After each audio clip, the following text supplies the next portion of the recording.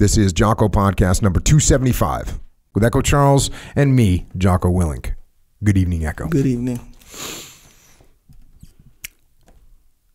I have thought about writing this for the past 48 years.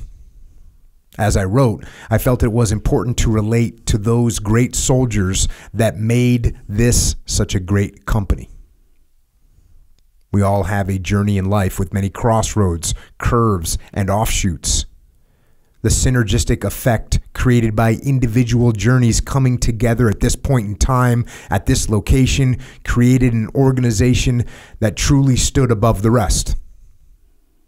The quality of an organization ebbs and flows with the quality of the leadership and the dedication, personalities, and expertise of the individuals present at a particular time.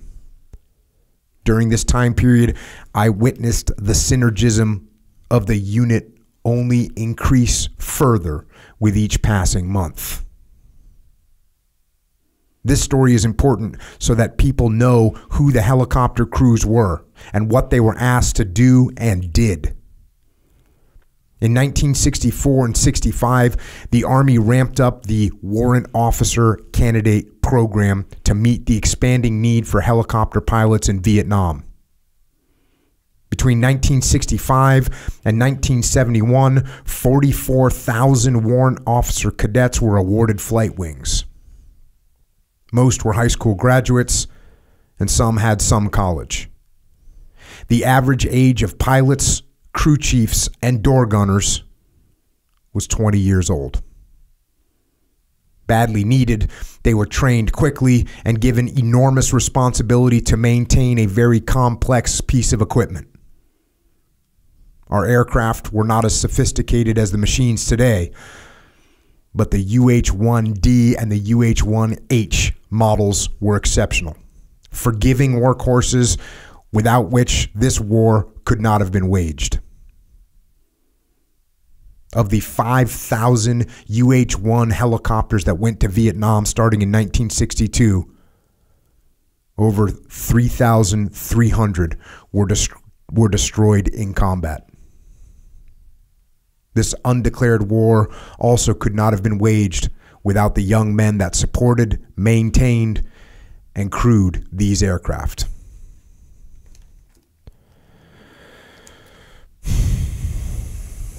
Average age of pilots and crews 20 years old. 3,300 out of 5,000 helicopters lost in combat. And that is a little excerpt from the introduction of a book called Undaunted Valor, an assault helicopter unit in Vietnam, 1969 to 1970. The book was written by Colonel Matt Jackson, who served as a UH-1, also known as the Huey, pilot in the 227th Assault Helicopter Battalion in Vietnam. And he also continued on in the Army after Vietnam, becoming an infantry officer and eventually commanding a battalion during the First Gulf War and conducting the largest air assault in history with the 101st Airborne Division. And it is an honor to have Colonel Matt Jackson here with us tonight to discuss his experiences and share his lessons learned. Colonel, thanks for coming on. Thank you, Jocko, for having me. It's pretty awesome to read your book and then be sitting here talking to you.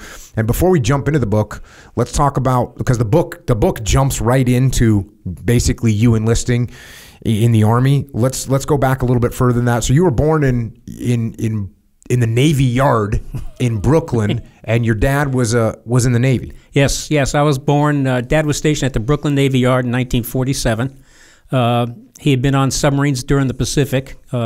His first ship was the Lexington until it went down, and then he decided to transfer to submarines after that because he felt they were safer than receiving dive bombers. So he was on what ship in the Battle of Coral Sea? The Lexington. And it went down, and he got recovered by one of the other vessels? Yeah, he was in the water for about 6 hours before he got picked up by a destroyer. So then he transferred. When he got out, he he went back and transferred over to the submarine service. And he thought that the submarines would be safer. He didn't like airplanes. Oh, man. So, I was born at the Brooklyn Navy Yard, and every 3 years after that, for the rest of my life, until I joined the Army, we moved to a different place. Constantly moving around, Dad jumping from one submarine to another, Norfolk, Key West, Naples, Italy, Yokohama, Japan, Coos Bay, Oregon. So quite extensive travel as a kid. And your dad was an enlisted guy in the beginning? He started out as enlisted. He was a master chief, had 19 years in, and then through the LDO program, got promoted to a Lieutenant JG and stayed in till he made Lieutenant Commander, and he got out in 1973. He was commanding the Navy base in Coos Bay, Oregon. And so what was your dad like? I mean, was he going on deployments all the time when you were growing up? What was that like? Yeah, Dad was gone a lot. But in those days, the old diesel subs, they go out for 2 or 3 weeks, and then he'd be back in. And Mom ruled the roost then. I've been hit with a shoe, a spatula, a belt, the back of her hand. But Dad was a disciplinarian. And from a very young age, I was taught that you say yes, sir, no, sir, yes, ma'am, no, ma'am, and don't you dare get caught lying. There was nothing that made my dad madder than to catch you lying. I would get a spanking. Never got beaten, but my little fanny got worn out a couple of times by Dad. I learned real quick. But he was a good man. So was Mom. And so you're traveling around all these different places. Are you playing sports? What are your hobbies when you're growing up? Hunting. Dad taught me to shoot when I was 7 years old. And any chance we had, we'd be out on the weekends out hunting someplace, squirrel hunting or deer hunting. That was when we lived in Virginia and Connecticut. In Italy, I learned to play soccer because all my friends were Italians, and I learned to speak very good Italian. You come Maya Hausa, and that was the way I spoke Italian. But I played a lot of baseball, softball when I was a kid. Typical kid things. Typical kid things. And so, what'd you do? Where were you when you graduated? When you graduated from high school? I was in Yokohama, Japan, and there I learned to play football because we had to have every high school kid playing in order to have a team. All the boys playing anyway, and that's where I learned judo. Took judo lessons while I was over at the Kodokan, and really enjoyed my time in Japan. We were there for 2 years, and I found it very enjoyable. So then when you graduated high school, was your dad looking at you ready to throw you out when you turned 18? All right, go. You can go figure it out now. Well, Dad said the day I graduated, he said, son, you have 3 choices. You can go to college, you can go to work, or you can go in the military. But the operative word is you can go. So 2 days after I graduated from high school, I went back to Oregon. I got a job on a logging crew setting chokers, and then went to college for a year. Then the next summer, I shipped out on a merchant oil tanker, the SS American Trader, and did 2 trips from Okinawa to Saudi Arabia on an oil tanker. And then came back and did another year of college, and it was a pretty worthless year. So what year is this? This is in, let's say I went to college in 65. In 66, I went out on the Merchant Mariners. And then when I came back, 67 was the worthless year. And at the end of 67, Dad was coming back from Japan, and we had a little discussion about my future. And I was going to go back in the Merchant Mariners, and he said, if you do that, you'll never go back to college. And he was right. I wouldn't have. I love the Merchant Mariners. And I said, okay, I'm going to join the Marine Corps. He said, you join the Marine Corps, they're going to take us both to the hospital, extract my foot from your rear end. So I thought, this conversation's going nowhere. You're 0 for 2. 0 for 2. And he said, look, you've got a private pilot's license. Why don't you go into that Army Warrant Officer flight program? So the next day I went down and signed up. So you had your private pilot's license already? Yeah. What was that? I mean, how come you did that? Were you just interested? You like flying? Yeah, the first 2 years I was in high school, we lived in Coos Bay, Oregon. And I got a job working out at the airport, refueling airplanes. And instead of getting paid in cash, I got paid in flying lessons. So by doing that, I was able to get my private pilot's license just before we went to Japan. So you like flying, and your dad says your dad knew about this warrant officer program. Did you recognize what was going to happen with this warrant officer program? I mean, we in that introduction that I just read, you're talking about the fact that they needed pilots. They needed pilots for a reason. I mean, they were losing them. And did you just think, okay, well, that's a path I'm going to take? I thought, I'm getting out of college. I I really didn't think much about, what was happening over there. We'd see it on TV, but no, I was determined I was getting out of college one way or the other, and that was the path to get out of college right then and there. So I joined up. So this book, Undaunted Valor, there's actually 3 books that you've written called Undaunted Valor. The first one is this one, An Assault Helicopter Unit in Vietnam. The next one is called Medal of Honor, and then Lam Son 719. That's volume 1, 2, and 3. So in this book, you the way you explain to me, or the way that I understand it, is that this first book, volume 1, you're the lead character, even though the lead character has a different name, Dan Corey. This is your story. That's correct. And I mean, it's real. I mean, if you were trying to cover it up, you didn't do a great job, because Dan Corey's dad was a Master Chief who became an officer. Then he grew up in all these different places, and so you didn't do a good. Is there a reason why you said, you know what, I'm going to change my name in this book? It's just because my attorneys said that you want to change your name. You don't want to use your real name in the book. So that's the reason I come up with Dan Corey. Did you pull Dan Corey out of anyone? Was that a name that meant anything? Corey was a good friend of mine in college, and Dan, I just kind of pulled that one out of the air. So, right on. So we're going to jump into this first book here a little bit, and well, here we go. Okay. First chapter is called It Begins. It says, raising our right hands, we all took the oath of allegiance. Those of us that were flight school wannabes were escorted to a waiting cab that was to take us to the airport. There were anti-war protesters blocking the front door, so we went out the back through an abandoned storefront. Instead of bands playing as we went off to combat, as our grandfathers had experienced, we were sneaking out the back door. That's correct. This is back in, this would have been February of '68, and in Portland, Oregon at that time, as today, they had demonstrators outside the MEP station, all in front of the MEP station. So what they had is the MEP station had a back door that went through an abandoned storefront, and they would take us in and bring us out through that back door, so that we didn't have to put up with the protesters that were out front. Yeah, and you said as your grandparents went off to war, but this is actually your parents. Your dad went off to war. Well, my dad and my grandfather. My grandfather was in destroyers in World War I. Served in the Navy back then, and went to the big wars. Oh, man.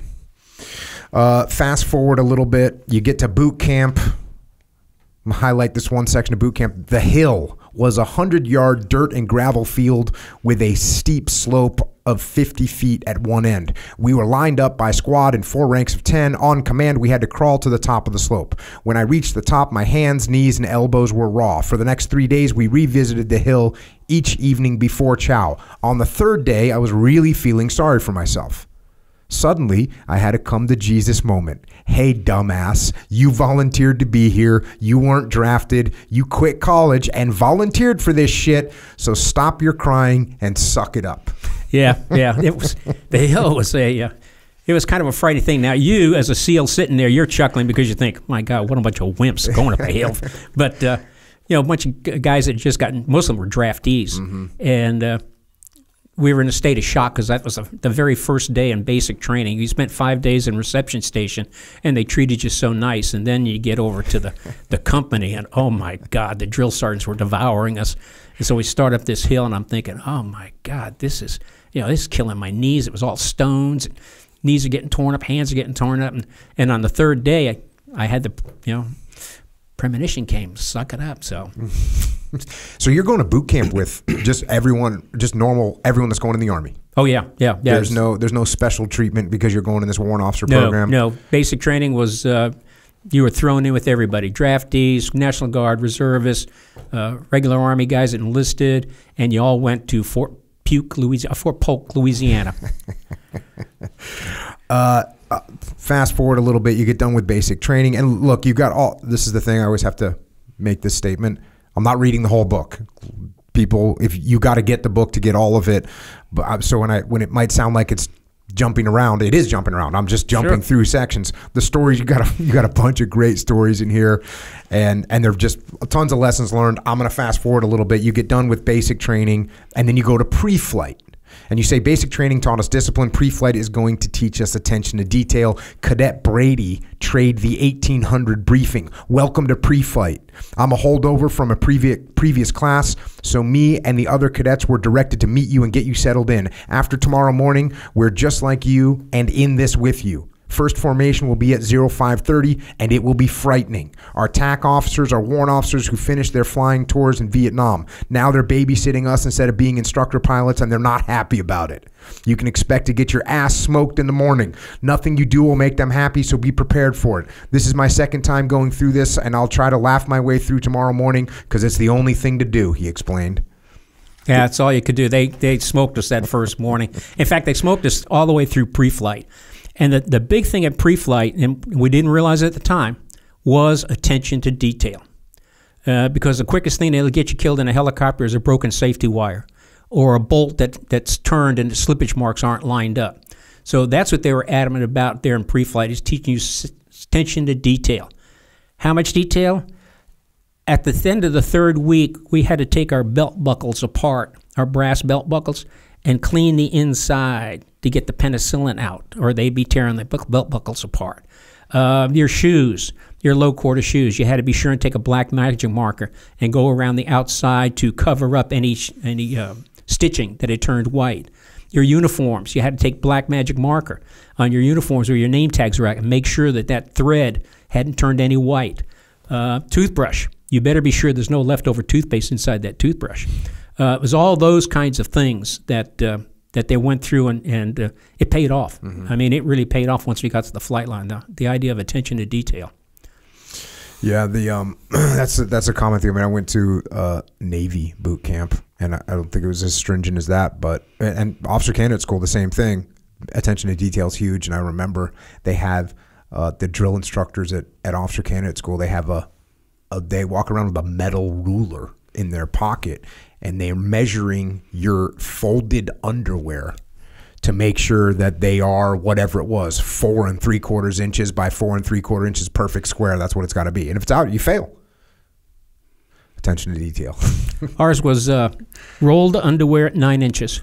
There you go. So, and they had the rulers. And if they didn't like it, you'd come back and that barracks would be torn apart. Beds would be upside down, mattresses upside down, everything out of foot lockers. And a TAC officer would be standing there waiting for you. God help you. Again, I hate to fast forward through so much good stuff, but I have to. Sure. On to flight school. We did get a pay raise coming to flight school as we were promoted from E1 or E2 privates to E5 sergeants. Our pay went from $98 to $225 a month. Almost all extra pay went to two things: haircuts and laundry bills. Yep. Every day. You'd spend half a day on the flight line in a flight suit, and it was those gray flight suits over from the 60s that Air Force wore. Mm-hmm. Navy wore an orange one. The other half of the day, you were in fatigues, starched fatigues, and they better not be broken over from yesterday. You better be breaking starch every day. And they were starched so bad that you had to work at getting your leg down your pants or your arm down the sleeve. I mean, it was brutal starch. But by God, you had to do that every day. And between haircuts and the laundry bill, there went your pay raise right there. So that lasted, well, and I know you were in the Army until the 90s, but when I came in the Navy and when I got to SEAL team and when I was going through basic SEAL training, the same thing, which is freaking crazy because that is the most pointless thing in the world to have combat uniforms starched. And I think it was the Marine Corps, God bless them, was the first service that I saw where they said, look, you don't starch those uniforms. And they started just looking like normal clothes, which was a good thing. I remember when the Army got away from it. I think it was in the mid-'70s that you don't need to starch your fatigues anymore. And then definitely when the BDUs came out, it was a big no-no to get those things starched. So I was glad to see that. I wish the Navy would have known that because I had starched BDUs for the first 10 years of my career. Oh, no. Absolutely. As a matter of fact, my son was going through some of my old gear the other day, and he was picking up I had a pair of pants. They're freaking 20 or 30 years old, and they're still, you could put them on inspection ready. They had so much damn starch in them. Boom. Once we completed pre-flight training, we entered primary flight training. At any one time in 1968, there were 10 flight companies in session. You ended up, you get to pick, well, I guess you draw what kind of helicopter you're going to fly. No, you're told. Okay, you're told. And you get the TH-55. Love that aircraft. Looks like kind of a dragonfly looking thing. Yeah, it's it was bought, the Army bought them right off the shelf from Hughes Aircraft. And in the civilian world, it's a Hughes 300.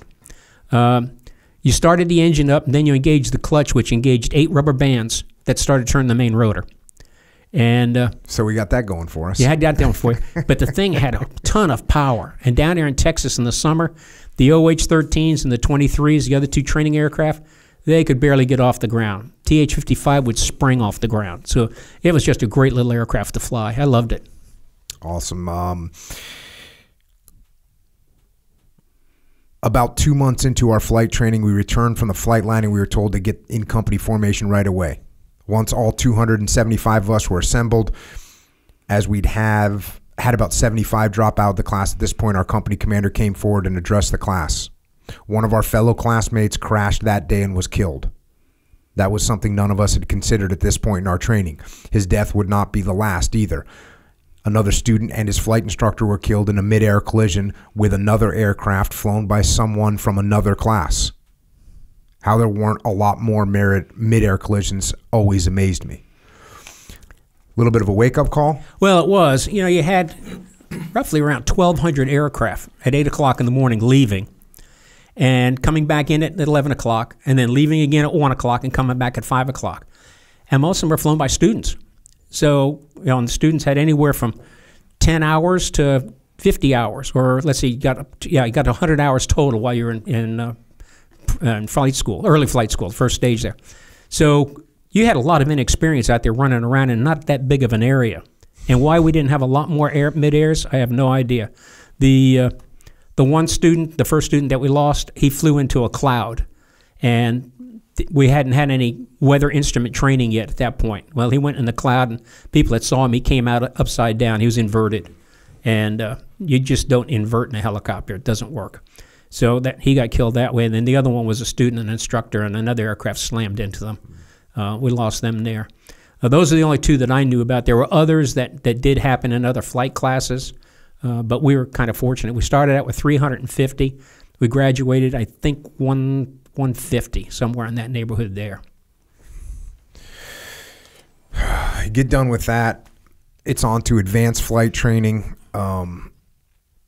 This was, I kind of had to, there's a good leadership lesson here that I wanted to jump into. It says, we are approaching the end of our instrument training when we returned to the barracks from the flight line the night prior to the meteorology exam.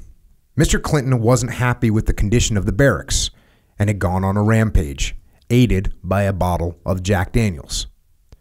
Beds were overturned, wall locker contents were lying on the floor, the fire hose was spraying water, and the contents of everyone's foot lockers were everywhere except in the foot lockers. He was on a tirade.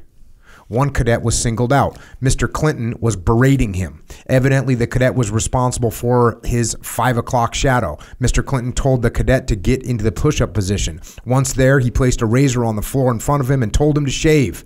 The cadet looked scared, and I was mad. I had had enough of Mr. Clinton's crap. With all respect for his rank that I could muster, I stepped forward and got in Clinton's face. Sir, you have been drinking and you are drunk. If you do not leave this minute, I am going straight to the company commander and have him resolve this situation. Now leave, I shouted. There was dead silence. Mr. Clinton just stood there and glared at me with his bloodshot eyes. Everyone was watching. Finally, he laughed, turned, and staggered out of the barracks. Everyone, including me, sighed with relief. We spent most of the night getting the barracks back in order, and no one had an opportunity to study for the weather exam. It showed the next day. The exam was in the morning. When we returned to the barracks after flying in the afternoon, we were immediately informed by the company first sergeant that we were all restricted to the barracks until further notice, and I was to report to the company commander's office. When I arrived, the senior officer from the weather committee was present as well. I was told to sit down. Cadet Corey, do you know why I have restricted the company and called you here? The company commander asked. Like I was some clairvoyant and I could read his mind. This was the first time I had ever spoken to the man. Again, Dad's words of wisdom came to mind. "No, sir," I replied, knowing this wasn't the time to be a smartass. "It appears, Cadet Corey, that most of your class failed the weather exam. We need to know why," he stated. Oh shit, most of the class, which includes me too. Again, as class leader, it was my fault. "Didn't you study for the exam last night?" asked the weather committee instructor, who didn't look happy. Why did I suspect that shit rolled downhill here and it was coming right at me? However, I was seeing a U-turn for this shitstorm. "No, sir, we did not study last night. We had a party instead," I replied. Their eyes bulged, and I thought both men were going to drop dead from heart attacks. "You did what?" gagged the company commander. "You had a party the night before one of the most important exams in this course? Do you realize by having a party and failing that exam, you could all fail flight school and be sent to infantry immediately?" "Yes, sir," I replied, and let them stew on this revelation. Now the weather instructor had a grin on his face as he turned to the company commander. "Well, I guess the problem wasn't with the instruction, but with the discipline of these cadets." I was beginning to see what was going on here. Somewhere above their level, the shit had hit the fan, and someone high up was looking for somewhere to lay the blame. The Army needed helicopter pilots at this point, had spent considerable money training 80 cadets. The Army couldn't afford to wash out 80 cadets at one time. The company commander wasn't looking too good right about now. "Cadet Corey, why in the hell would you have a party the night before a major exam?" "Sir, we had no choice," I answered sheepishly.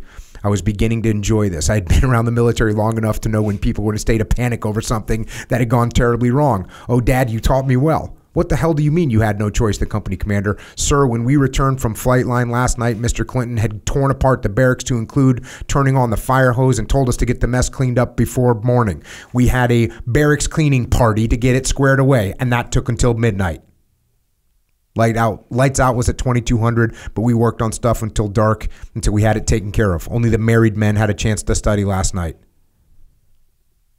You're dismissed, Cadet Corey, and there you go. So you you then you go to the company commander, then you end up with the battalion commander, and the school commandant finally. And the school commandant finally.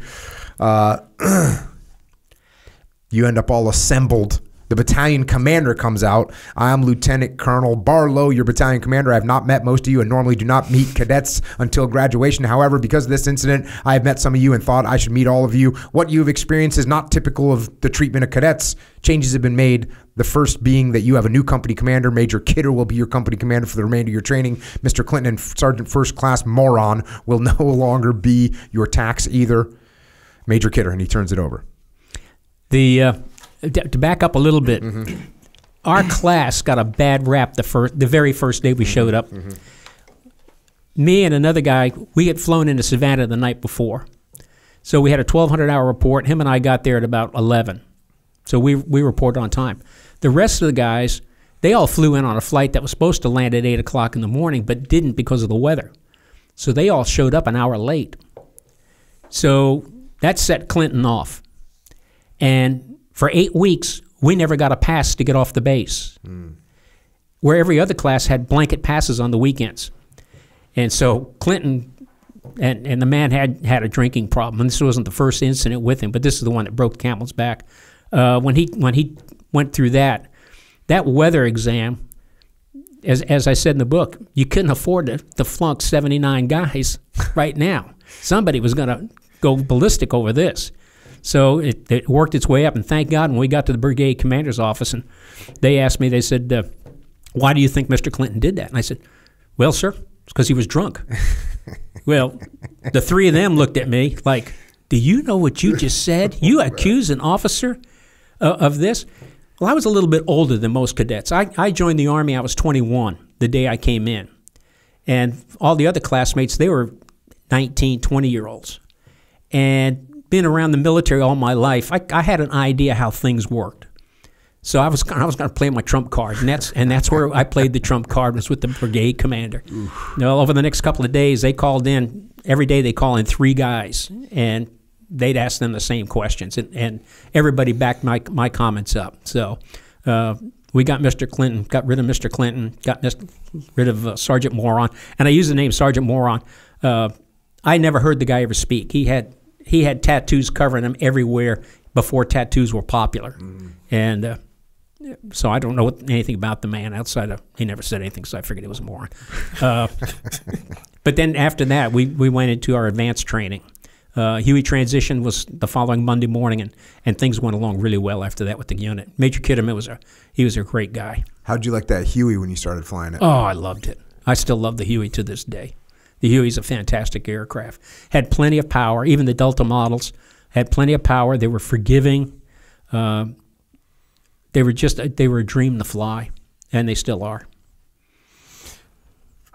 Isn't it crazy? Well, I guess it's not too crazy. I mean, I joined the Navy in 1990, and we still had Hueys, and there's still Hueys right now. The Army's put all theirs in museums. What about the Marine Corps? The Marine Corps has got a different Huey. They got a big beefed up one. Okay. Muscular thing. So it's twin engines, and I'm not sure if it's got 4 rotor blades or just 2, but they've got a beefed up Huey that's much bigger than the Army's ever were. So it's a great aircraft. I mean, why we wouldn't still be using them today, I don't know. I mean, we got the Blackhawks now. But. Yeah. They're way bigger. They're way smaller than a Blackhawk, though. Oh, they? yeah. It's like tiny. We could get 6 combat troops besides the crew of 4 aboard, and had power to to do things and stuff like that. The Black Hawk, when we assaulted into Iraq back during Desert Storm, there was 15 guys in my aircraft with me, and my RTOs, and I had 1 squad of infantrymen with me when we went in. So much more power, much faster aircraft, and it was an aircraft. The Black Hawk, I was on the test bed for it. They were designed in case we went into war with Iran. And that's really what we were looking at, is for an aircraft that could get the altitude, the mountain altitude around Iran to replace the Huey. And the Black Hawk was the choice over it. There was 2. There was a Boeing put a proposal up for the UTAS, and then Sikorsky put a proposal up for the UTAS. And it was called UTAS at that time, Utility Tactical Transport System. And Sikorsky's the one that won. So, and it seems like when you look at the Huey, it's like a freaking 1969 muscle car, just in terms of, hey, that's the engine. There's, you see the aircraft now, the helicopters. There's so many computer parts too. It's like when you open up the hood of a car nowadays, you don't know what the hell's in there, right? It's all you can't fix any of it with a wrench. Well, you look at the Huey. Who's the guy crewing the Huey? The guy was 19 years old, maybe 20, and he was the crew chief. And what those kids did with those engines was just amazing. They'd work on them, and I was a pilot, and the most dangerous thing you could do is let the pilot up there around the engine. My crew chief wouldn't dare do that. But these kids, they really maintained those things well. And what they couldn't do at the operator level, at the crew chief level, they went into the maintenance level, which is right there with our unit. And they were all 19 and 20-year-olds doing the sheet metal work and the electronics. I took a bullet through the wiring bundle one day. And the wiring bundle was about that thick, and it was maybe 35, 40 white wires in there. And I saw a kid sit there and put each one of those wires back properly to each one of them to get the communications and the electronics all working. To me, it was a bunch of spaghetti. Check. So let's fast forward a little bit. Let's get to Vietnam. The flight from Fort Lewis, Washington to Vietnam was 14 hours with a 2-hour stop at Yokota Air Force Base outside of Tokyo, Japan. The plane was a commercial airliner contracted by the government. Most Air Force transport aircraft were carrying cargo and not passengers. We arrived in Cam Ranh Bay, Vietnam in the dead of night. Jumping forward a little bit, you get to where you're going. A Jeep came to, and look, in order to get there, I got to bypass a bunch of good stuff. Get the book. A Jeep came to stop in front of me with a hatless captain driving. You, Mr. Corey? Yes, sir. I snapped to attention and saluted. Shit, you trying to get me shot? Damn sniper sees you doing that. I'm going to be the one that's going to get shot. I don't have a hat on for a reason, so get your shit and let's go, he said with a disgusted tone. Sorry, sir. I tossed my duffel bags into the Jeep and climbed in. He extended his hand and grinned. There's no snipers here. Just thought I'd scare the crap out of you. I'm Captain Goodnight, the operations officer for our merry band. Welcome to the Chicken Coop. The Chicken Coop is the company location, and this here is the parking area and is the chicken pen. Our call sign is Chicken Man. Chicken Man? That's our call sign, I responded. That ought to instill the courage in the hearts of our troops and fear in the minds of the enemy. Why couldn't it be something bold and dynamic, I thought. Chicken Man? Sir, how did we come by that call sign, I asked. The official call sign is Drumstick. There's a popular radio show in the Chicago area, and now it's on Armed Forces Radio in Vietnam, about a wicked white-winged warrior called Chicken Man. Some of the episodes are hilarious. When the unit first came to Nam, we were the Hoot Owls, and the name has changed several times over the years to Apache and Lucky Shot in 1966, Sidewinder and Swordfish in 1967, and Drumstick in 1968. Some of the warrant officers decided about 6 months ago to start using Chicken Man call sign, and it's pretty much stuck. So now it's the unofficial call sign for the unit. I was starting to like this Chicken Man call sign now. You gotta understand warrant officers back then. Again, they're all 19-year-olds, some were 18, 20-year-olds, and it's the 60s. So, once you got out of flight school, your hair regulation kind of slipped, and you're trying to grow a mustache when you don't have any hair to grow a mustache. And what are they going to do to you? Bend your dog tags and send you to Vietnam? You're already there. So warrant officers were kind of a rebellious bunch to the Army. We had the Warrant Officer Protection Association that, if something wasn't going right in the unit, all the warrants would get together and bitch about it. But so when they came up with this name Drumstick, everybody thought, oh my God, what a stupid name. And then the Chicken Man series started on AFVN, and then it stuck. And even after they changed the name Drumstick officially, bark, bark, bark, bark, Chicken Man, Chicken Man. We still kept the Chicken Man call sign. We never gave it up. And like on the front of the book there, it's got a picture of the aircraft with the chicken on the nose. And we never took the chickens off the nose. Awesome. So you're going through kind of in doc, you're learning what's going on there, and finally we get to this. How much flying are we getting, I asked. Every newbie asked that question, Captain Goodnight chimed in. You'll get all the flying you want and more than you can handle. There'll be days when you go to bed with your butt cheeks hurting, and they'll still be hurting when you wake up, and you have another 12 to 15-hour day ahead of you. Some days you'll get 20 hours in before you shut the engine down. Normally, when you get 140 hours for the month, you get a 2-day stand down if I don't need you. He explained as another individual walked in. This is Lou Price. He's going to show you where you can set up housekeeping. Lou Price was probably absolutely one of the best helicopter pilots I ever knew. Lou was 21 years old. His first mission in Vietnam was about 8 months before I got there. And it was into the A Sha Valley. Mm-hmm. He flew in and he walked out because his aircraft landed upside down and he had to punch his way through the greenhouse bubble. They were shot down going in and the aircraft rolled. Lou, he left after the year. And in the book, as you see, he came back about 8 months later. He said Vietnam was a hell of a lot safer than being an instructor at flight school. And Lou stayed for the next year, and he had been discharged from the Army and was still flying in Vietnam. They had to get a Marine escort, a MP escort to come and get him and take him back. And it was because the 1st Cav Division had left, all of our personnel records had left, and so they didn't know how much time anybody had left in the unit. So Lou he was enjoying it. He was flying his beer, flying his helicopter, drinking his beer, had nothing better to do. So Lou just stayed, and finally they had to bring an MPs up to get him out of there. Lou, he got out, and last I heard, Lou had been a financial advisor to a major corporation before he passed away. But he was a great pilot. Awesome. You did note in here that there was the latest Led Zeppelin song was playing on a reel tape player. Oh, yeah. It's wild. I was talking to this. So I have a son who's 18 years old, and he listens to Metallica.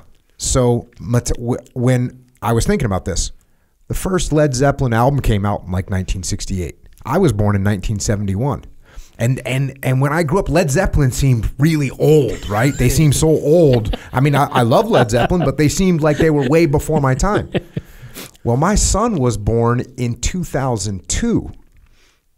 The first Metallica album came out in 1983. That's old. So like way before he's way older than Metallica. He's much further away from Metallica's beginning than I was from Led Zeppelin's opening. You know, it's really crazy how that time goes by. But you guys were there in the thick of it, listening to some Zeppelin. Has your son ever heard Ingata Davida? Oh yeah. Oh yeah, I love it. He can play it on guitar. I still play it around the house. My wife looks at me and she goes, "Oh, we're gonna have one of those moments, huh?" This is always a good thing to do here. You just kind of talk about some of the characters. The pilots were a mixed bag. Most of the warrant officers fell into one of three categories: either high school graduates, college dropouts, or former NCOs that had gone to flight school. Most of the warrants were bachelors with girlfriends back in the States, except the old guys who were married with wives and 2 kids back in the States. The commissioned officers, or as you call them, real live officers, or RLOs, as warrants referred to them, were all college graduates, but I didn't notice any West Pointers in the unit. You could spot them by the large ring on their finger, hence the nickname Ring Knockers. Although no one did PT, there were no overweight pilots. Most were attempting to grow mustaches with limited success. We were all just too baby-faced. Most of the crew chiefs and maintenance personnel were volunteers who had enlisted rather than waiting to be drafted. There were 29 draftees. Most were door gunners who had volunteered to extend for door gunner duty to cut their draft time short or to put more money in their pockets before going home. All were prior grunts. They were all good soldiers. There was an occasional drunk and disorderly and maybe an occasional pot use, but I couldn't recall any specific cases of a lack of discipline. If pot was being smoked, it was kept pretty quiet and infrequent. The crews in the unit they're fantastic kids. The door gunners, they most of those guys, in fact, I think just about every one of them was an infantry guy who volunteered to come and serve as a door gunner, and they were an essential part of the aircraft. Not only did they take care of the guns on the aircraft, they also assisted the crew chief in cleaning the aircraft and running the engine, stuff like that. The pilots, as I said, college dropouts, most of us, or the old guys, and the old guys, we tried to give them the easy missions, but they never took them. They stepped right up to the plate like everybody else. Fortunately, we only lost 2 or 3 guys in my time there that were married men. My roommate Dave Hanna, and 2 other guys that I knew real well that we lost, but both of them were married guys. The crew chiefs, all of those guys had gone. They had enlisted for crew chief duty. And they had gone to the maintenance course and came back over. Really a great bunch of guys. And I still keep in touch with several of them. Commissioned officers, the RLOs, the real live officers, as us warrant officers referred to them, most of them were pretty good guys. We had 1 or 2 that were less than stellar, let me put it that way. But most of them were really, really pretty good. Our maintenance officer was fantastic, and I still communicate with him quite frequently. The operations officer, I talked to him a lot. He was good. Even our previous operations officer, who left the day I got there, Howard Burbank, he kind of heads up our reunions and everything's a great guy. So most of the officers were really fantastic and easy to work with. In the unit, aircraft commander didn't make a difference what your rank was. You had to earn the seat to be an aircraft commander, and it took 4 months of flying time and a vote of confidence by all of the existing aircraft commanders before you got that honor. Didn't make a difference if you were a warrant officer or if you were an RLO. If you didn't cut the mustard, you didn't get in the left seat. And they held that pretty steady through my entire time there. It was good. There was a lot of respect for aircraft commanders. Everybody understood how it worked. If you were an RLO, you're going to be in the right seat until you get voted to be in the left seat, and it worked well. As you're kind of learning the ropes of what's going on there, you're talking to a guy, Sergeant First Class Robertson, like an ops guy. I guess you guys called him Pops. Good man. He lays some stuff out for you. What are most of the missions that we fly? I asked. Sir, it's a bit of everything. You may start the day off flying ash and trash resupply for a battalion, followed by being part of a 6-2 combat assault, followed by flying night hunter killer or Chuck Chuck.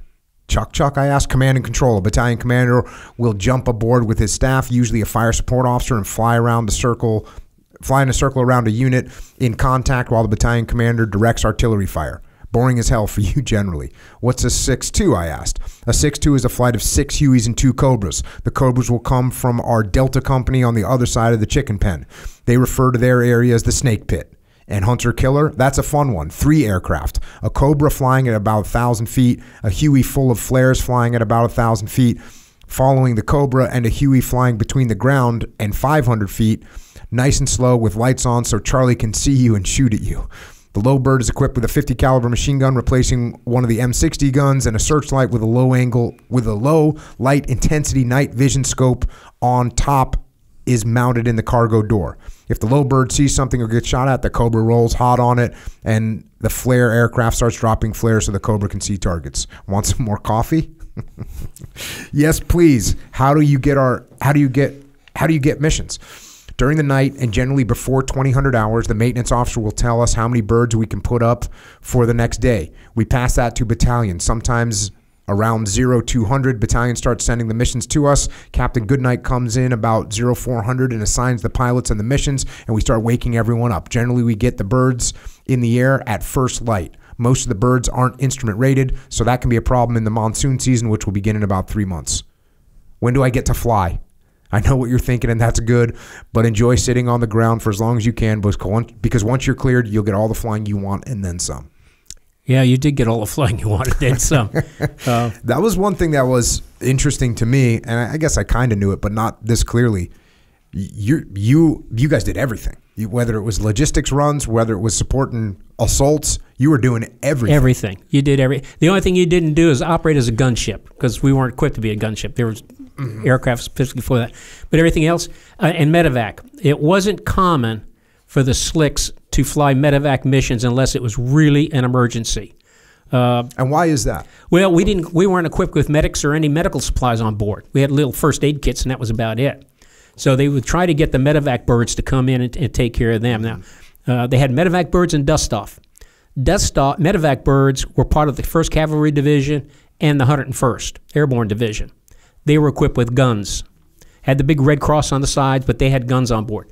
Dust-off had the Red Cross on the side, but they had no guns, and they were part of the 44th Medical Brigade. So that was the difference between the two. When people hear the term dust-off or medevac, well, which one was which? Well, that was the difference between them.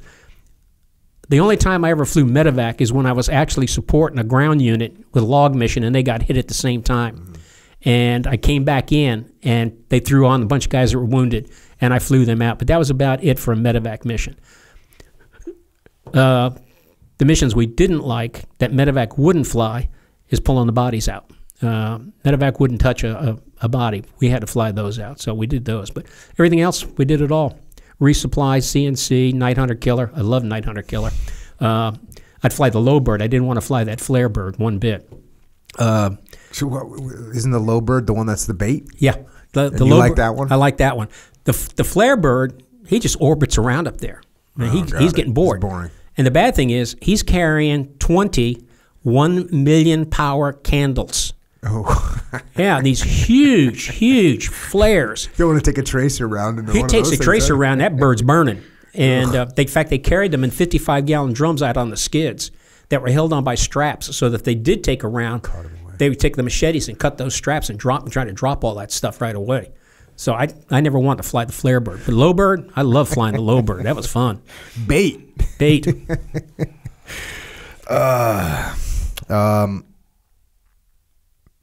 Fast forward a little bit. Sleep came quick, and I dreamt of pleasant things, as I hadn't been in country long enough to have bad dreams. As I slumbered, I began to dream about the jet I heard coming in for a landing on our airstrip. It was getting louder and louder, and holy shit, jets can't land here. I was on the floor of our tent with everyone else when the rocket impacted behind our tent, followed by a second impacting the VIP landing pad behind the major's tent. Incoming, I heard as I grabbed my flak jacket and my helmet. I was half running, half crawling to the bunker in my boxer shorts when another rocket impacted with the flash, spraying shrapnel. Diving through the door of the bunker, I plowed into someone in total darkness of the bunker and got shoved to the other side. "Hey, watch it, man," someone said. "Anyone seen the new guy?" I recognized Lou's voice. "Over here, Lou," I answered. "This your first rocket attack, new guy?" he asked. "Well, yeah, I've only been here for 2 days. Is this common?" I asked. "Yep, almost nightly. And since this is your first, you get to buy the beer." Yeah. Be sure the refrigerator stocked tomorrow morning when we come back. In the darkness, the sounds of laughter could be heard over the sounds of impacting rockets and secondary explosions. Anytime you did something for the first time, you had to buy a case of beer. Case of beer. And that was the cost of learning. So I bought a lot of beer just like everybody else those first couple of months. And, yeah, those 122 rockets, they weren't accurate, but boy, they would sure wake you up and just, create havoc for your evening. They were always trying to shoot at the runway or at the chicken coop snake pit area. And every once in a while, we lost an aircraft to one to slam in there. The mortars, they were accurate, and we did not like getting the mortar rounds in. And you may bring it up later on, but the mortars, our barber was the one that was registering the mortar rounds on us. Mm-hmm. Well, case of beer. So yeah, that was I don't know where that came from, but when I got to the SEAL teams, same thing. Oh, this is your first time jumping? Cool, case of beer. Oh, your first time doing a fast rope? Cool, case of beer. Oh, your first time first time shooting an MP5? Yep, oh, case of beer. So they got their beer out of us, that's for sure. In the air at last. Now you're flying, and you get the aircraft turned over to you. Okay, Dan, your turn. Oh, wow, it was Dan and Tony now because you're on a first-name basis. I have the aircraft, Tony. You have the aircraft. He responded, indicating he recognized I had positive control of the aircraft. With my left hand on the collective, right hand on the cyclic, my whole hand, I started coming up on the power. The aircraft broke ground. Oh, shit, screamed the door gunner. We're going to die, wailed the crew chief, and I was shitting my pants. All right, you two, knock it off, Tony said to the crew. They were laughing their asses off. Oh, sure, can't we screw with the new guy? Yeah, they did that to me. Well, of course, they did it to every new guy, too. So, like I said, the crew chiefs and door gunners, they were a bunch of jokesters. And if they could jerk your chain, they'd jerk your chain. All in good fun, though. So, you talk about doing combat auto rotations. Loved it. So explain the auto rotation and then what gets different on the combat auto rotation. Okay. In flight school, they teach you how to do the standard Army issue auto rotation. 1,000 feet approaching the runway, chop the throttle, pull the nose back to a 60 knot airspeed, put the collective down completely, let the aircraft fall 75 feet from the ground. You flare the aircraft and pop the collective. As the aircraft continues to settle, you level the skids and come in with the rest of the power to set it down on the ground. Mm-hmm. Just love doing auto rotations. So the purpose of an auto rotation is you have something wrong with your aircraft. Yeah, the engine quits. The engine quits, and you can land an aircraft, you can land a helicopter safely even without an engine. Yeah. And it's basically the momentum of the helicopter blades. That's right. They're just spinning, and they keep spinning because they've been spinning really fast. Yep. And then as you come down, does the air keep them spinning as you come down? Keeps them spinning. In fact, when you execute that flare, you've got to pop that collective or you're going to get an overspeed on your rotor head.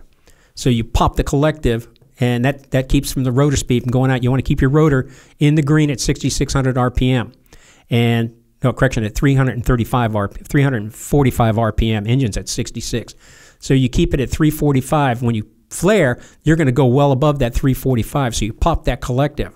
And then that lets you settle the aircraft down. And then when you get to about 4 feet off the ground, you come in with the rest of it as you level the skids. Easy set down. You don't want to try to parachute out of a helicopter with no engine. You might get beat up on the blades. So nobody wears a parachute to exit a helicopter in an emergency. A combat auto rotation, there's a thing in the book called the dead zone. And pilots have to know the dead zone. There's a certain area that if you don't have airspeed or altitude, you're going to die. You want to have airspeed or you want to have altitude. If you can have both, you're better off, but you have to keep one of those two. The combat auto rotations, especially the low-level one, you'd come in at treetop level at 90 knots airspeed and chop the throttle right then and just start your flare. And just as the aircraft comes over where you want to touch down, you keep the flare going, keep the flare going, keep the flare going, and pull the power in and set it down. I love doing low-level rotations. They were so much fun. Then you get to the advanced stage. You do the 180 auto rotation. 1,000 feet, chop the throttle, take the aircraft, turn it in a tight turn, and come down. Or what I was taught by a guy that was a test pilot at Bell helicopter, 1,000 feet, chop the throttle, zero the airspeed, do a pedal turn, punch the nose straight to the ground, build up your rotor RPM, and just do a normal touchdown. And you can do that at 360 too. And a 360 saved me one time. Are you so like how many times when you start trying to do the combat auto rotation? How many times do you try this before you've got it? About 3 or 4 times. You do enough auto rotations in flight school that you've got the basics for an auto rotation down pat, and you go up with an experienced pilot, and they'll run you through a couple of times, and you'll have no problem.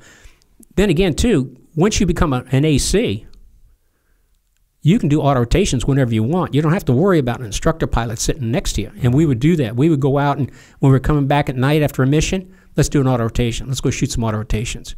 So you practice those things constantly when you're coming back in. But now today, they don't even teach touchdown auto rotations, I don't think. Why is that? I have no idea. What do you do if you lose power? I think they teach them the auto rotation, but they make them put the power in before they get to the ground and set it down. But I had heard that they don't teach touchdowns anymore. They don't let them take them all the way to the ground. How much does an HH-60 cost? Oh God! How much does a Huey cost? A Huey right now, you can get by a Huey for about $500,000. What about NOM? I mean, what about in this time period? Oh, in this time period, I think they were $250,000. And I mean, what's your best guess on a Black Hawk? Probably somewhere in the neighborhood of about $800,000 or $900,000. Really? And that's just a guess. Yeah. Huh? That's way cheaper than I thought. I'm gonna have to check that one out. Yeah, I'm not sure. Roger. Seems like the Huey was way, way, way cheaper. Oh, it is. There's nothing sophisticated about a Huey. I mean, engine was simple. The L13 engine, a great engine, but no complicated computer electronics in it. You had just standard flight instruments, and none of it was computerized, no computer chips. Very simple aircraft to work on and a simple aircraft to fly. And it was an amazing aircraft to fly. It would take so many hits and it'd still keep going. The biggest I saw was a friend of mine, Al Hess, Bill Hess. He got hit, and I covered it in one of the books. I forget which one it's covered in. He had 107 bullet holes in his aircraft, one of which was a .50 caliber round that went through the frame right above the pilot's head. In fact, one of our Canadian lieutenants, he had gotten shot in the groin and had leaned forward, and when he did, that .50 caliber round hit the post. And if he hadn't leaned forward, he would have hit him in the head. But he had 107 rounds in that aircraft, and the aircraft still flew. Another thing that you do over there is the combat takeoff. Yes. So what's the combat takeoff all about? Okay, a nice flight school type helicopter takeoff is you come to a 3-foot hover, you pull your power, you drop your nose, and you climb out at a nice rate of climb. Combat helicopter takeoff, you pull that power in and you shove that nose over at the same time. And so you're coming out of there like a bat out of hell. It's this 3-foot hover, stabilize, and then go. It is roll the nose over, give it full power, and get out of there as quick as you can. And the first couple of times you do it, for a new guy, it scares you because you think you're going to hit the rotor blades on the ground. You roll it over so far. But how much clearance do you have? Do you think with your front rotor blades? 6 or 7 feet, easy. No factor. Yeah, it's no factor. Check. But when you're sitting there and you're normally looking at, it's sitting up there 15 feet, and then all of a sudden it's 6 feet off the ground. You go, oh, hell, scare the crap out of you. You say here, Dan, you're getting advised, Dan, don't fly without a map and know where you are at all times on that map. If you go down, you aren't going to have a lot of time to figure that out. This was another cool thing is you guys were just doing land nav the whole time. There's no you're not looking at any kind of instrument to know where you are. I mean, I guess other than your compass. You had a NDB, non-directional beacon. Okay. There was one in Tay Ninh. We had one at Lai Khe, and I believe there was one up at Song Bay. And if you had to do an instrument approach, you were going to do an NDB approach or a GCA approach, but that was it. So you really needed to know where you were at all times and have a good idea where you were. Were you flying in a small enough area that you got to know everything just really easily. From Lai Kay up to Tay Ninh was probably 80, 90 miles. From Tay Ninh along the border was probably another 100 miles, and then back down to Lai Kay was probably another 80 miles. So that was about the area you were working in. And so you had a bunch of geographical references there. There's that road, there's that mountain, there's that whatever, there's the river, there's a bridge. In fact, the funny thing was 3 Corps, the area we flew in, was pretty flat, the vegetation-wise. But at Tay Ninh, there was a mountain there that looked like an extinct volcano. It wasn't, but it's just this big tit sticking up. And at Song Bay was another one sitting there. So if you could see those two, you knew exactly where you were at. And then there's Thunder Road that went up the middle. So you had a pretty good idea where you were at all times. You're on a mission. You're out there. Fast forward a little bit. You're still learning. As we made a pass over the intended landing point, Mr. Leak went into education mode. Okay, the smoke tells us almost no wind, so that's not going to be a factor. The trees on the south side look lower than the north side. The units on the south side as well, so we'll make final approach over the south side. Never make your approach the same twice in a row if you can help it. Always make the approach from a different angle each time, turning into final at the last minute if you can. You make the approach the same each time, and Charlie will fire your ass up. Got it? Got it. Yes. The big LZs, you had a lot of options. Where it came critical was when you got into a smaller LZ or a hover hold that you were going to have to resupply at. If you came in the same way 3 times in a row, Charlie's probably going to smoke you on the 3rd time. You always tried to come in a different way, a different angle. You had to keep in mind where's the lowest approach path I can use, especially if you had a heavy aircraft. Where's the wind blowing? I want to come into the wind, and I want to come in on the lowest path. So a lot of times that would dictate that maybe the final turn would be the same, but you want to come in from the left side, you want to come in from the right side. If you could, you'd come in you come in with the wind and then do a pedal turn, although that seldom very happened. So you just did not want to have the same approach, the same path every time. When I was home on leave after my year there, somebody was using my aircraft, went into a hover hole the same way 3 times, and the 3rd time Charlie got him. And we lost the aircraft, lost the crew, and lost everybody on board. You know, it's as you mentioned the weight of the aircraft. Well, one thing that I really got an appreciation for, and I noticed it, when I would get out of helicopters, you could see, the helicopter would move a little bit depending on what kind of helicopter it was. But, when you drive a car, if you put 500 pounds, if you put 200, 300, 400 pounds into a car, you don't really notice it. You have to put a lot of weight into a car before you notice it takes a little longer to brake. Maybe if you throw a bunch of, 2,000 pounds of bricks into the back of your pickup truck, you notice that. But the Huey, you guys could notice the weight, 300-400 pounds is a lot different, and you have to be. It's like you guys were so attuned to those aircraft. The weight and balance. If we were at a hover and there was 300 pounds off to one side, you're going to notice that. You noticed it, especially if guys started jumping out of the aircraft. Mm-hmm. You'd notice the rocking in it. A lot of times going into an LZ for the first time on a resupply, I would try to take 30 water cans. That gave me a good-sized load for that trip. It also gave me a load light enough that I could see how the aircraft was handling based on the wind conditions and the approach. There was one time I got into an LZ, I only had 10 water cans on. That's how bad that hover hole was.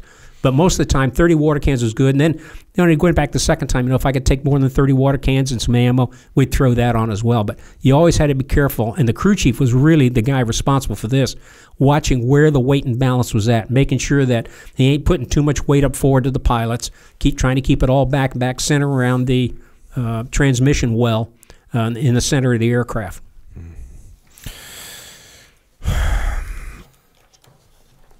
Another little section here, sort of about what life was like over there for you guys. It was obvious that the rear echelon lived a lot better than those closest to the front action. We lived good as aviators, certainly much better than the grunts, but these rear echelon mothers, REMFs, as we called them, were living the life.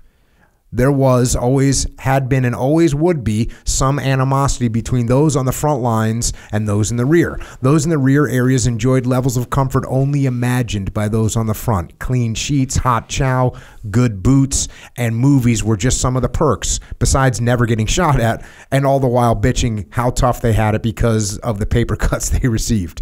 History shows General Eisenhower wanted Paris to be an R&R center for the frontline troops. Just after it was liberated, 150,000 Remps took up residence, and he could do nothing to dislodge them. Some things never change. And they still haven't changed to this day. During Desert Storm, I was out there with my battalion, and we're wearing jungle boots. We used super glue to close the holes up on the side to keep the sand out, and it got to the point where we were using duct tape to hold the boots together because they were just getting torn apart in the flint. And up shows some Remps from the back end, and they've all got brand new desert boots. We never got desert boots the whole time we were there, and we were frontline infantry. So it hasn't changed, and it never will change. You're always going to have that argument. A perfect example is you look at the movie Glory, about the 54th Massachusetts Infantry Regiment, and what was their big complaint? Boots. It hasn't changed. We're still arguing about boots in the military. I have a leadership consulting company. The name of the leadership consulting company is Echelon Front, and there's a very specific reason why we have that, because we wanted people to know, like, we're talking about what leadership is like from the front, yes, on the front lines, not what it's like in the rear with the gear. That's right. Well, we used to say nothing's too good for the infantry, so the infantry gets nothing.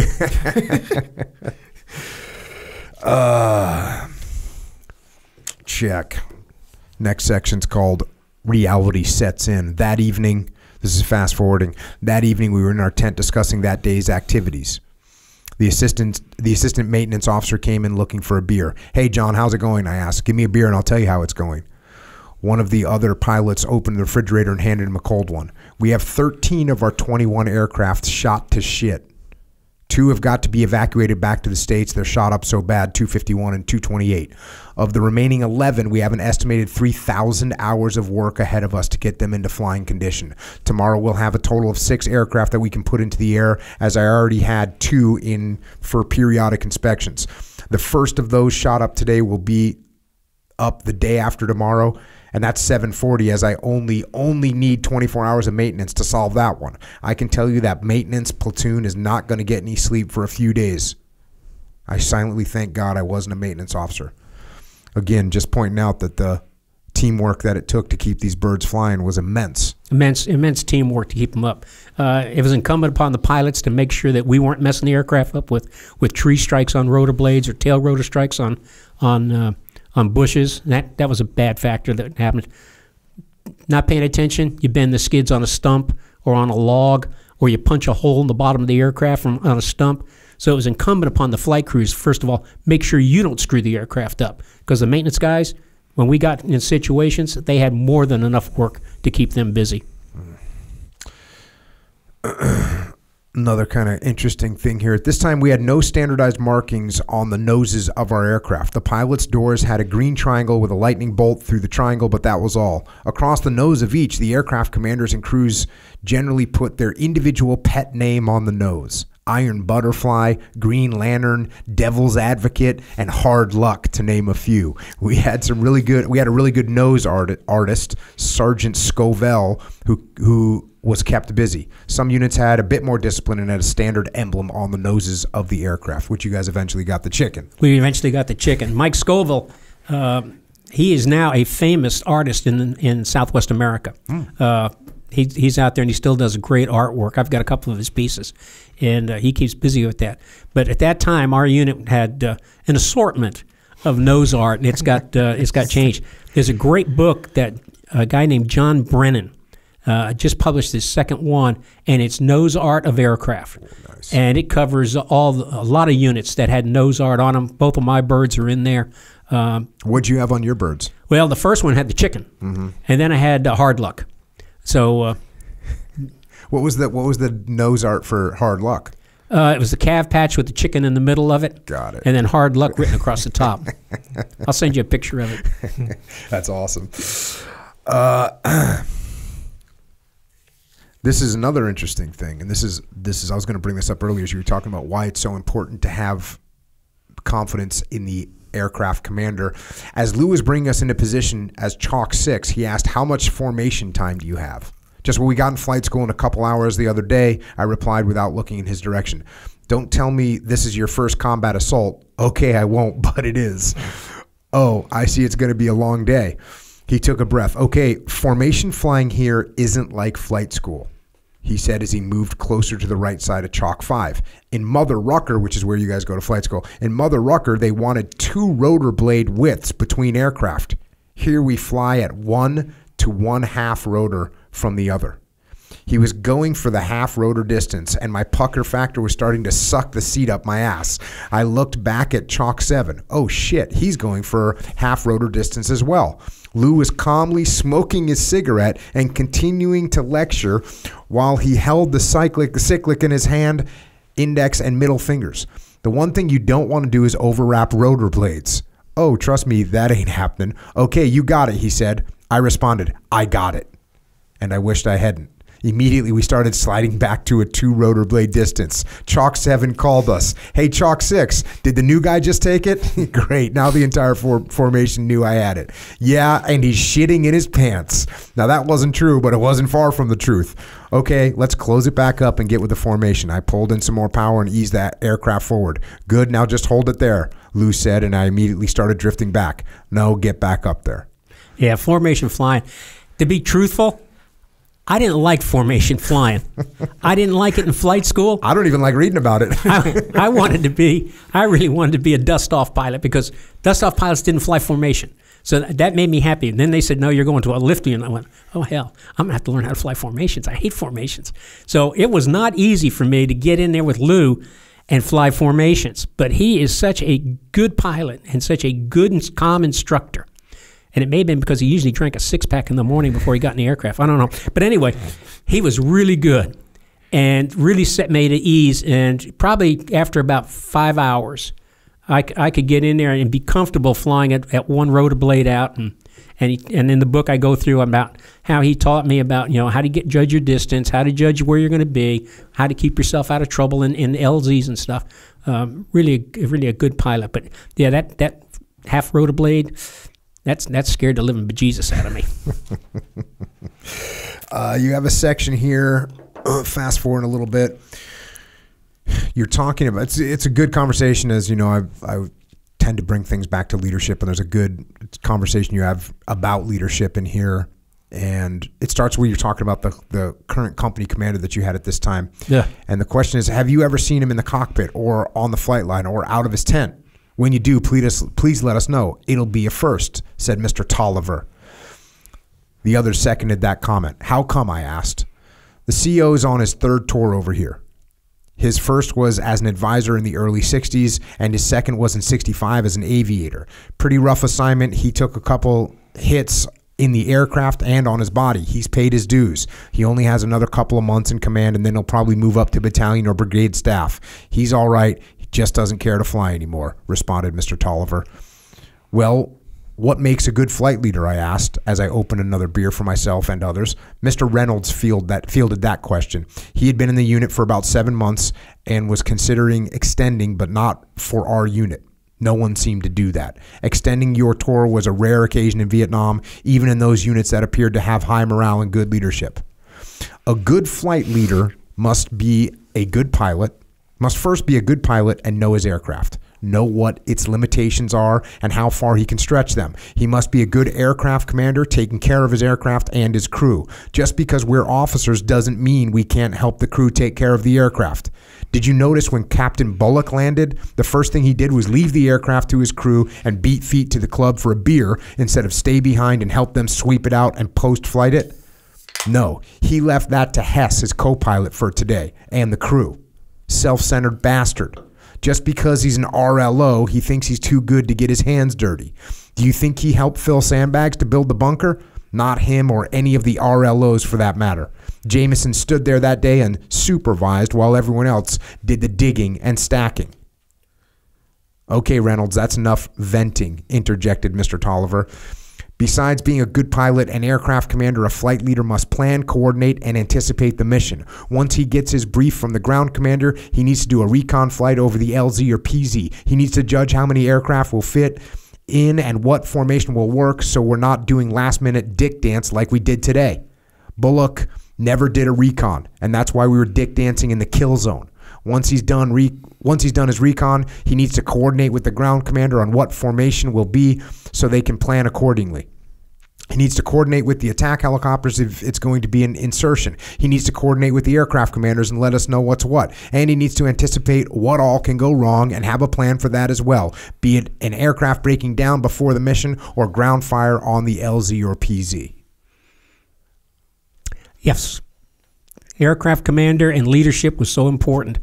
I found out recently that the commander that we had before the current commander I talk about in there was worse than the current company commander. And the current company commander, he just was not interested in being the company commander or exercising leadership. Leadership in the unit was from the RLOs. It was from our operations officer and one of the platoon leaders. One of the other platoon leaders who I mentioned in there did not exercise leadership, and very seldom did you ever see him exercise leadership.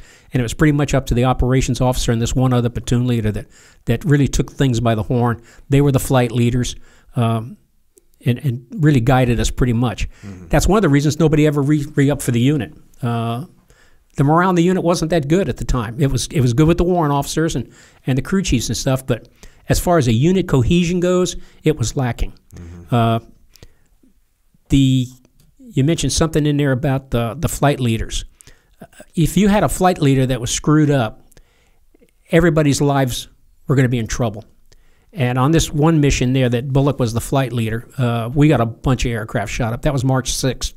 And I think we went in with something like 7 aircraft. One broke down before we got there.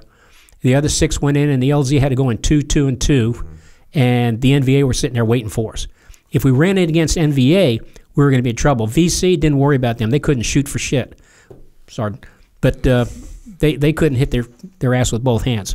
But the NVA knew how to shoot at a helicopter, and they did a good job of shooting at them. But, yeah, the leadership was important, and it just was lacking when I first got there. Yeah, that scenario that I skipped over, it's real obvious. You know, when you look at it, you're thinking, okay, how long is it going to take us to put 2 birds at a time, multiple lifts in a row, before the enemy goes, okay, well, we'll wait for them and we'll hit them next time they come in here. Yeah, a lot of times they'd let you in on the first lift. Mm-hmm. And then the second lift, that's when they'd open up on you, or the third lift. Usually if it was an extraction, you could expect the third lift coming out to take fire. Last position you wanted was number 6 in a 6-ship lift coming out of a 2-ship LZ, because you were going to catch every bit of it. They were just waiting for you. And if they could knock an aircraft down, then what happens is they've got there's a wrench thrown in everything. Everybody's got to come back in. You got to pile on, and you better have a plan ready for it. If you don't have a plan ready for it, there's a crew going to get killed.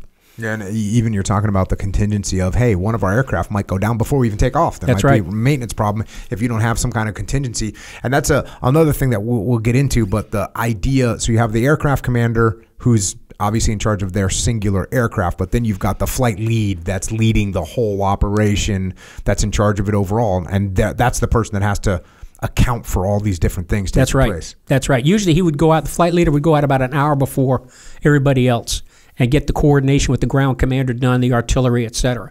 Go out and do his recon of the LZ, make sure he knew what formation was going to fit in, make sure the ground commander knew what formation he needed to have his troops in to pick up, and he knew what formation you were going to drop them off, because that would make a difference in his ground assault plan.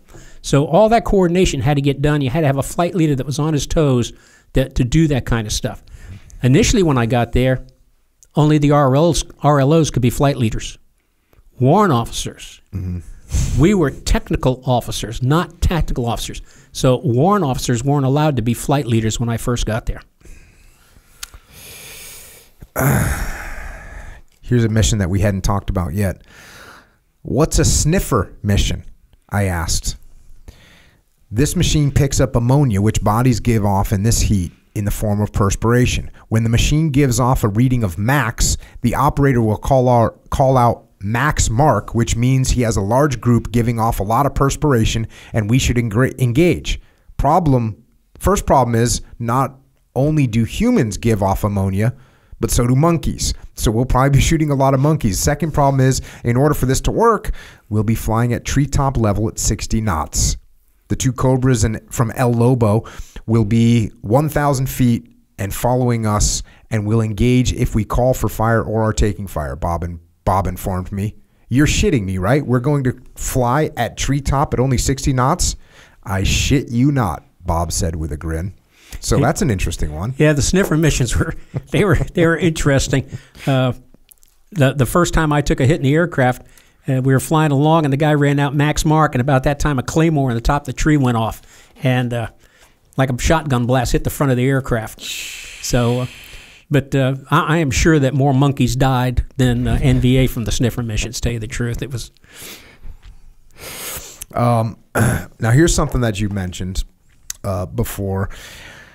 Fast forward a little bit. Mike and I walked back to the aircraft and saw that it had a light load of ammo. Morning missions usually meant picking up empty water and Mermite cans from the night before and taking ammo in for the day ahead. As we started the aircraft, Dave asked, "Have you done any hover holes yet?" "Just around Long Bean, which I understand isn't much compared to this area," I replied. He says back, "You're about to experience the scariest thing about flying in Vietnam." Yes. Talk to us about hover holes. Hover holes. Long Binh, the vegetation around Long Binh was, the biggest trees were only about 30 feet, well scattered out. You had some brush and stuff like that, so it was pretty open terrain. You could find an LZ pretty easily, nothing to it. Up along the Cambodian border, Song Bay region that we flew in a great deal, there it was different. There it was triple canopy jungle. The trees were about 300 feet high, and it was packed. There was no LZs. To get an LZ, you either had a bomb crater from an airstrike, or they would bring in a daisy cutter, a 15,000-pound bomb that had chains welded around the outside of the casing. They drop it from a C-130 on a parachute, and it had a probe on the end of it, and it would come down. When that probe hit the ground, that thing would go off, and it would make a nice one-ship helicopter LZ. It would clean out every tree, every stump, everything. Just beautiful. But most of the time, you didn't get that. You got the bomb crater from a B-52 strike to go down in. And so when you come into that thing, here you are, you got a load on board, 30 water cans. You come in that thing, you're looking for the wind. You want to land into the wind, turn into the wind, and you start down. You're at a hover, and you're hovering down 300 feet. The eyes in the back are the crew chief and door gunner, and they're telling you, bring your tail right, bring your tail left, drop down, stop, come right, come left, start down, stop, move your tail to the left. And you worked your way down through those trees to get to the bottom of that hole. There were times I would look up through the greenhouse window and I couldn't see the sky. These kids would wander, make us come down. We'd slide around, drop down among the tree limb, slide back down underneath that tree limb and start back down. Turn the tail boom, slide down some more. And it takes all the eyes, all eight eyeballs in that aircraft to bring that aircraft down into those holes. Are you working with the same aircrew all the time? Yes. Well, the only person that wasn't the same would be the right seat pilot. Aircraft commanders flew left seat. Right seat pilots flew they were the new guys, and we rotated new guys through the aircraft commanders. But it'd be me, my crew chief, and my door gunner would be always the same. And that's the full loadout: co-pilot, pilot, co-pilot. Door gunner and crew chief. Yeah. So you know exactly when this guy says left a little bit. You know what that means. Yeah. In fact, they would have to say, "Mr. Jackson, come left. Your other left." So every once in a while I screw up. Oh, okay. Gotta come the other way. Yeah, that sounds freaking scary. You're having some chow, and Captain Bullock. And what's Captain Bullock's position? He was one of the platoon leaders. Okay, so he's one of the platoon leaders, and he's doing some introductions. He says, "This is Lieutenant Weed," he said, indicating the new pilot. Lieutenant Weed was tall and lanky, with long blonde hair reminding me of a California surfer, which he claimed he was during his introduction. We didn't pay much attention until someone asked him for his first name. "Richard," was his response. Lou couldn't let that one go. Looking at the four of us, he said, probably loud enough to be heard by the group, Lieutenant Dick Weed. We couldn't keep it in. All three of us were in hysterics. Lou maintained a straight face, standing up and turning to Lieutenant Dick Weed to introduce himself. Welcome, sir. I'm Lou Price.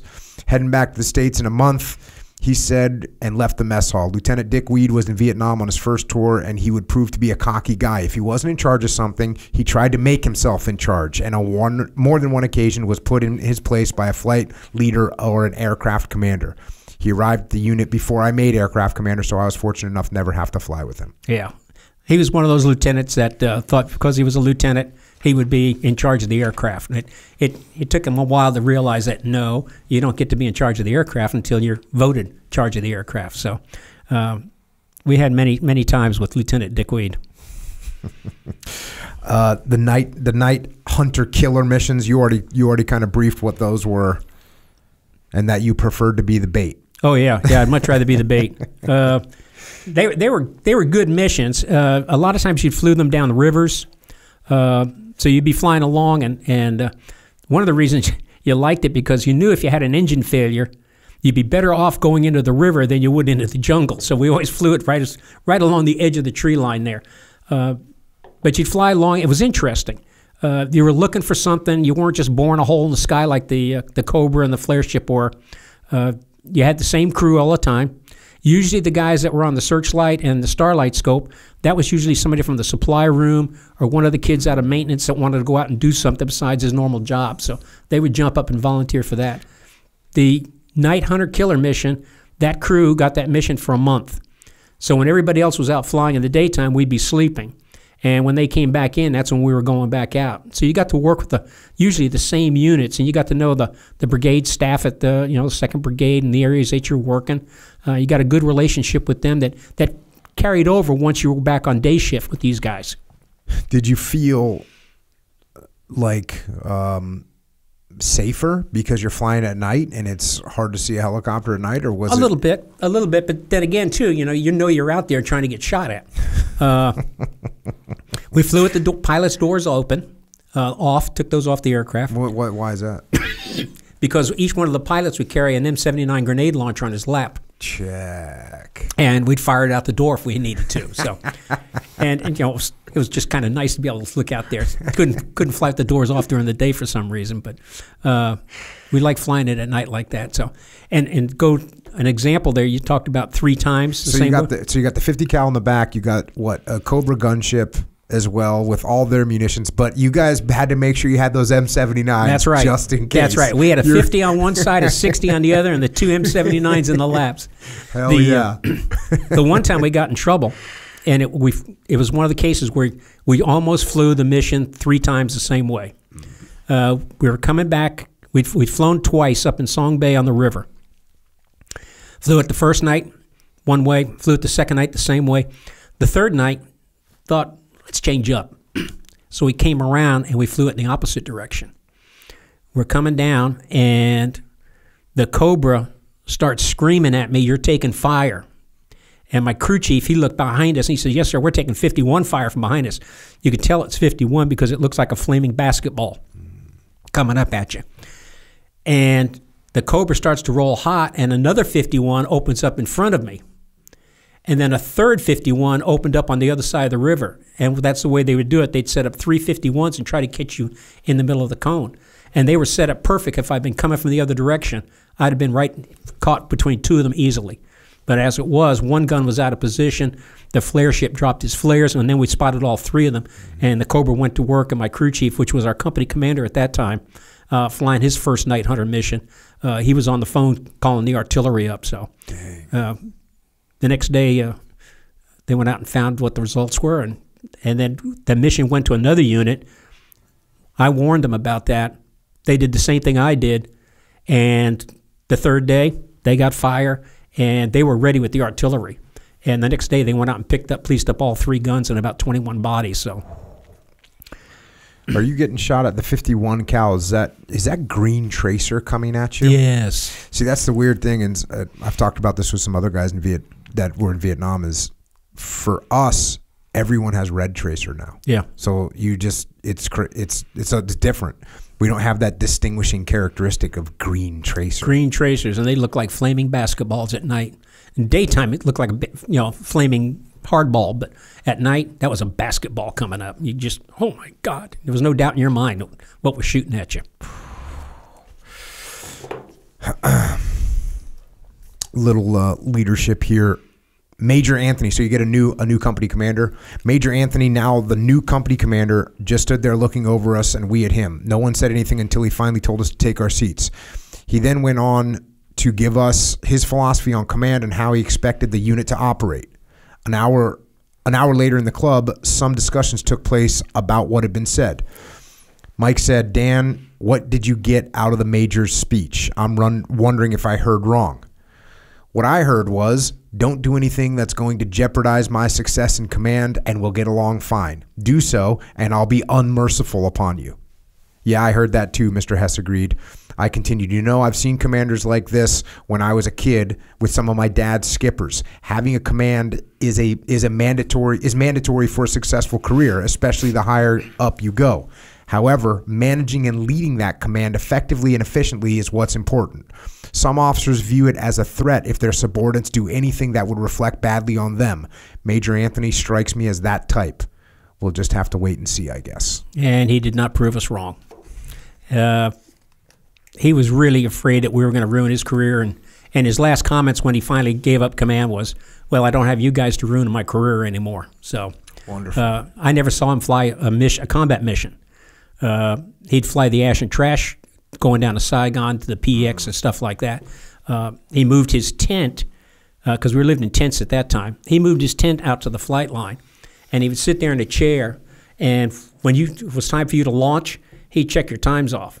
If you launched late, you're going to hear about it that night when you got back in. But he was very, very much fearful of his career, and I'm sure that his career probably ended disastrously for him, I hope.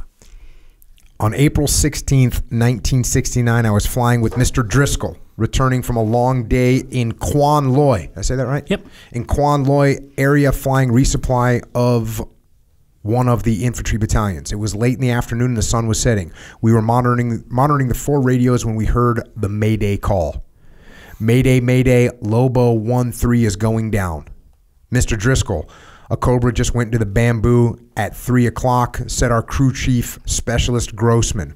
Lobo 1-3 got off one call before he plowed into the bamboo. He was in a dive on a gun run and pulled out too late, only being able to get the nose of the aircraft up, but not enough to stop his downward motion.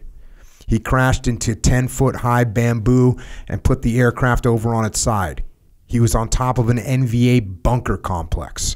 Quickly, Mr. Driscoll took controls from me and told me to plot our location and get out an additional Mayday call, which I did, alerting everyone where we were.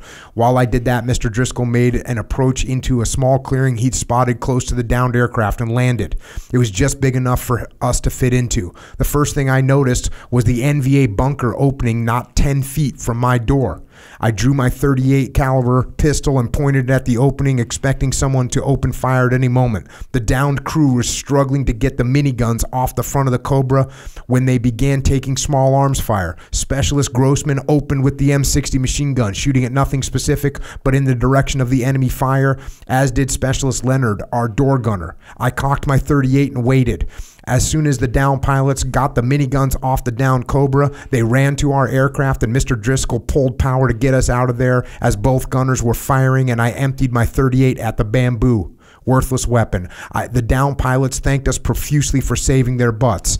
As they occupied the other side of the chicken pen, their CO came over that night and bought drinks for us at his club since we no longer had one. He invited Major Anthony, who declined to drink with us but made sure we didn't fly the next day. A few months later, I came in from my flight, and lying on my bed were orders for an air medal with V. The downed air crew had put in our crew for the award. There was nothing our CO could do about it, but instead of presenting the awards to us in front of the entire company, he simply put them on our beds, or at least had the orderly room clerk do it. He did that as well for the crew chief and the door gunners awards. The man held grudges. His last words to anyone when he departed the unit after 6 months was something to the effect of, he wouldn't have us around to ruin his career.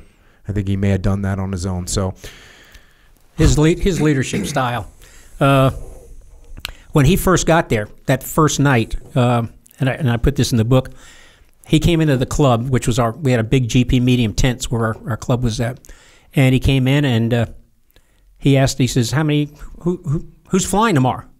Well, a bunch of the guys raised their hand. He said, gentlemen, no drinking 24 hours before you fly.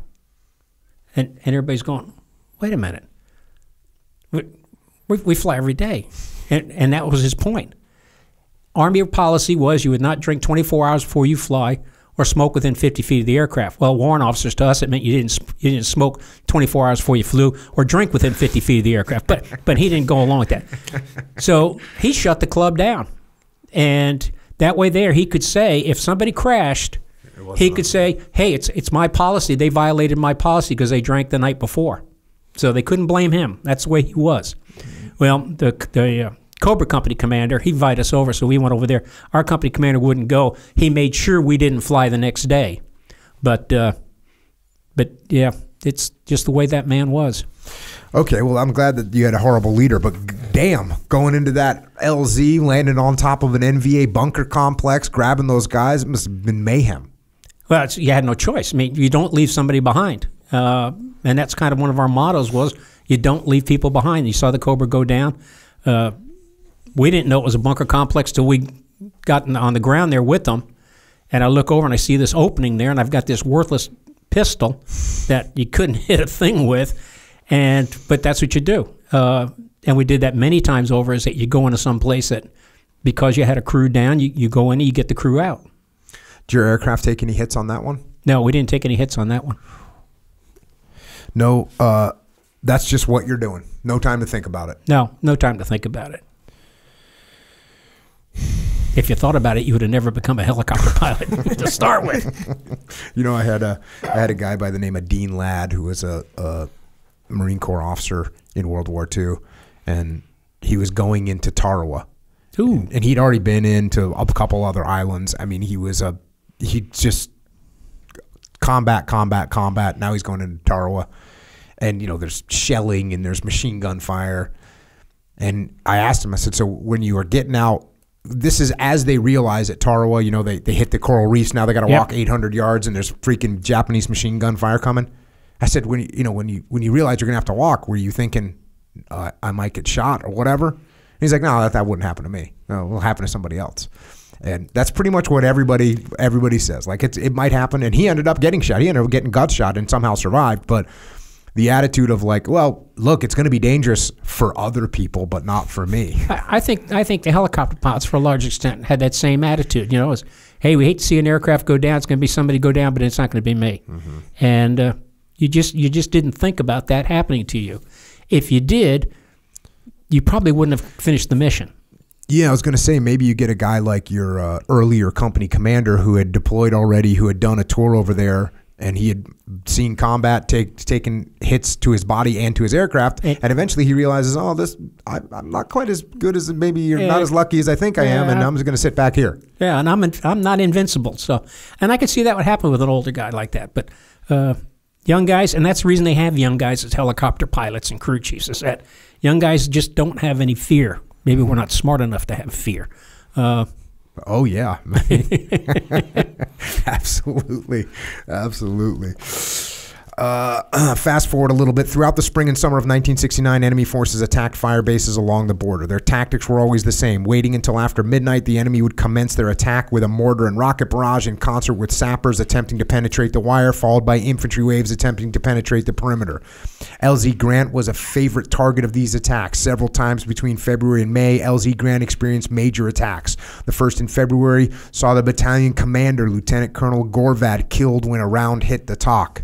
He was seriously wounded but refused to leave the battle. The enemy managed to penetrate the perimeter wire, and fighting was fierce, to include artillery lowering the tubes and firing point blank into the charging enemy with anti-personnel shot. Blue Max gunships were called in and engaged the follow-on enemy as well as pursuing those attempting to retreat. In May, LZ Grant was under attack again. Simultaneously, Quan Loy, LZ Jamie, and LZ Phyllis also came under ground assaults that night. The enemy wanted the 1st Cavalry Division out of 3 Corps region, which was not going to happen.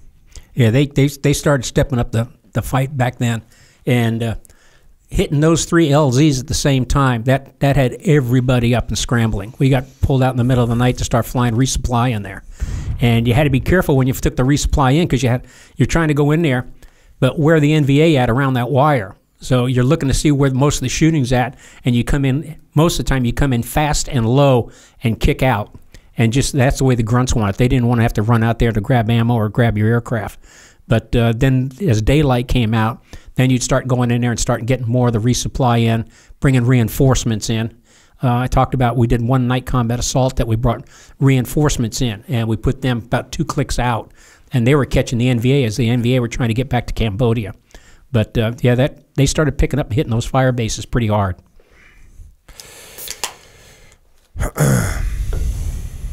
Fast forward a little bit. We had a new commander arrive in August who was a major improvement. Major Robert Saunders. Am I saying that right, Saunders? Yeah. He was a leader, and we recognized it almost immediately. One of his first actions was to allow us to hire hooch maids. Previous commanders wouldn't hear of it, so we cleaned our own tents. Now we had hooch maids that would come over from the village and clean out our rooms, do our laundry, and shine our boots. In an effort to raise morale, Major Saunders directed that one hooch would be turned into a club for the enlisted members of the unit. There wasn't another empty hooch available, so he directed that the officers should build our own club. We had an engineer, RLO pilot, and he drew up a design for the commander's approval. With the design, we then began a scavenger hunt for building material, and before long, we had an officers' club. The engineer brigade headquarters poured a concrete floor for us in return for some flight time for their projects. Yeah. About time Sanders got there, we moved out of the GP medium tents and moved to the other side of the chicken coop, or the other side of the chicken pen, and took over some wood buildings that were hooches. Mm-hmm. And that's when Saunders said, okay, you can have hooch maids now. But he said, I'll tell you right now, better not be any sex going on with the hooch maids. And so the guys were pretty adamant about watching that there would be no boom boom girls. Mm-hmm. And that increased morale significantly right there. But then he said, okay, there's an empty hooch. That's your EM club. Officers, if you want one, you build it yourself. And we did. The engineer officer, he drew up the plans for it, and we started scavenging and scavenging stuff up. I seem to remember a pallet of tin coming flying in one day on the bottom of a helicopter being delivered. But it was a great little club. We had a stone bar that we were located in a rubber tree plantation.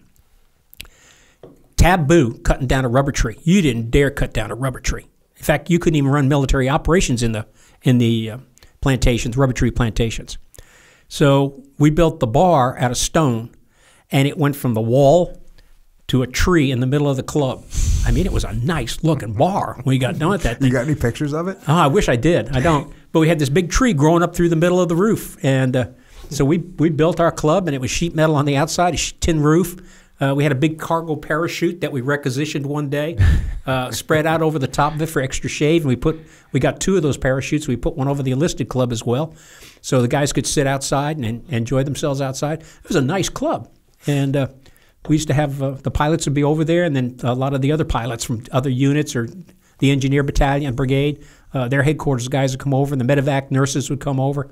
So it was a pretty nice little place. So this is what do we call the club? Just the club? The chicken coop? What do we call it? Just call it the chicken house. The chicken house. We had a chicken. Our mascot was a rooster. For $1, you could buy the rooster a shot of scotch. The rooster would not drink beer. But it would drink scotch? He'd drink scotch, and that was it. You'd buy a shot of scotch for $1 from Sam, our barmaid, and she'd set it down for him, and the rooster would walk over, and he'd sit there and drink that scotch. Now, about 2 of those, that rooster couldn't walk anymore. But it was funny as hell watching that rooster. What was the rooster's name? Rooster. The SEALs at SEAL Team 2 during Vietnam had a monkey that they brought home from Vietnam. Oh my God! And they had it on the quarterdeck, and it was like the most ornery, evil monkey. The monkey's name was Jocko. Well, you read the part in our book about the monkey, didn't you? What about it? Oh, one of our pilots. Peter. Oh, yeah. When he took it in the aircraft? Yeah, he took it in the aircraft. Go ahead. Yeah, the guy is he's a right seat pilot. And in Vietnam, they had these monkeys. They were gibbon monkeys. They get pretty damn big. Well, he bought one of them, and it was kind of small. And he brought it out to the aircraft. Thank God I was not the aircraft commander that day. So the monkey's sitting there, and the monkey's jumping on his seat, and he'd jump over to the aircraft commander's seat, and then he'd climb up on the first aid kit behind the aircraft commander and scurry on over and first aid kit. Troops jump on board, going in for a combat assault, and they think this is funny, watching the monkey run back and forth. 2 minutes out, Cobras roll hot. 1 minute out, the door gunners open up. And when they opened up, that monkey opened up with his bowels and his piss all over the pilot, all over the aircraft commander, screaming his head off. Finally, the aircraft commander reached up and grabbed him by the neck, and about 200 feet up, tossed that monkey out the window. I don't know if he learned how to skydive, but that monkey was gone. But nobody would go near that crew that day. They stunk so bad. Yeah, like I said, I'm fast forwarding through a bunch of stuff. There's some stories in here you got to read for sure. That's one of them. The other one, I was thinking that the monkeys, and I'm not going to cover it today, but the guys are calling in that they're being attacked, they're surrounded, and all this stuff, and you guys got over top and said you're surrounded by monkeys. By monkeys. We didn't tell them it was monkeys. We didn't want to bust the chops. It was a brand new patrol leader. It was a LURS team out there, so we just went ahead and we engaged the monkeys, and they were able to E&E out of the area. So when we got back in the brigade talk, I said, hey, what the report you get on the enemy situation out there might not quite be true. Check.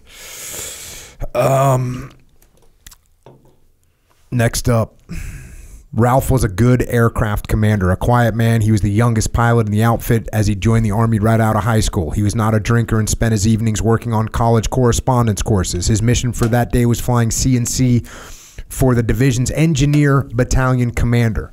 The engineer battalion commander wanted to fly out to where his engineers were working on various projects in the AO to see their progress.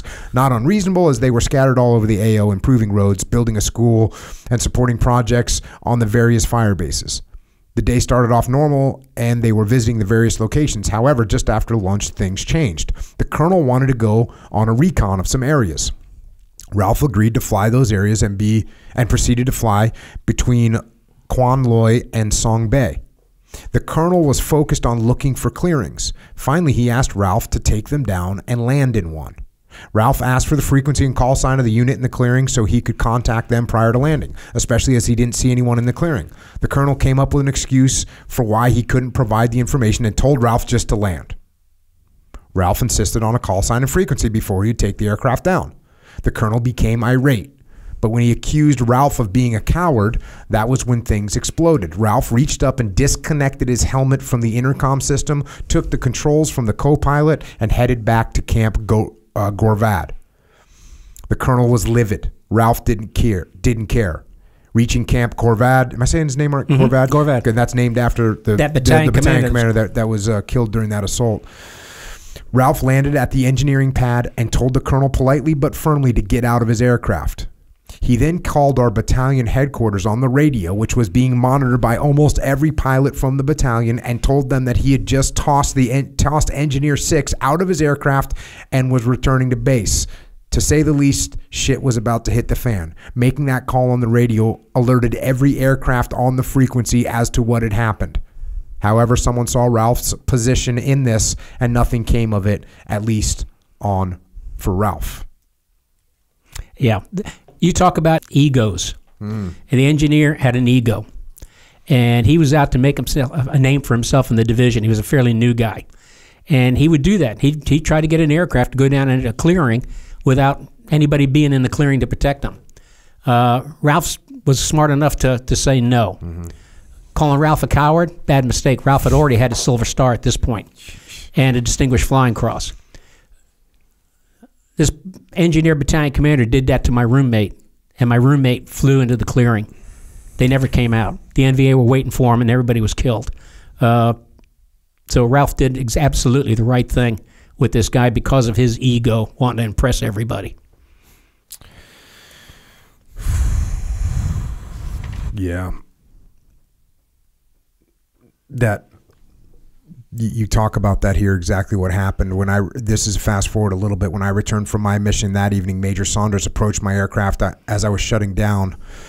"Mr. Corey, a word, please," he said as Posey opened my door. The major was standing in front of my aircraft and hadn't approached me. "Yes, sir." I unstrapped, climbed out, and came over to him. It's Mr. Corey now instead of Dan. What did I do wrong? Let's walk. Mr. Cooper, he called over his shoulder, addressing my co-pilot. Sir, would you grab Dan's gear and put it in his room, please? Yes, sir, he called back with a questioned look on his face.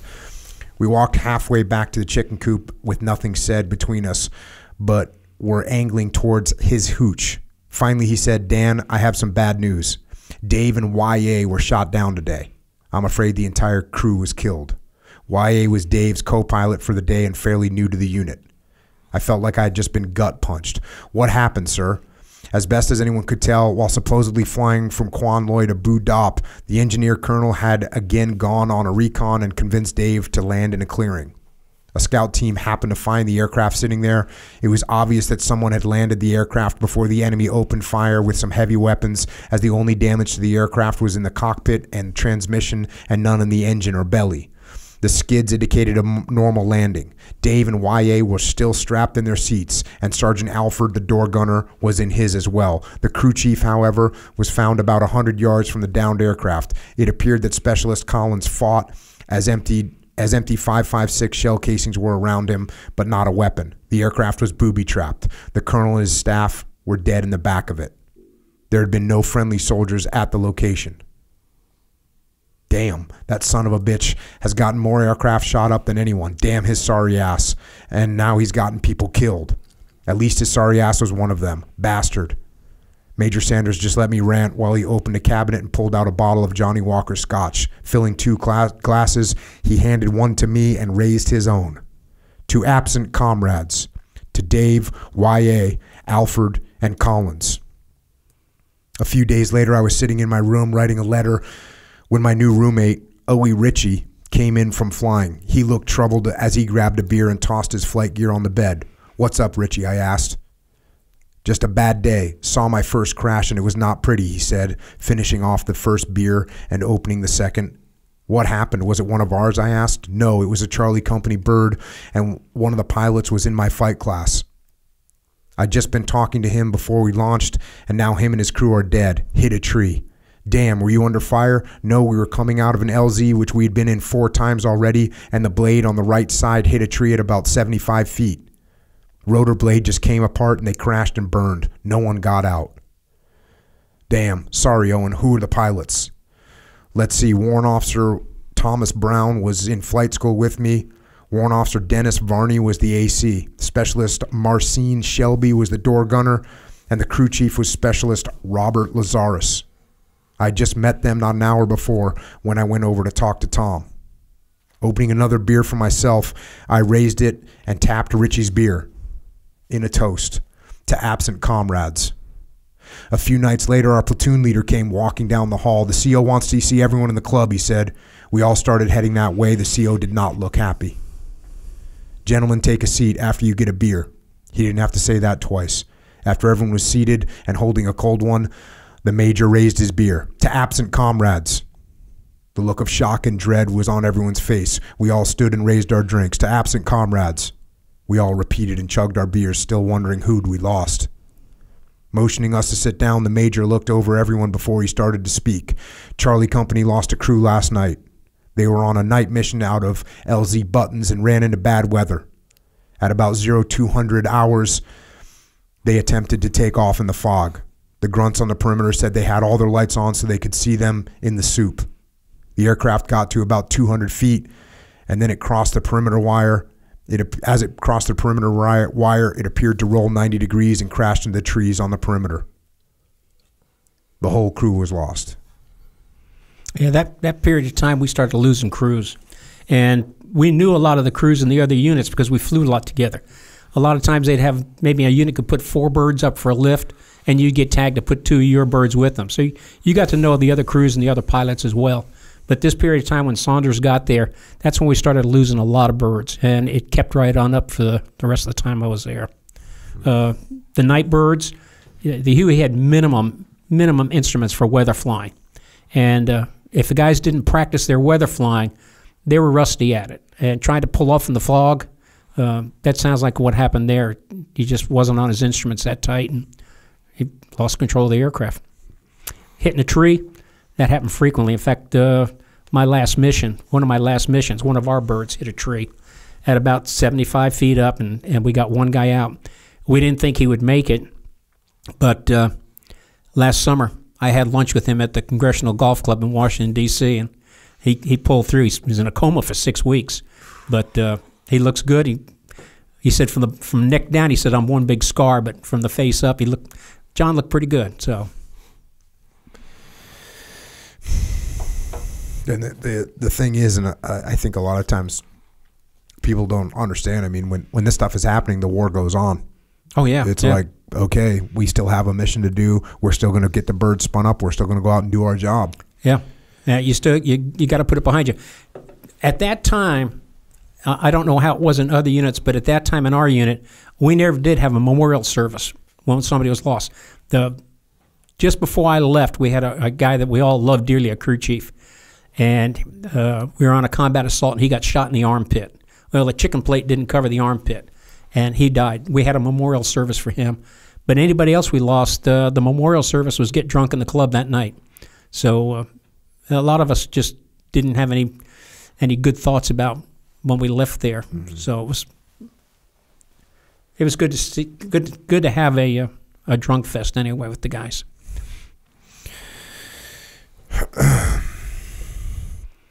Fast forward a little bit.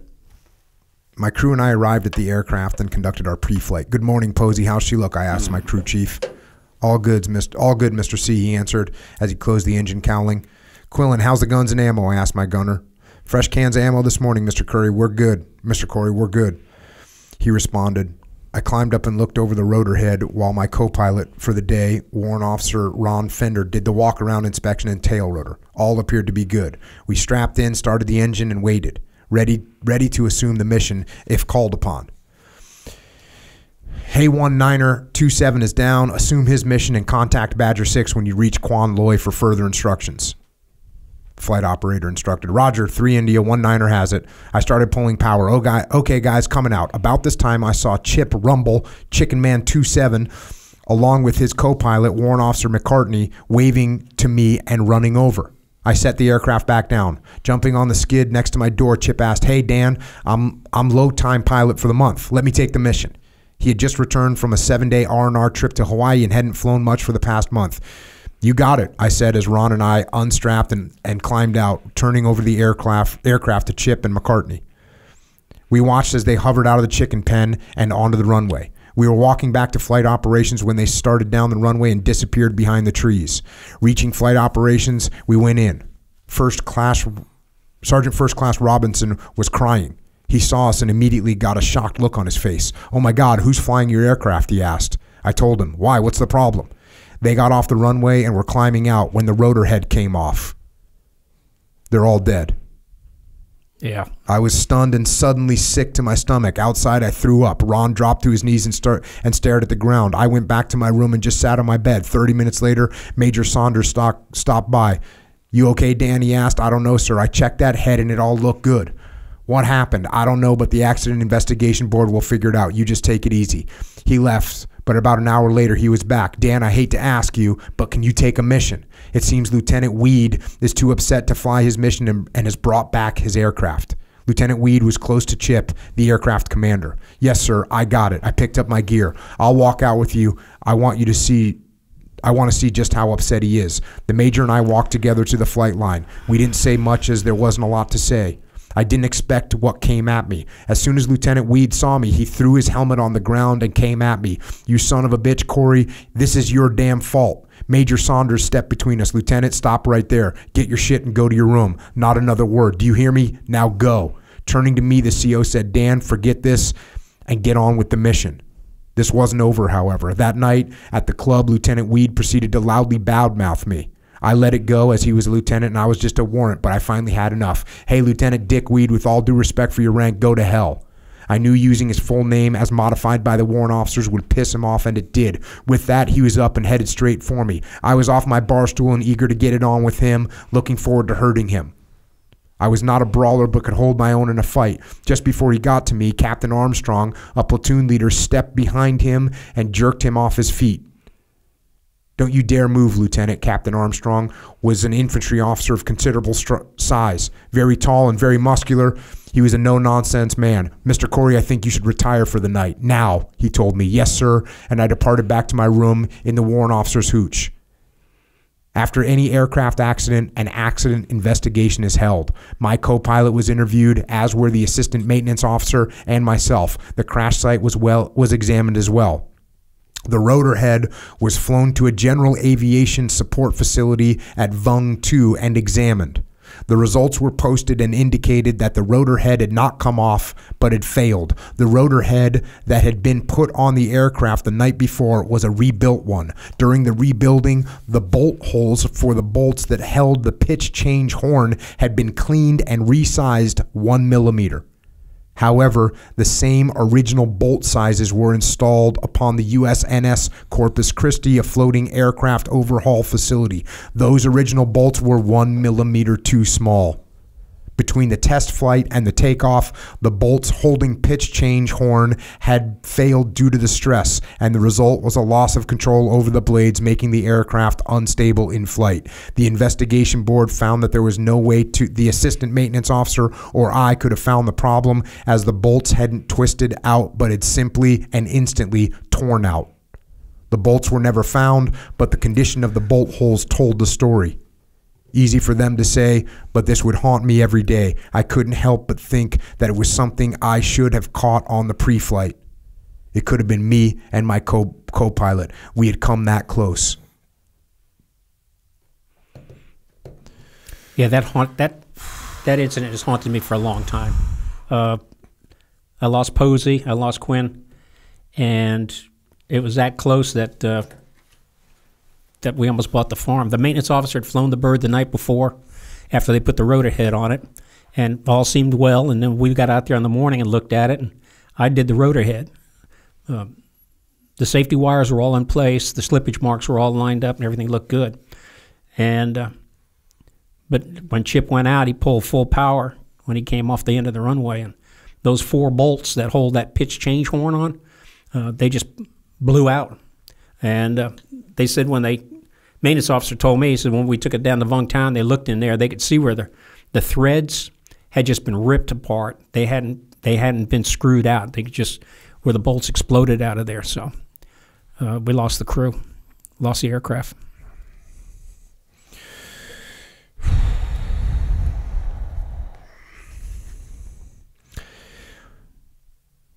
Talk about some other missions that you did. You talk about doing some PSYOPs missions, which... Yeah, they didn't like me to do PSYOPs missions. Why is that? Well, I did that one PSYOPs mission, and you know, it was just after David died. It was just after Chip McCartney was killed. And they say, okay, you're going to go out there and fly this PSYOPs mission. Okay. So they put these big loudspeakers in the side of the aircraft. And this Vietnamese captain jumps in, and they say, okay, we want you to go out to this crossroads. So we fly out to this crossroads. We're at 2,500 feet. And we're flying around. This guy's in the back of the aircraft, you know, sing-song Vietnamese language. For Chu Hoi's, right? Yeah, for Chu Hoi's. Trying to get the North Vietnamese to surrender. So my crew chief, Lovelace at that time, he looks down and says, hey, Mr. Corey, there's a bunch of guys down here in the bamboo. They're digging trenches right alongside the intersection. I said, yeah. So I look over there, and I thought, well, shit, there they are. They're NVA down there. And I turned to the American, the sergeant, and I said, hey, you think those guys can hear from us being up here 2,500 feet? Wouldn't you like us to go down a little lower? He goes, Mr. Corey, nobody will fly at 1,500. 1,500 is ideal. I said, yeah, I'll take it at 1,500. So as I'm lowering the aircraft down to 1,500, flying this orbit around these North Vietnamese guys down there, I turned to my co-pilot and said, get Song Bay Artillery on the line. He calls up Song Bay Arty and says, fire mission, stand by. Gives them the coordinates, everything. We get down there. Sure enough, NVA starts shooting up at us. So I said, we're taking fire. And he said, yeah, we are, Mr. Bridges. You need to go back up. I said, no, we need to get a little further out. So I've just moved out a little bit further. Well, they just kept shooting. Well, that's when I called the artillery in on them. And the Vietnamese captain in the back, he just went ballistic. I mean, you know, they're supposed to surrender. And I said, well, if he talks at them now, they're going to be more willing to surrender after we hit them with some artillery. We put about 12 rounds in there on top of these guys. And after that, the Vietnamese guy didn't want to argue with anymore, but he took us back. And the American captain in charge of the PSYOPs program, he came up and he says, we're going to have to scratch this mission off as a failure. And I said, well, yeah. I said, hey, they started shooting first, and I was protecting my crew and your crew as well. So he just kind of laughed at me, and he tapped me on the shoulder. He says, yeah, I got it. I understand. I hated PSYOPs missions. This was crazy. Your dad was still in the Navy at this time. Yeah. And he's now an officer, and he's in freaking Saigon. Yeah, he was living well. He was one of the Remps. He was one of the Remps in Saigon. Well deserved. I mean, after he fought World War II and was on submarines, I got no problem with him enjoying some time in Saigon. So I went and asked the company commander. I said, hey, sir, this is Sanders still. I said, and Sanders was getting towards the end of his tour. So I said, hey, my dad's in Saigon. Could he come up and fly 3 days with me or something like that? And I thought Sanders would say, really not. Hell no. But he said, sure, bring him up. Okay, we'll bring him up. So Dad came up, and I picked him up in Saigon. He jumped in the front seat. And before you get there, when you were in Saigon, I know you went to a officers club with him. Oh, yeah. And they come to kick you out. Well, as you're going into the officers club, you see like a bunch of nice pistols hanging up on the wall. And you're thinking, unsecured. Well, unsecured. No one's watching them. And you're thinking, well, that doesn't seem very smart. Yeah. So then you sit down, having some lunch with your dad. They kicked us out. They kick you out because you're not a field grade officer, That's right. which is a major or lieutenant commander above. So they kick you out. On your way out, some of those weapons went with you. So you end up with a nice, instead of that 38 caliber pistol that wasn't very effective, you end up with a 45, a nice 1911, I'm sure. Now that's not quite the right way. Let's just say that when I got back to Light K, I had a brand new 45. Okay. So your dad ends up freaking coming up. How old your dad at this point? Dad's probably about 43, 44. Oh, okay. Maybe. He's in the game. Oh yeah, he's in the game. He's in the game. I think he was about 50 when he retired from the Navy, and this was 3 years before he retired from the Navy. So he's in his late 40s. Okay. So he came up and... what was he doing? What was he, some kind of a liaison or something? No. He was in J6 at MACV headquarters, communications. Okay. And I guess I can say it now. It's not classified anymore. But he was working on the communications plan for the repatriation of POWs. Got it. Is what he was doing at the time. So he came up to Light K and... Spent about 3 days with it. Flew as my crew chief, he flew as my door gunner. Gave my crew chief some time off, but he did good. He had to have his ass chewed a little bit. Yeah. So tell us about the first gunfight you got, and that's a good one. Yeah, we're flying along there, and we're working the LZs, and he's doing good, clearing us in, clearing us out, stuff like that. So we got the troops on board.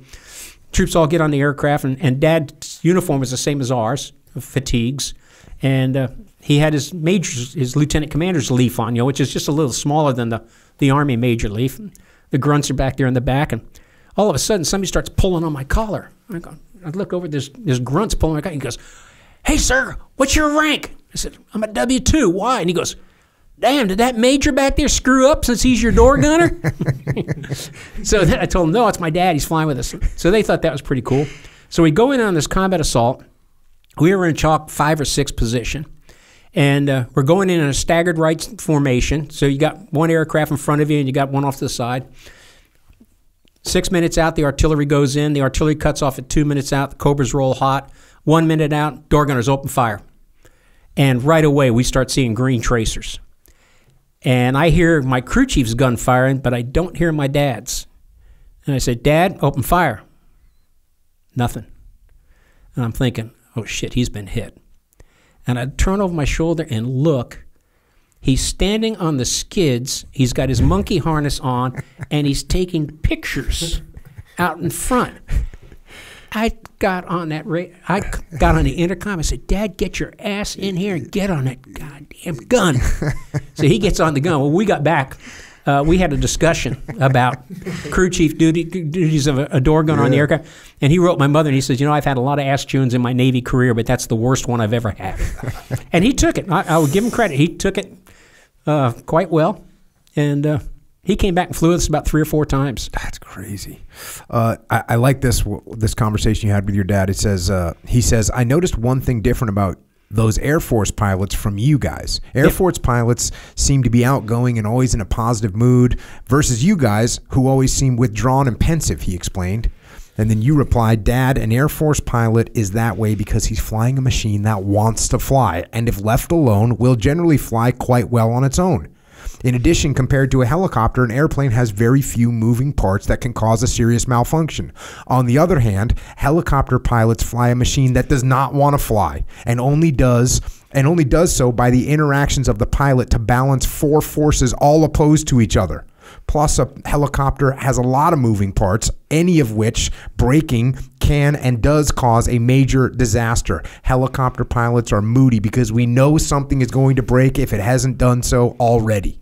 That's right. That gave the old man something to think about. Yeah, Dad had flown with one of the things he did when he came up there to LIK. We had a OV-10 squadron that flew out of there, the Broncos, and we got him a ride and won. And he went out and flew with them. He flew with a Captain Ryder, an Australian captain who was an exchange officer. And he thought that was pretty cool out there flying with those guys. And so when he came back in that night, that's when this conversation came up about, the fighter pilots, they're just jovial and happy and et cetera. And you guys, you're all kind of moody and down in the dumps. And I said, yeah, and that's why. We fly something that doesn't want to fly. Harry Reasoner, about 1973, wrote a great article about helicopter pilots and helicopters, and it's kind of along that same line as what Dad and I's conversation was. Yeah, well, it's like you said, a plane. You can let go of the stick and it'll kind of just cruise for a while. Yeah, it'll fly itself. But a helicopter is not. That's not happening. No, that's not happening. That's not happening. They have now helicopters that do have an autopilot on them, but in those days, you let go of those controls in a Huey. Now, no telling where she's going to go. Fast forward a little bit, you eventually get orders, and you're going to go to Fort Ord, which to you sounds great because it's up by Monterey, and you start like thinking, oh, I'm going to California, it's going to be awesome, and then you start asking people about what the deal is, and you start hearing that it's actually horrible to be there. It's expensive as hell, and the high school kids are driving around in Jags and Mercedes, and you're going to barely scrape by, won't be able to afford anything as a warrant officer. And so you figure out, okay, I'm going to try and get my orders changed, and you go talk to your CEO, and you say, hey, can I get my orders changed? He's like, no, I can't do that. What, you think I'm magic? And then he says, now wait one. There is a way you can change your orders. Now I was excited. There is how.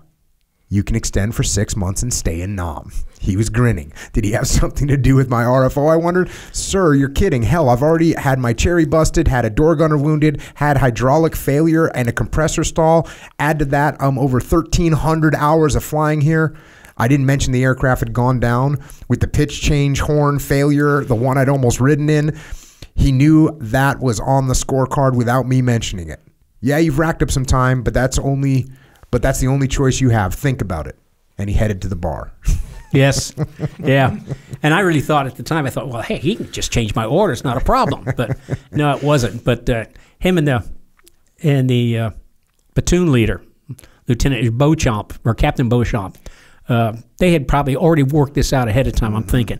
They didn't have anything to do with me getting orders to Ord, but putting the idea in my head to extend. Yeah. And up to this time, we had not had guys extending, at least for our unit. And so when I said, okay, yeah, I'll extend, I'm thinking, I'll go to a medevac unit. Which is what you kind of wanted to do. Yeah. Because you don't have to fly in formation. Yeah. So, because I didn't have to fly in formation. But then Beauchamp and... So they get you to extend. Yeah, they got me to extend. They say, listen, yeah, you go to medevac unit, it'll be in the rear with the gear, and you'll just have to fly with the nurses. And there'll be nurses there and the whole 9 yards. So you agree. It seems like a good idea. You're not going to get it Ord. You can go back to someplace. Once you get orders, you'll go back to someplace better than Ord. And so you get that extension. Yep. And then you guys go out, you do some drinking, and now you guys are drinking hard. I'm going to go to the book. After about an hour of this, about an hour about people feeding you drinks, the company clerk came up to me in the officers club and asked me to sign some papers. What's this for? I asked with a slight slur and blurry eyes. I was becoming as drunk as our rooster, who frequented the club each night and was fed scotch. The damn rooster would not drink beer. Expensive taste. Oh, it's just some paperwork I need your signature for on the extension, he said, and I signed it without another thought. I thought I had submitted everything. As he left, the RLOs excused themselves, slapping each other on the back and laughing their asses off. 2 nights later, I found out what was so funny. The major wanted all the pilots in the club for a meeting. And then he goes in there and he announces that I'm happy to announce one of our chickens has decided to stay in the coop. Mr. Corey has graciously modified his extension to remain with us instead of going to a medevac unit. Thank you, Dan. That's what happened. They had gotten you drunk, and you signed papers to stay on. I did, and then right after that, he announced, well, who's the new instructor pilot? And one of the pilots asked him that, and he just kind of grinned, and he looked around, and he goes, Mr. Corey's the new instructor pilot. So tell us about the instructor duties. Yeah, the instructor duties, you're the unit instructor pilot, and your job was to, when a new pilot showed up in the unit, they flew with you. Their first orientation flight would be with you, and then frequently they would fly with you then. Well, Major decided that since I was going to take my extension leave in about a month and a half, he wanted me to fly with new pilots only. So a new pilot would come in, and we had two come in right away almost. I forget the one gentleman's name. The other one was Dumas. But I would fly with one on one day and fly with the other one the other day and vice versa. The days they weren't flying with me, they'd be flying with another AC. Mm-hmm. But it was my job to teach them combat flying, combat auto rotations, combat takeoffs, how to get in a hover hole, those sorts of things. And you're still doing your normal missions. Oh, yeah, we're still doing you just have to fly with the new guys. Yeah. You fly the normal missions, just now you got really new guys flying with your right seat. On May 4th, 1969, two aircraft from our sister company, Company B, joined a formation with a second aircraft in a right echelon to the first. The second aircraft attempted to pass the first aircraft on his right side. There was a miscommunication between the two aircraft, resulting in a mid-air collision. All crew members on both aircraft were killed. Yeah. When you flew formation, you flew it by SOP. But if you were going to do something outside of the normal formation flying, like trying to pass somebody on the opposite side, you had to be sure and communicate with them so that everybody understand what you're going to do. And evidently there was a lack of communications with these two guys, and one flew right into the other. You had to worry about getting shot at. You had to worry about the aircraft maintenance failure, and you had to worry about somebody flying into you. Yeah. I was telling you earlier that pilot was never really my kind of thing. Like, I have no desire to be a pilot. That's like a couple of the reasons right there. I don't like relying on some big machine with a bunch of parts that I don't understand. That's going to keep me alive and keep my friends alive. I don't like that. It was just a matter of trusting each other. Yeah. I trusted 100% the guys in our unit that I flew with. 90% the guys in other units I didn't fly with. But you had that trust and bond built up amongst you. You all went to the same flight school. You all understood about what the different formations were. And so you didn't do anything radical. And even when we would fly, our company would fly with their company. Because we all flew by an SOP, we had a system. We understood the system. And so things were relatively safe. It's when somebody would go do something like this that's out of the ordinary that people got killed. Yeah, and this is because everyone's relying on each other so much. I mean, it's similar in the SEAL teams. If somebody's outside, if the job is outside their capability, like, it's a non-starter. And that's right. Why I like what you guys had with the AC. In order to be an aircraft commander, you had to get the thumbs up from the other ACs. There's a standard there that you can't compromise because it's truly putting everyone else at risk. That's right. Everybody. Fast forward a little bit. Coming around the end of the valley, I climbed up the ridge and popped up looking south right down the runway. This is just out on another freaking mission, which you're doing all the time. It was a sniffer mission. On the left, Specialist Linman started shooting. The sniffer team let loose with a 40-millimeter round. Under the bamboo canopy on the edge of the runway was a regular village of NVA soldiers lying around. Some were in uniform, some lying in hammocks, some cooking chow. Tables were made out of bamboo, as were chairs. They were totally surprised, as were we. And this is they're occupying an abandoned airfield. Yeah. So that's why you see an airfield and there's NVA right there. Lobo, on my left, in the bamboo. Fire, I screamed as I increased power and airspeed rapidly, staying low to the ground. I had never seen so many enemy soldiers before. As soon as I spoke, 2.75-inch rockets were slamming into the bamboo, and as NVA troops ran and dove for cover. Lobo was firing ripple effect, automatically launching 28 rockets with just one pull of the trigger and punching the target. Then his minigun opened on the tree line on my left as we were hauling ass down the runway. As we cleared the abandoned SF camp and and runway, we stayed low level until we were confident we could climb to altitude and not get hit by a 51 cal machine gun. But something wasn't right and in the feel of the aircraft. The cyclic felt stiff and was getting stiffer. Mr. Corey, we have a problem. The housing for the push-pull tube is shot away, and each time you move the cyclic control, it's binding the rods. Can you fix it? I was surprised at how calm I sounded when I was shitting bricks here. No, sir. I could hold up the tubes, but then I would be flying the aircraft from here, he said. Well, what do you suggest? Slowly descend and find a clear area that we can do a running landing into. You might be able to raise the nose, but it will be a one-time move, not to be countered by attempting to lower the nose. Okay, I can do this. Running landings were practiced, and the further south I flew, the better terrain for this. A runway would be nice, but the closest was Song Bay, and it was laid out east to west, whereas I was flying north to south. That ain't going to work. Guys, start looking for an open area. What about the road? Bruce said. He was now on his third cigarette since I had taken the controls. Damn, he better save a couple for me, I thought.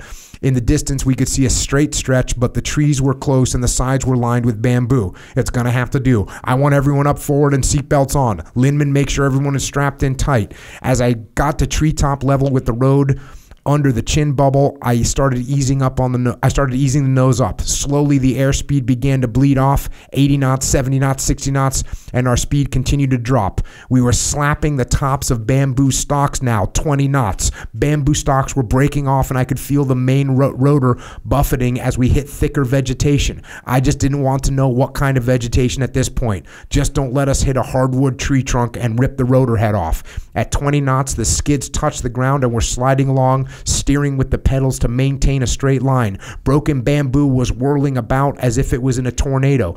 As the aircraft came to a stop, I was shutting the engine down while Lindman and Dietrich had the guns in hand with belts of ammo in their arms, and we were unassing the aircraft as Mike landed right behind me.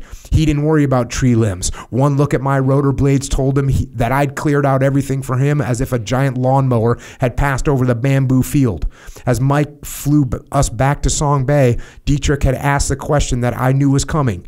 Hey, Mr. Sinke, was that your first time shot down? Bruce walked into it. Yeah, I've only been in country a couple months. Thank you, sir. You're buying the beer tonight. I considered if I should speak up as well, as it was my first. Then Mike spoke up. Hey, Mr. Corey, that's your first too, isn't it?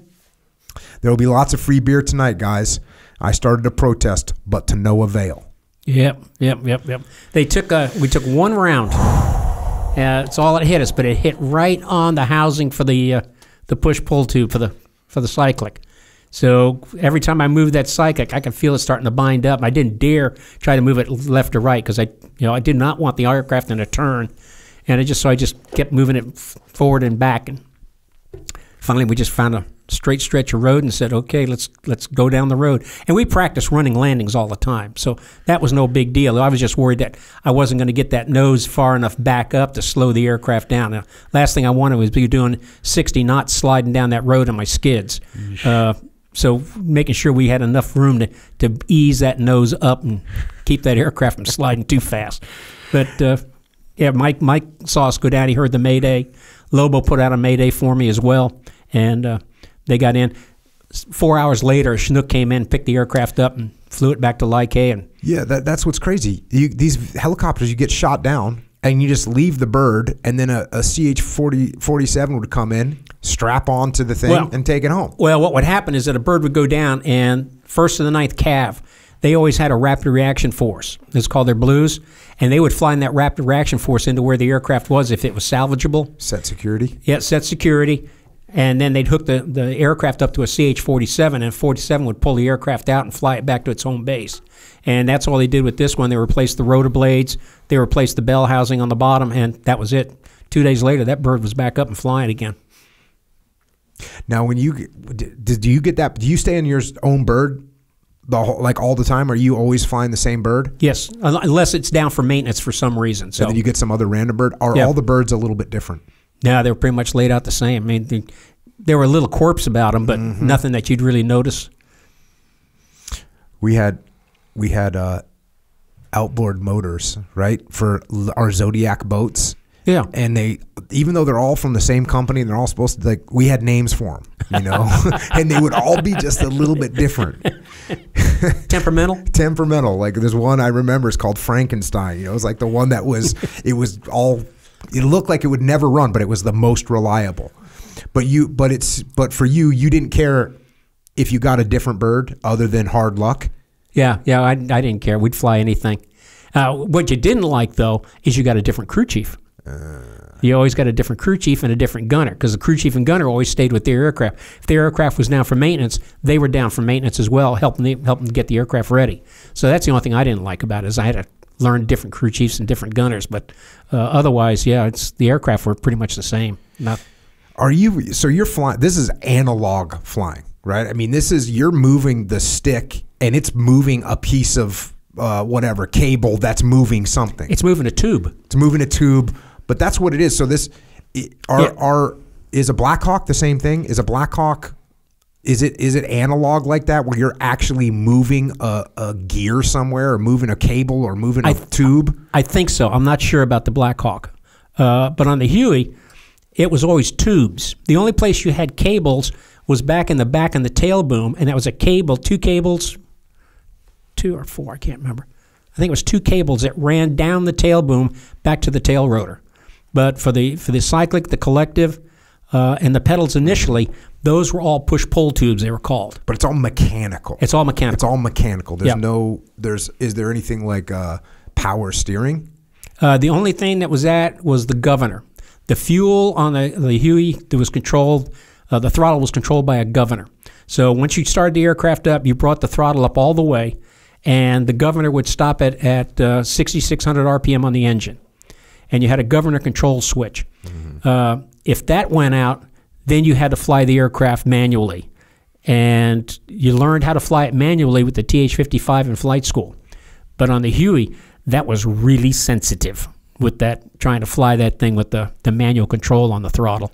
But that's the only thing that was automatic, so to speak, on the Huey, was that throttle control. Man, these are some like durable beasts. Oh, they were. The Huey, the Cobra gunship, the old Charlie model gunships, they were just great. I mean, Bell Helicopter built a great aircraft for us, and it did well. The Hughes built the OH-6, which you see those with the MH-6s now, mm-hmm. in Task Force 160th.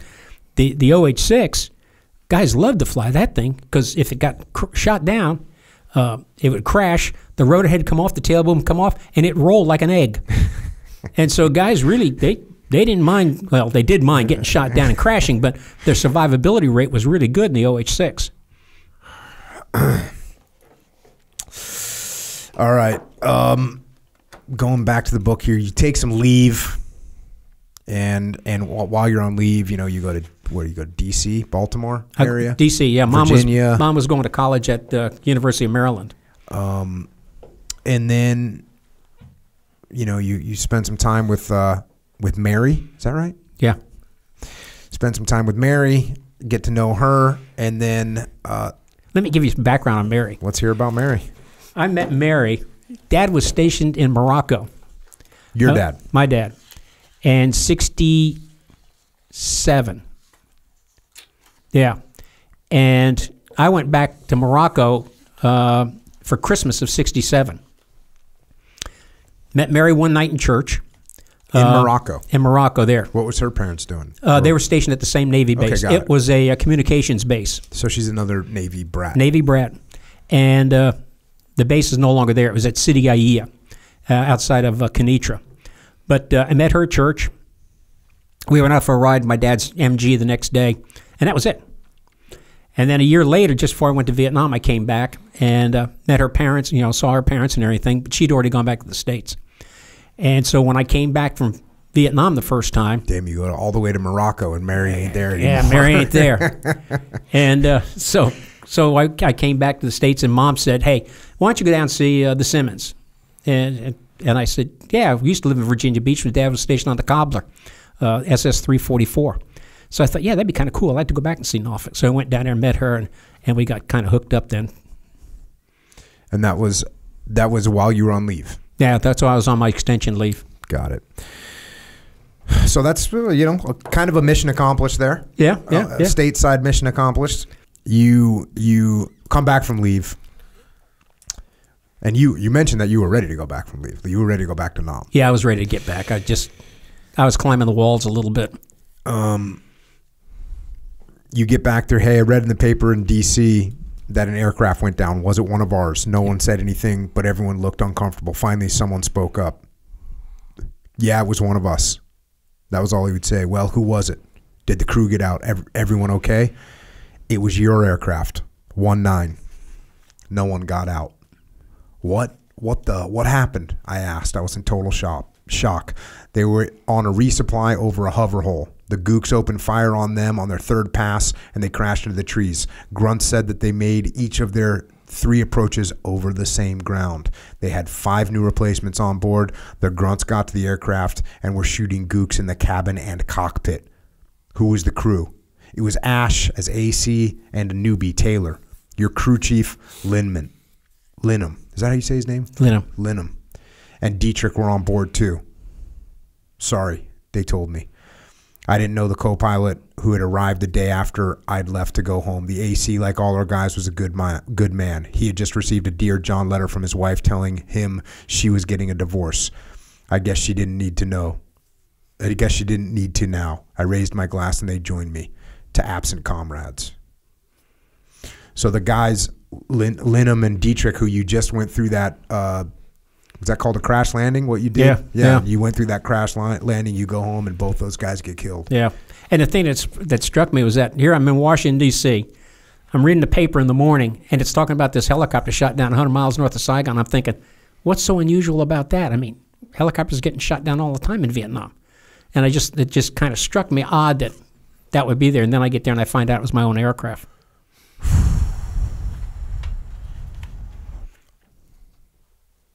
There's a chapter in here called Stand Down, and it really points out the importance of crew rest. You guys were run ragged. We were running. I mean, you go through one point where you're in the helicopter flying, you wake up, and you see that the person, well, I guess it's the lead pilot, the co-pilot is also asleep, and the crew's asleep. Yeah, that happened. We had a policy. It got to the point where, earlier you said in the book, if you had 140 hours, you got a couple of days down. I was pushing over 160 hours. And it got to the point where most of the pilots were the same boat. We were short of pilots. We were training our crew chiefs to fly the aircraft because it was getting that desperate. So what we did was, if we were flying a long leg, one pilot would sleep, the other would stay awake. And so that's what we were doing. Well, he was flying. We were coming back at night, beautiful night to fly. And I told him, I said, I'm gonna catch some sleep. He said, okay. So I closed my eyes and right away fell asleep. Well, something told me to wake up. And I kind of woke up and looked around. And it may have been one of the first indications of a problem is a change in sound in the aircraft. If suddenly the engine's quiet, you got a problem. But there was just, you really listen to sound in the aircraft, and that would tell you something's wrong. A whistling sound meant you just got a bullet through the rotor blades. So something just woke me up, and I just sat there and just kind of looked around. Everything looked great, and I looked over at him, and I thought, I wonder what he's looking at. And his head was down. And then I realized he's asleep. And we just sat there, and the aircraft was flying along perfect, and then and I suspect what happened is that he probably just let a little pressure off his hand, and the cyclic just eased forward a bit because the nose started dropping. We started picking up speed, and pick up speed, sound's going to change, and the aircraft started vibrating. And then he woke up and looked over at me, and I went, you had a nice nap? So, yeah, we got back in that night, and the medical officer came out, and they stood the whole unit down because I was the third aircraft to come in that day, and the other 2 aircraft came in, and pilots both declared, that's it, we're done. So the medical officer came out when the company commander came out, and they grounded the whole unit. Mm-hmm. You guys end up getting a Valorous Unit Award? Yes. We got a Valorous Unit for the action on 6 March, 1969.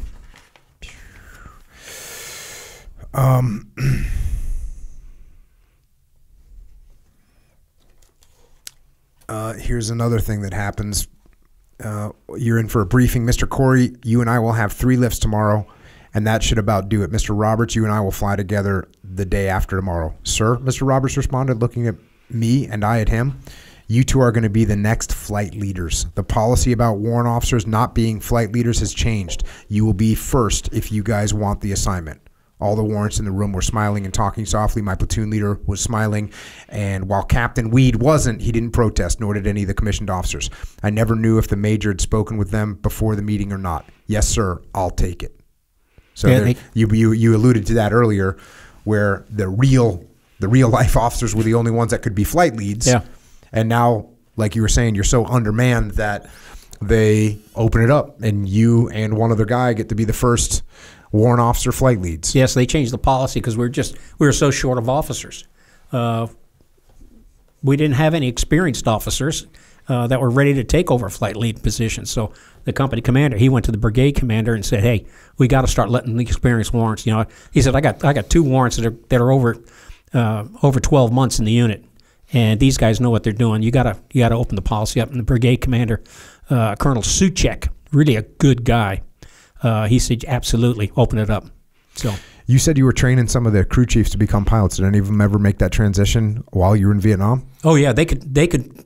We would train them sufficiently to land the aircraft, not hover it, a running landing. Mm-hmm. But we always felt that if somebody got shot, if both pilots got wounded, somebody's going to have to bring this bird back. So we would train the crew chiefs to do running landings. My crew chief was pretty darn good at it. And one crew chief, I think it was Grossman. He came back and went to flight school and graduated from flight school and came back to Nam as a pilot. Here we go, another mission. And look, I'm covering a tiny percentage of this book and just trying to figure out which one of these freaking crazy missions to highlight.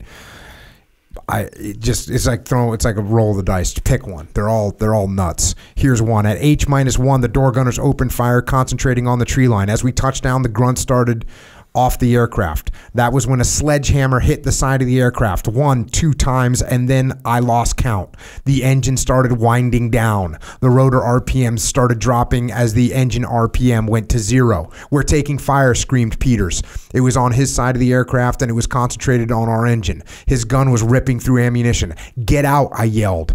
And we began unassing the aircraft. Chalk 2 was leading the rest of the flight out. We were now on the ground with the grunts. Peters was on his M60 machine gun, and I told him to get down. No need for him to sit in the gunner's position and be a target. To his credit, he did and took his gun with him, dragging ammo as well. Specialist Lovelace was doing the same. The Cobras were coming in around for a second pass and using the remaining rockets and 40mm ammo that they had. Rattler 6 was on the ground next to me and began calling for artillery support. As the second flight came into view, the artillery silenced and the anti-aircraft gun that had worked us over, as well as the small arms fire that was coming from the trees. We remained in the LZ until the third lift and jumped on an aircraft to get out. Already, the battalion commander had notified brigade that an aircraft was down in the LZ. A recovery team was getting ready to come and get the aircraft and fly it back under a CH-47. A new engine would be installed that night, and that aircraft would be flying in the morning, hopefully. Flying back, Lovelace turned to me. "Damn, Mr. Corey, you're psychic with your feelings." And that's something I kind of skipped over. You have a whole chapter that's called Psychic. So you had some kind of whatever sixth sense about. I don't think things are going to go well. The first time it happened, I went out to the aircraft one day, and just didn't have a good feeling. Got shot up bad that day. And it happened just a second time. Third time I came out to the aircraft, I asked Lovelace, I said, "Hey, how's the aircraft today?" He goes, "You got your feeling, don't you?" And I kind of lied, and I finally said, "Yeah, it's going to be okay, guys. I just got a strange feeling." That strange feeling hit me 6 times. And I would go out to the aircraft, and I would just have this feeling of dread for that day. And lo and behold, we'd get hit. And I just think I'm a believer in the supernatural, and my patron saint is Saint Padre Pio, and I just think Padre Pio was watching over me. He blessed me when I was a little kid, and I think he was just watching over me saying, "Hey, be careful." So. Okay, well, I was going to ask you, like, what I appreciate you, St. Pio, but just letting me know that I'm going to get shot up. I need a little bit more than that. Just let me know it's not going to hit me. Yeah.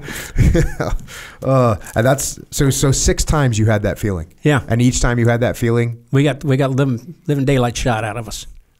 Didn't lose anybody. Did you ever have the feeling and it didn't happen? Yeah. Yeah.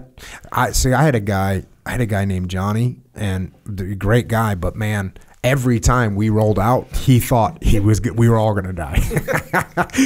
Every time he'd go, he smoked, chain smoked, and he'd go, tonight's the night, sir. I can feel it. This one, you ready? You ready? Because it's coming. Every night. It didn't matter what we were doing. We'd do the logistics run. He'd go, I got a bad feeling about this one, boss. This is coming. He'd be like, you like this, Jocko? You like where this is going? I'm like, okay. So I had to take that in stride. I didn't have St. Pio. I had St. Johnny telling me we're all going to die. And you know what? That guy went out on every single mission. And as a matter of fact, this was on my first deployment to Iraq. And my senior enlisted advisor said, "Hey man, you got to get Johnny out of here, man. Get him on the first, because it takes a couple weeks to get everyone flown home." And he said, "Hey, you got to talk to Johnny, get him on that first bird out of here, man. He's gonna, he's losing it." And I go, "He's not gonna want to leave." And he goes, "You need to get him on a plane." And I said, "I'm not gonna put him on a plane. He's not gonna want to leave." And he goes, "Well, just ask him." And I go, "All right, fine, I'll ask him." So I go up to Johnny one day and I said, "Hey Johnny, the first planes are heading home. You want me to get you a seat on that plane?" He goes, "Fuck you." I was like, "Roger that, just checking." And sure enough, he was on the last bird home. He was paranoid, but he was doing his job and didn't want to go home. We had a warrant officer that come into the unit, and he flew, made aircraft commander, and never flew a combat mission after that as aircraft commander. He would take the aircraft out, and within 30 minutes, he'd be coming back in complaining about something wrong with the aircraft. And finally, they made him an assistant ops officer, and he served as assistant ops officer, but he never flew a combat mission again. Yeah, bad feeling. Yeah, he just, I would say he had a yellow streak. He didn't have bad feeling. He had a yellow streak. But yeah, well, that was the difference. Johnny had that bad feeling all the time, but no yellow streak there. He was ready to rock and roll.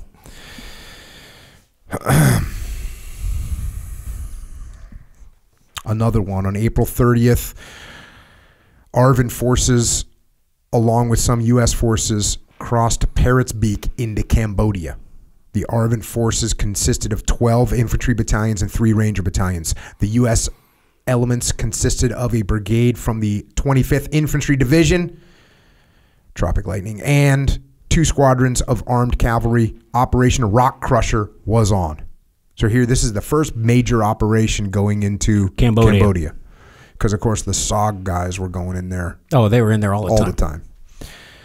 On May 1st, 1970, at 0710 hours, Company C, 227th AHB inserted an ARVN Airborne Rifle Company to secure a landing zone just across the border inside Cambodia. Once the landing zone was secured, 105 millimeter howitzers and 355 millimeter howitzers, which would support additional insertions throughout the area of operations, were brought in by CH-47 helicopters. Later that day, the 2nd Battalion, 7th Cavalry was inserted into landing zone X-ray, marking the first American ground troops from the 1st Cavalry Division to enter Cambodia. Throughout the day, 1st Battalion, 9th Cavalry flew reconnaissance missions, while elements of the 227th and 229th assault helicopter battalions provided lift support to ARVN grunts, and the 228th Assault Support Helicopter Battalion provided CH-47 heavy lift capability for the movement of artillery and other heavy equipment.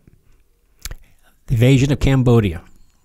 Didn't know what was coming. The night before, I got called into the company commander's office, me and Reynolds, and a couple of platoon leaders, and he said he poured 8 drinks, scotch. We're all sitting there looking at each other like, what the hell is this? And wait, how many of there was you? There was about 8 of us in the room. Maintenance officer. So one per guy. Yeah, one per guy. Got it. Maintenance officer, platoon leader, flight leaders. And he said, gentlemen, I can't tell you where we're going, but we got a big lift tomorrow. And the maintenance officer had been real stingy about letting us take an aircraft.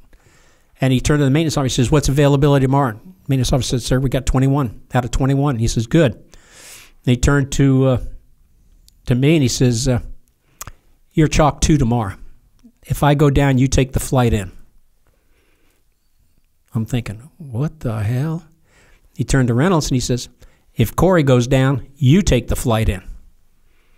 "Okay, sir." He says, "Now I want you to get every one of your pilots and your crew chiefs up, and I want every aircraft pre-flighted tonight. I want maintenance to know right away if an aircraft's got a problem. But we're cranking 21 aircraft tomorrow morning." So the next morning we got up, and all the birds cranked up. The boss, the CEO, he led the assault. We went up to a stage field, and we're sitting there with our 21 aircraft. And here came Bravo Company with their 21, and Charlie Company with their 21, and then 10 CH-47s, and we had all of the Lobos. That was 20 aircraft, and we had 20 aircraft from Blue Max. And we're sitting there going, what in the hell? We've never seen this many. Battalion commander shows up. He takes map board. He throws the canvas over the map board and says, "Gentlemen, we're invading Cambodia." The crew chiefs and Dorganus all got up and left and went back and started cleaning guns and cleaning ammo right away. And we did. We picked up an ARVN force, and we flew treetop level. Battalion commander was at 3,000 feet. He was navigating, telling Chalk 1 what his heading was, etc., and directing the artillery and the Cobras. And we flew at about, maybe 200 feet above the trees and punched across the border. As we went across the border, there was a road parallel with the border. Looked down. There's a guy, NVA, in their khaki uniforms, as far as you could see down the road, both sides of the roads, sling arms, and they're just standing there kind of shocked that all these aircraft are passing over them. Went in, hit the landing zone, picked up, didn't take any fire going in. We thought, oh, this is great.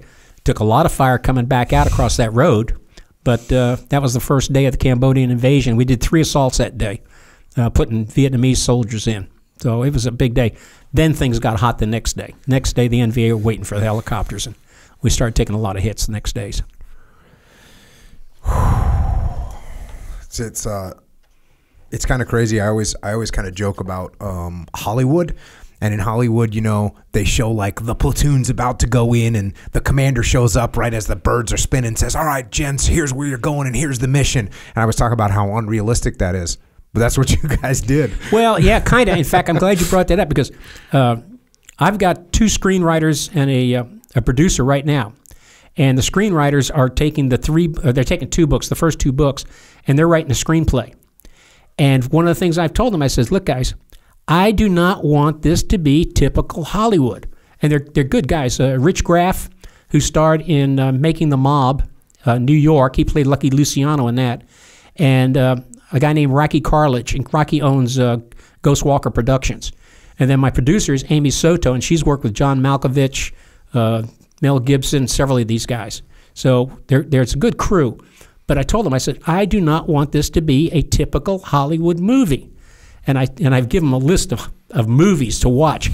This is good ones, and this is terrible. I don't want these terrible ones. So we've had some lively discussions about what will be in this movie and not in this movie. So, but yeah, Hollywood just makes it look kind of odd. But when you have an SOP, you can say, all right, this is what we're going to do, and here's how we're going to do it. And you don't take a lot of discussion with it. And some of that works out pretty well. It worked out well for me for one exercise where I found out my LZ, the Op 4 reserve was sitting on my LZ. And I grabbed the flight leaders, grabbed the company commander, sat down, pulled the poncho over our heads, turned the flashlight on, and said, "Okay, here's your new LZs. Any questions? No, let's go." So you can do that stuff if you have a system and if you have a good working procedure. But yeah, some of the stuff that Hollywood puts out is just,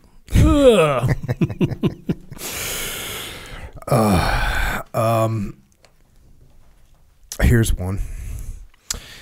Mayday, Mayday, Dragon Breath 2-3 is bailing out and going down. Vicinity, and there's the grid coordinates. You all are in the air, watch the parachute go down. So there's a guy bailing out of one of these. He's at Forward Air Observer. So what's he in, an OVE-10? Yeah, he was in, what was that twin-tail Cessna? They had a push-pull. Yeah, I don't remember the nomenclature on it, but it wasn't the OV-10. But he was in one of those when he went down. So this guy punches out of his aircraft, and you guys are on this operation. watching this parachute go down, tracking as it goes into the jungle.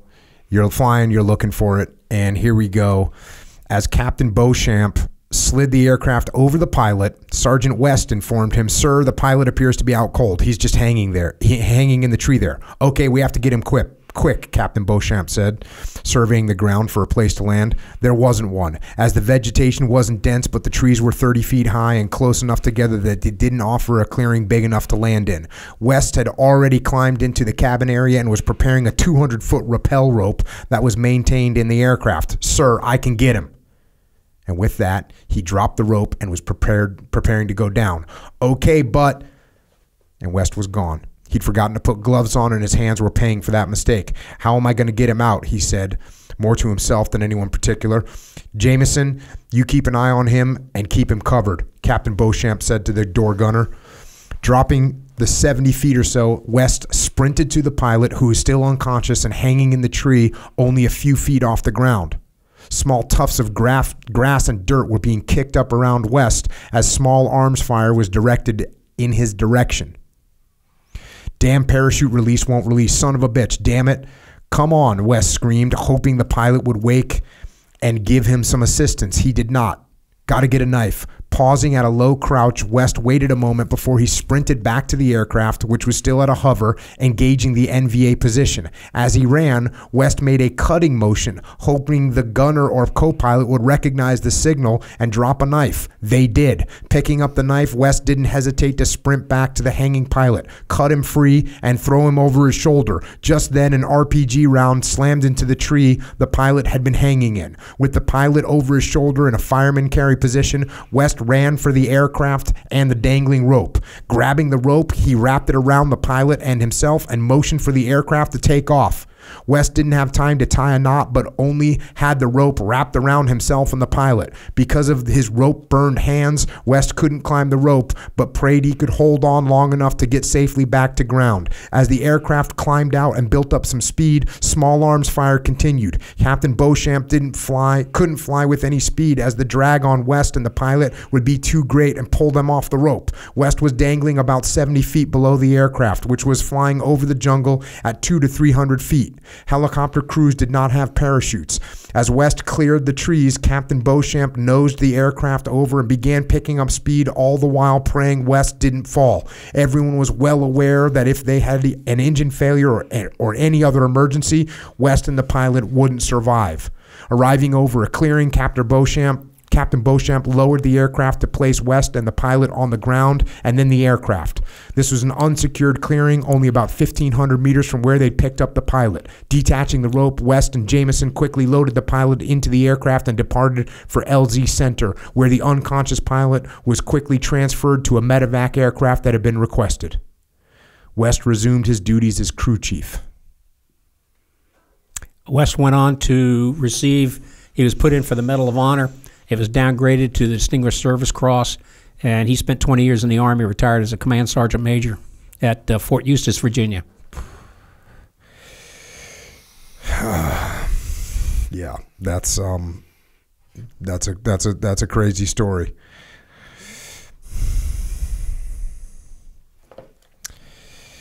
And the crazy stories just kind of continue. They just kind of continue throughout this book. Just incredible heroics on every page. You end up getting commissioned. Now, do they commission you as an infantry officer while you're there? Is that orders that you get that you have to wait for? No, I got commissioned while I was there as an infantry officer. Battlefield commission, basically. Totally surprised the living daylights out of me. You know what had happened? I was getting calls that morning. I got a call from somebody saying, "Hey, Mr. Corey, I understand you're going to battalion." I said, "What are you talking about? I'm not going to battalion." "Yeah, it's understand you're going up to battalion." I'm thinking, that's impossible. I extended to stay in the unit.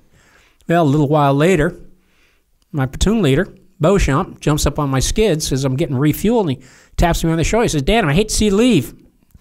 Send the good missions to us when you get up there on battalion staff." I'm thinking, oh, cripe, my platoon leader's saying this. This might be true. Throughout the day, I keep getting radio calls. "Hey, Dan, sorry to see you leave. Humma." So that night I get back in. I'm really dejected. I'm feeling down. I throw my gear in the room. I go over to the bar and get a beer. And company commander walks in. He says, "Hey, everybody get a beer. I need your attention." So I'm thinking, oh, cripe. So he gets in. He says, "Hey, I got good news and I got bad news." I said, first bad news, okay? He says, "Corey, come up here." So I'll go up there, and he says, "Y'all know Corey's been with us now, what, 16 months, Dan?" I said, "Yeah, it's been about that, sir." And he says, "Everybody's flown with him. You've done a great job, humma. But it's time for you to leave. So we're going to miss you, Dan, but we know you'll go forth and do great things for us. Congratulations." So I go back up and I get on my bar stool. I'm sitting there, and he says, "For the good news is we got a new guy that's arriving. He's got about 1,600 hours of flying time and a lot of experience, and that's what we need. Guys with a lot of experience here in the unit. Let's welcome the new guy, Lieutenant Corey." And I'm sitting there at the bar, and I'm not facing him. I'm facing the barmaid. I'm going, "Lieutenant Corey? That dude's got the same last name as me. I wonder where the hell he's from." And I turn around, and everybody's looking at me.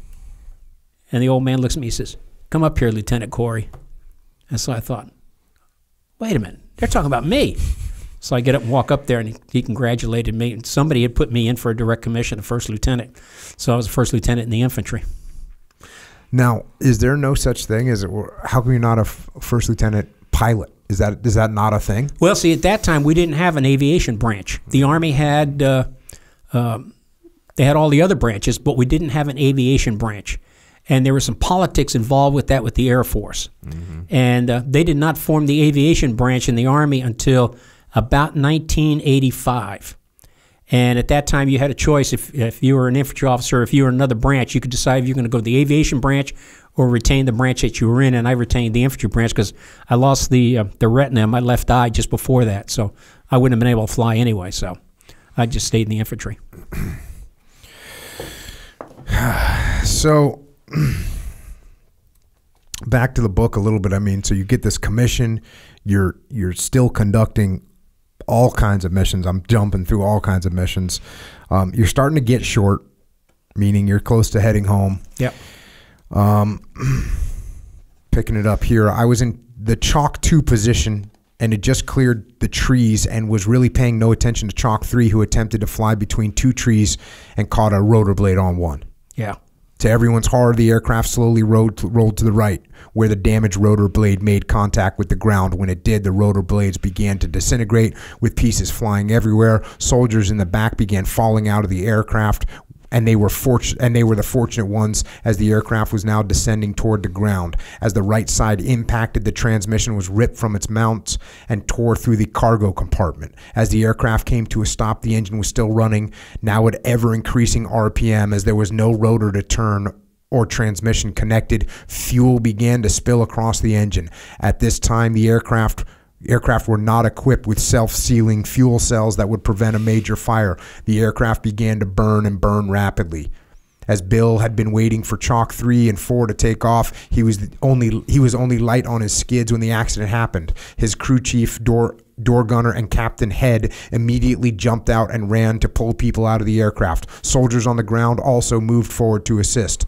Lightning, and that was a call sign of one of the guys, was attempting to climb out but was dazed and having difficulty. Moving quickly to assist Lightning, Captain Head was having difficulty as well, as the fire was now in the cockpit and spreading rapidly. The co-pilot was consumed in the flames, as was the crew chief. The gunner could not be seen as he was under the aircraft, having occupied the right side of the aircraft that day. Finally, Lightning was extracted from the wreckage and fire.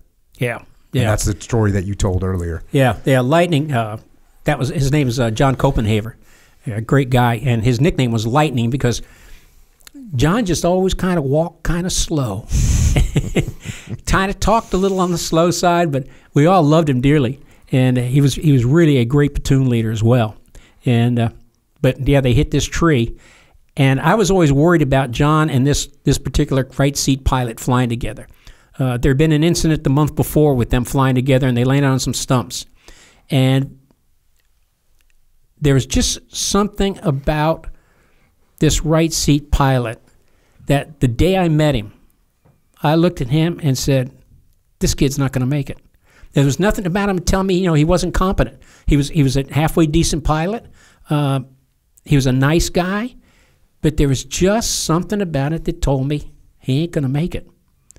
And so they had that first accident, him and John, and I was kind of concerned about them flying together again. But I didn't make flight assignments, so there's nothing I could do about it. And then they had this happen and hit the tree. And we got John out. We didn't get anybody else out. And John spent six weeks in a coma. And but he's doing quite well today. Lives in Maryland, Rockport, Maryland, I think it is. But he's doing well. So.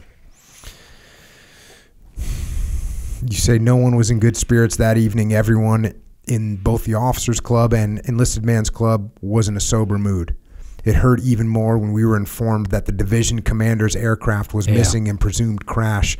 My good friend Bill, do you say Michael? Bill Michael was the pilot. The division commander was Major General Casey, a very much like division commander. Very good guy. Casey was a super. He had been the division assistant division commander. And then moved up, took over as division commander. Hadn't been division commander very long, but he was a guy that was always out there with us. You'd be in an LZ, or you get back to a refuel point, and there Casey would be, and he'd be talking to you like, okay, how'd it go? You know, what problems you got? How's the aircraft running? Maintenance working okay? He was concerned. He was what everybody considered a good leader, and we were all very much down. We found out they crashed into a mountaintop in bad weather.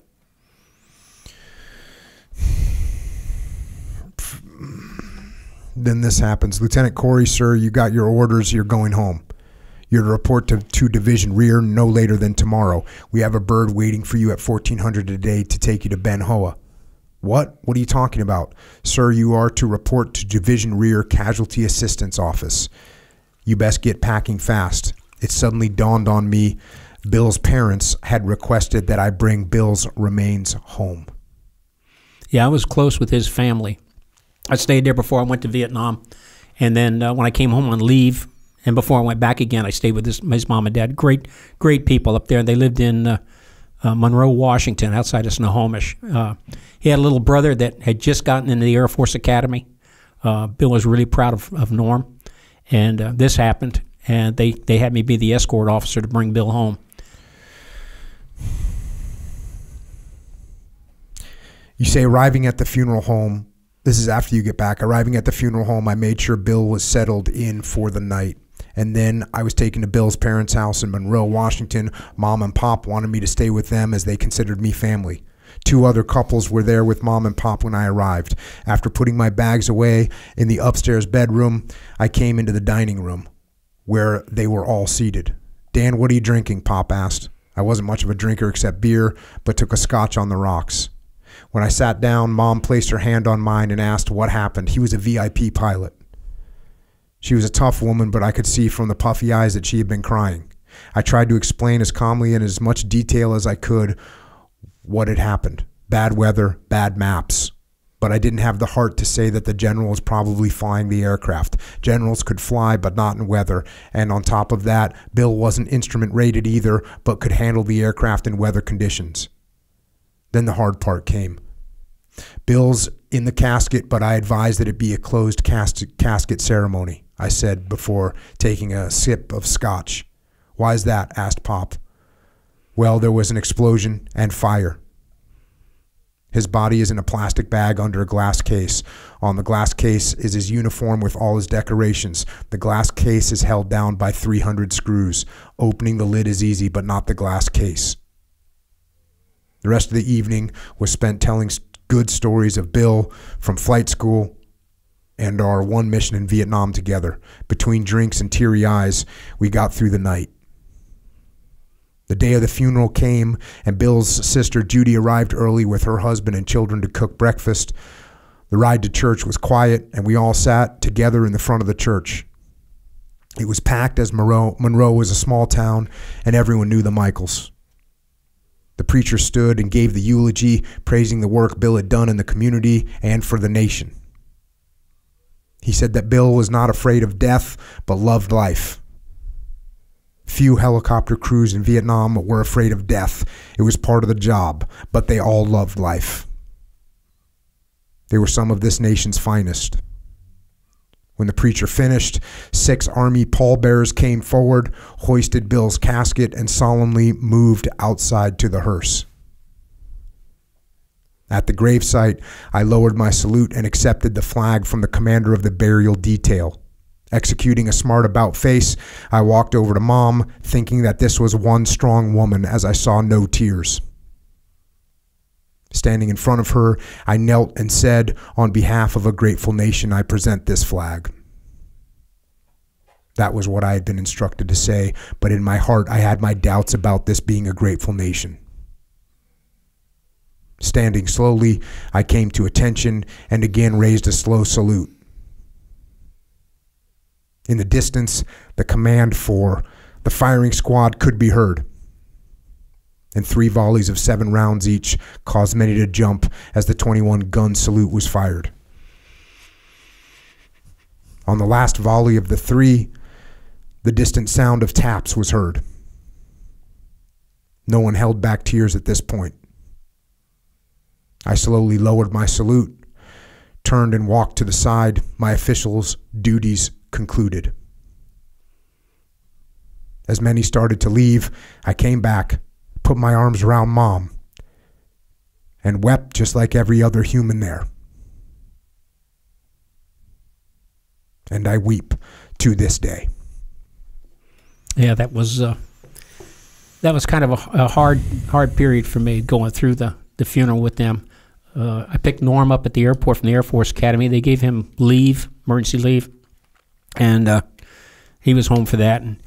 And he struggled his first year through that academy because of this, but he got through just fine. He became a C-141 pilot. Then he went to work for the airlines, and he's retired from that now, so he's doing well. We stay in touch. And Mom and Pop, they've passed away at this point. But, yeah, Bill was a great guy. We got the chance to fly together one time. Had a kick day that day. Picked him up. He'd never flown a combat mission. You know, flying VIPs around, that's all he ever did. So I picked him up, went out to a fire base, and they had a battalion commander out there. He was crazy as hell. Had a big red bow on the back of his helmet. I never asked him why that was there. But we get there, and he says, hey, how do you feel about dropping bombs? I said, sir, we're really not equipped to drop bombs. He goes, hey, yeah, you're equipped to drop these bombs. He said, how do you feel about it? I said, well, yeah, we'll do it. So we get out to the aircraft, and they got this box that's on the one end of it's sitting on the floor, and the other end's up on stands. And in this box, he's got about 6 81-millimeter mortar rounds with aerial bomb fuses in the nose and tape tied around the tails. And so what we did is we flew along 2,000 feet, and we went over these 4 crossing points on the river.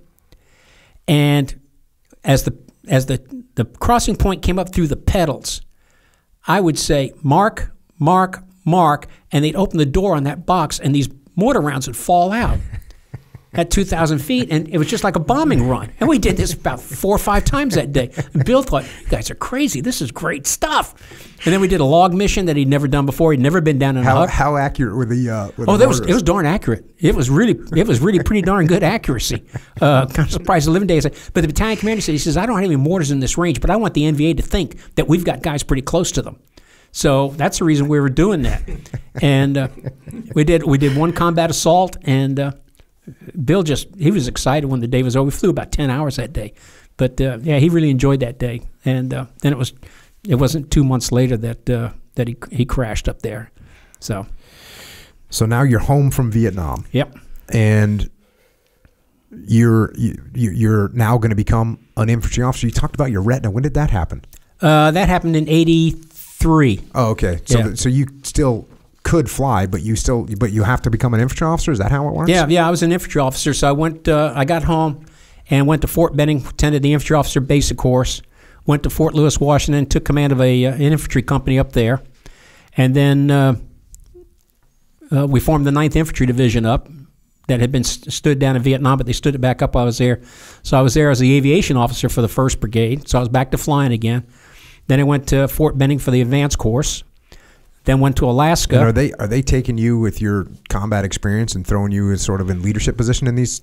Oh yeah, deals? yeah. Company commanders. I got to Alaska, and they made me the operations officer for the Air Cav Squadron. So I was up there for that for a year, and then on a Friday night, I got a phone call saying, "You need to report to Anchorage on Monday morning.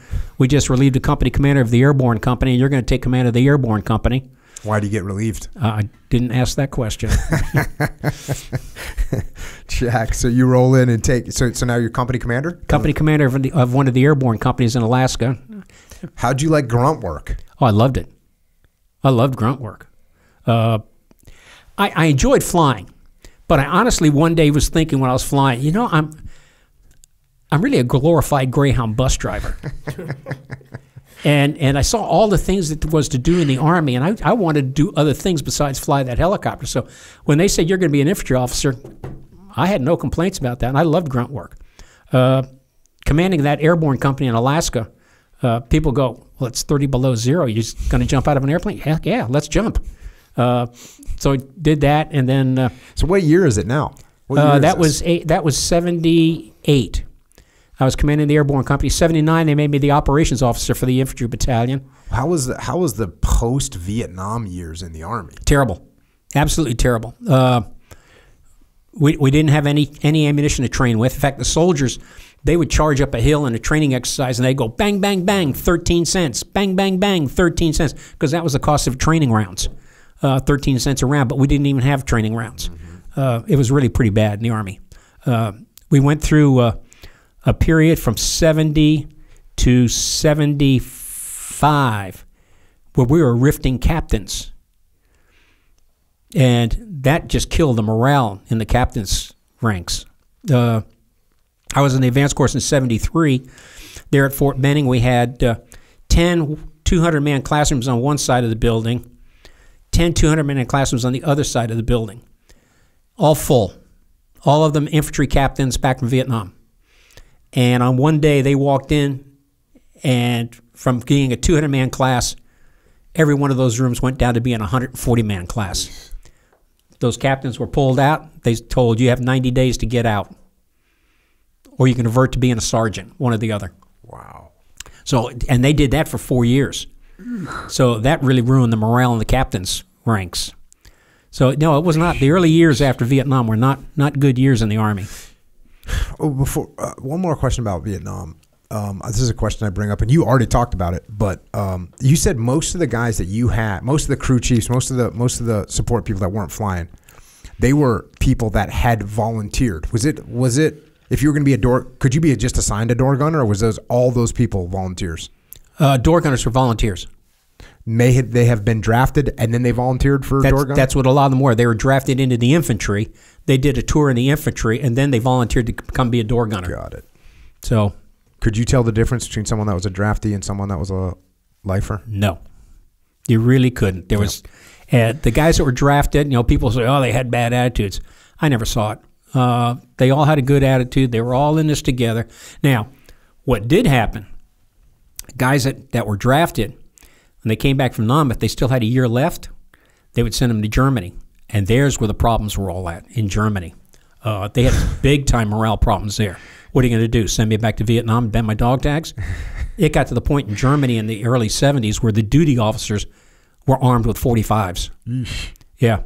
They had one incident over there where a duty officer was stuffed in a wall locker, thrown out a second-story window. The morale in Germany in the early 70s was not good at all. But in Vietnam, you very seldom saw a problem. I had one problem once in the aircraft where an E-6 just refused to go to the field. Last I saw of him, the MPs had him, and they were driving away with him, but that was it. So now we're in the 70s. Bring us back to time, and it's just morale is horrible. It's tough. It's tough, especially in the officers' corps because of all the rifts going on. Guy doesn't know whether he's going to have a job next month or not. What are they basing it on? How do you know if you're going to get riffed or not? You don't. It's not performance. It's just numbers. I would like to think it was based upon your efficiency reports, but we had a guy in my class had Distinguished Service Cross. They rifted him. What? Yep. Yeah. What? All of us said the same thing. How in the hell did he get rifted? I mean, he's got the Distinguished Service Cross. This is in 73, and he got rifted. One of the guys that I work with in 75, Charlie had silver stars, a couple of silver stars, a Purple Heart, a couple of Distinguished Flying Crosses, got rifted. He got out and he became the I think the Eastern manager for Michelin tires. But you didn't know. It was supposed to be based on efficiency reports, and I think at some point in time they just said, all these guys have got great efficiency reports. We just got to have numbers now. And if you're a reserve officer, up till 75, you were definitely in the hunt to get rifted. Regular Army officers didn't face that. The next RIF, 76, regular Army officers were in that boat too. So, yeah, it got bad. And so you're just keeping your fingers crossed, basically. Yep. I hope to God the Army never has to go through that again. Do you know off the top of your head how much smaller the Army got from 1970 to 1978? No, I don't. But it's just a massive downsizing. Massive downsizing. I can tell you this. Today, you could take all the 11 Bravo infantrymen in the Army and put them in RFK Stadium, and you'd still have empty seats. So the Army's not nearly as big as it used to be. No, not even close. Not even close. That's crazy.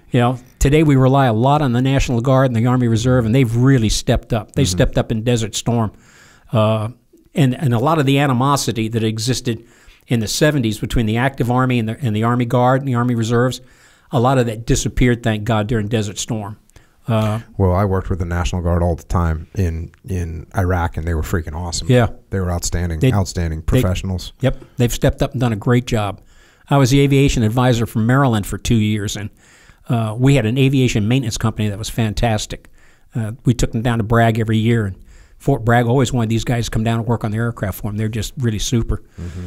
So this time, you're continuing kind of up through the ranks. You become, you do your company commander tour. What comes after that?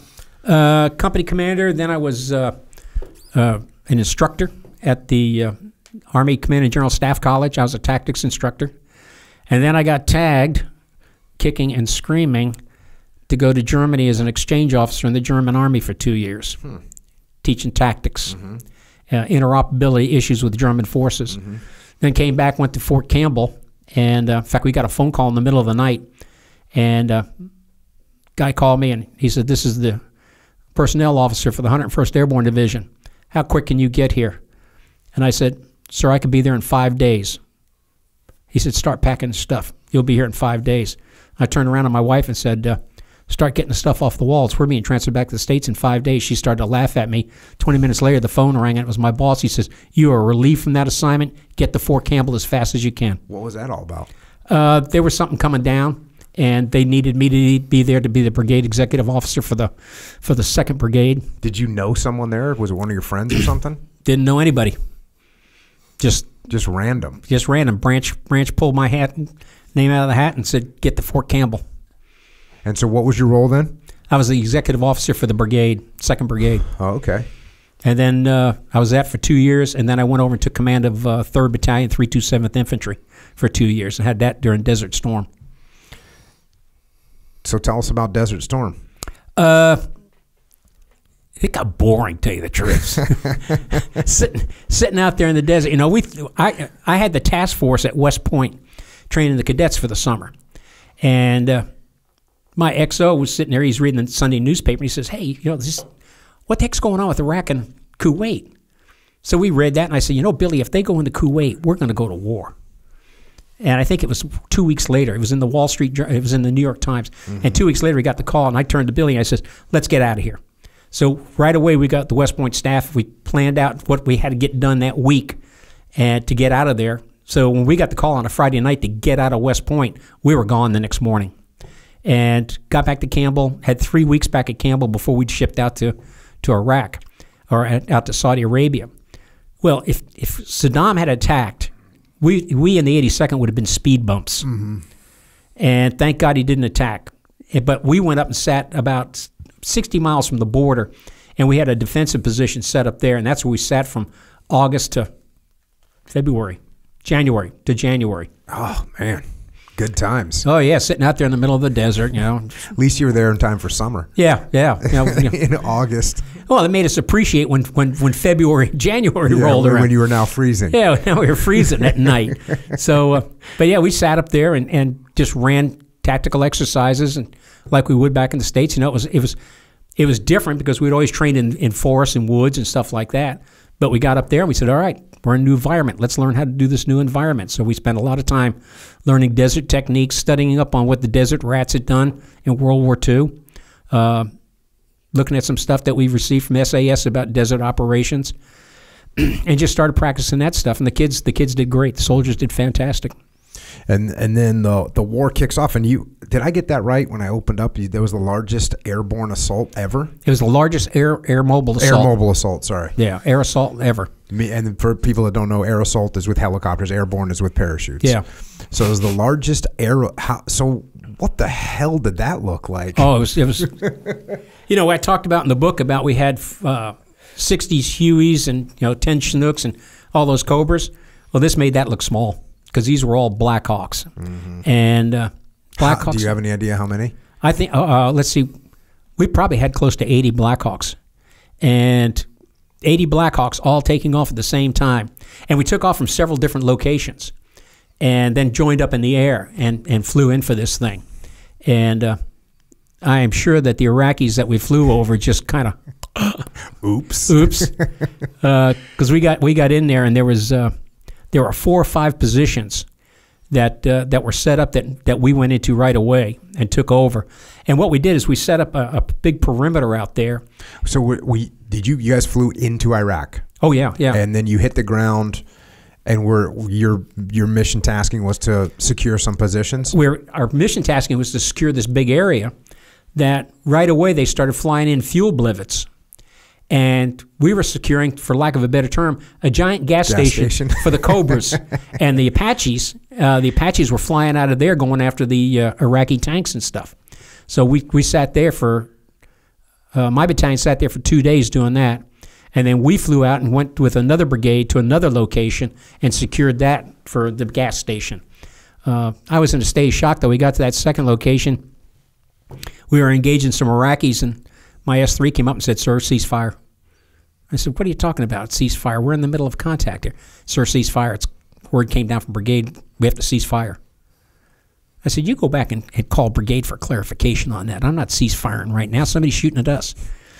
And he came back and he said, "Cease fire." So we were shocked. After 4 days, this thing's over with. And all the troops said... Oh, it was a ceasefire because the war was over. Yeah. And all the troops said the same thing. "We're going to be back here. Sir, what are we doing? We're going to be back here someday. We can't stop now." And we did. That was that. Did you take any casualties? I had one soldier dislocate his shoulder. That was it. We'll take it. Yeah. In fact, it was kind of unique, because when I took command of the battalion, my training guidance, I gave it to the battalion, and I said that in conclusion, we will go forth. We will win the last battle of the next war, and we will win the entire war, and we will bring everybody home. I didn't realize I was going to bring everybody home alive, but I was happy to do that, so that worked out good. When you were getting ready during that August to whenever the invasion kicked off, were you thinking it could be a major battle and major casualties? Because I came in the Navy in 1990, and I remember they were saying on the news there's going to be 40,000 casualties in the first 48 hours. Yes. In fact, our operational plans, my last objective was the airport at Baghdad. We had planned it out that far as where we were going to go. And so when we got the word to stop after 4 days, we're going, what in the world has gone on? I have heard, because right now, I'll put a shameless plug in, I'm writing another 3-book series on Desert Storm. And I have found out in my research that one of the reasons that we stopped was because Turkey did not want us to overthrow Saddam, because Saddam, they felt, was the only one to keep the Kurds in check. And Turkey said, "Don't go to Iraq." And then Schwarzkopf's guidance was, kick him out of Kuwait. He didn't have any guidance, supposedly, to go after him in Iraq. So that's one of the reasons we stopped. But, yeah, we thought we were going to go all the way to Baghdad. Very disappointed that we didn't. Yeah, well, so what'd you do after that? What was the next move? The next move was to an Army headquarters that was the most worthless headquarters in the Army, and I did 2 years there after I got promoted. And then they said, "Sir, your next assignment's the Pentagon." And I said, "I'll take the option. Thank you very much."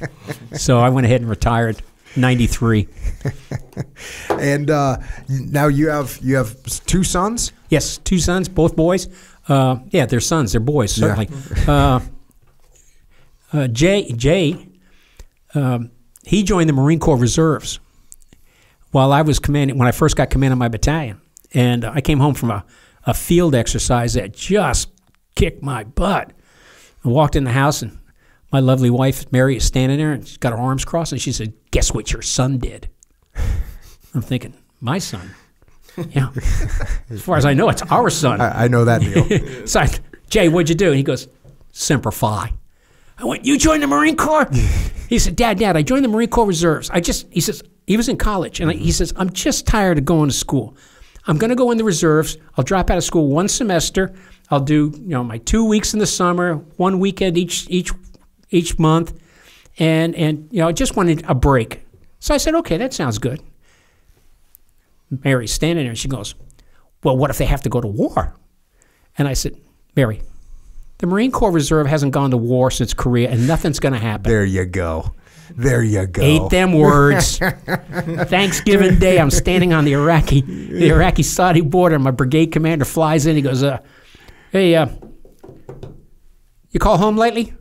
And I said, "Yes, sir. There's a phone booth behind every sand dune out here." "No, I haven't called home since we got here." He said, "Well, you need to call home when we get you back to Eagle." And I said, "What's happened?" He says, "Your son's unit got activated. He's on his way." So 3 days before the air war started, I got a chance to go down to where the Marines were at, and I got to spend the day with him. And I'm sitting there as we're leaving, and I'm looking at him, and I'm going, "Damn, he's just a little kid." So I got back, and I was talking to my brigade commander, Tom Hill, and I says, "Damn, Jay just looked like a little kid." Tom reached over and tapped me on the leg and says, "Every one of your troops is just one of those little kids." And I got, damn, he's right. I'm the oldest guy in that battalion. He's right. They're all a bunch of kids. So, but Jay came through fine, and then came back, got a 2-year ROTC commission, or ROTC scholarship, and came in the Army as an armor officer, and now he's an 06 in NATO headquarters in Brussels. Chris, he did the same thing, quit college, joined the Army. I got a phone call from a recruiter one night saying, "Hey, I got your son here. We're going to sign him up for 4 years." And I said, "No, you're not. You're going to sign him up for 2. Yeah. So, and Chris wound up back in my brigade, the 1st Brigade of the 101st, awesome. In the Scout Platoon. Got out, went to college, came back in on an ROTC commission infantry, and he just retired 2 years ago as Lieutenant Colonel. And he got, he was in the infantry, and then he got over into strategic intelligence. A good friend of ours, Lieutenant General Fridovich, an SF guy, taught Chris going into Strat Intel, and Chris has done a lot of work in that arena there with you guys and some other people. So he just retired a couple of years ago. He's back in the Pentagon doing the same job, back in the same office. So he can't wait to get out of there and come down to Florida. And what'd you do after you retired? 2 days after I retired, I started as a real estate appraiser. A friend of ours had an appraisal company and found out I was retiring and said, "Why don't you come do this?" So I went up there and saw what it was about and thought, yeah, I don't have to work for the government, and it's back in the town that we want to live in. Makes a decent wage, so why not? So went back up there, spent 2 years as an apprentice doing that, and then took my exams, passed those, and just kept doing real estate appraising for 20 years or so. And then at what point did you decide you were going to write the books? We came down here we came to Florida 2016. That's when I finally said, okay, I'm fully retired. Sailed my boat down from Tennessee, sailed it over, and my wife had a problem come up. She couldn't get on the boat anymore. We had a 36-foot sailboat. So I thought, okay, I'm going to sell the sailboat. She can't get on it. Can't do cruising. I was doing boat deliveries from Panama and Mexico, but she never went on those. So, but anyway, so suddenly I didn't have anything to do, and we went down to the DAV because see about this retina, and we're talking to the guy, and he said something about Vietnam, and I broke down. I mean, big time. And he said, "Have you ever been evaluated for PTSD?" And I said, "No." He said, "We're getting you evaluated." And they sent me over to the VA for an evaluation. I had always thought, and I hate to say this, but I always thought PTSD was a bunch of bull. I thought it was just a sham. And I'm sitting there with him and my wife, and I'm crying. And they took me over there, and I got evaluated, and they put me in a 16-week program with a psychiatrist. And for about 8 weeks, we spent one day a week, me crying and working through this thing. So one of the things he suggested, he says, why don't you write everything down that happened while you were in Vietnam? So I said, all right. So I started writing the first book. And at first I started to write it as an autobiography. And I thought, well, hell, nobody's going to read this. So I'll make it a novel. So I wrote it as a novel. And went to a reunion in 2019 of our unit. It's the first time I'd ever been to one. So I took the book with me and presented it there. And the guys loved it. And they said, well, what about this? Well, what about this? Why didn't you include this? So I wrote the second book and did that and put that out there. And it's had great reviews. And then guys started calling me, hey, we were in Lam Son 719, the biggest battle that Army aviation has ever been in. Why don't you write a book about that? So I wrote the third book, and put that out. And now they've come back and said, well, we love the third book, but we want more of the wife's side as to what wives are going through when this battle's going on. They're hearing about it. So right now I'm drafting out a fourth book that'll be coming out sometime after I get this series that I'm working on now about Desert Storm. Anyone who kind of guided you through the writing process? There's a guy named James Rosen. And James written a couple of books, he's got a bunch out there. And he wrote one Interview with a Terrorist. He was an interrogator, and he wrote that. And he wrote a couple of books, My Mommy Has PTSD, My Daddy Has PTSD. And he wrote those, and I read one of his books. He's got a series called Rigged, and I read that. And I sent him an email saying, hey, I really enjoyed reading your books. Well, come to find out, he lives around the corner from me. And he called me up and he said, let's go to Buffalo Wings. And we went to Buffalo Wings. And he's been kind of my mentor, guiding me through on how to write, the process of how to get it published. And we published on Amazon. Fixed me up with a great editor. She's really good. I drive her crazy. But so he's been kind of guiding me along. And then I got this wild hair about we need to make a movie. And we're working right now on that with the two screenwriters and my producer. Any idea when that's going to come to fruition? Well, we're hoping to have the screenplay done by the end of the summer. And the producer's putting together the package that we're going to start taking to the studios. I'm just hoping that'll still be alive when we get it on the screens. It's about a 3 to 4 year process, I'm finding, that to get a movie made. Yeah, no, I think that's a minimum. And yeah. The other weird thing about movies are you can sell a screenplay tomorrow for millions of dollars and it can never get made. Yeah. You can just sit and someone buys it from you and it just sits there, and that's the way it is sometimes. I would rather have it made than make $1 million. And I know people are going to go, yeah, right. I think our story is important enough that it needs to get out there. I've already talked to a couple of organizations, what money we make on this. A lot of it is going to get donated back to Army Aviation Association, the Wings of Liberty Museum at Fort Campbell, the American Huey Chapter 365. I mean, these are outfits that have been helping me out and stuff like that. So that's our intent, is to get a lot of this money donated back to those that helped us. Well, that's awesome. Look, we've been going for over 3 hours right now. We should probably wrap this thing up. For people to find you online, I know you have MattJacksonBooks.com. Is that the main place to find you? They can find us at www.mattjacksonbooks.com. We're on Facebook, Matt Jackson. We're on Facebook, Undaunted Valor. And very soon we are going to have a website for the movie.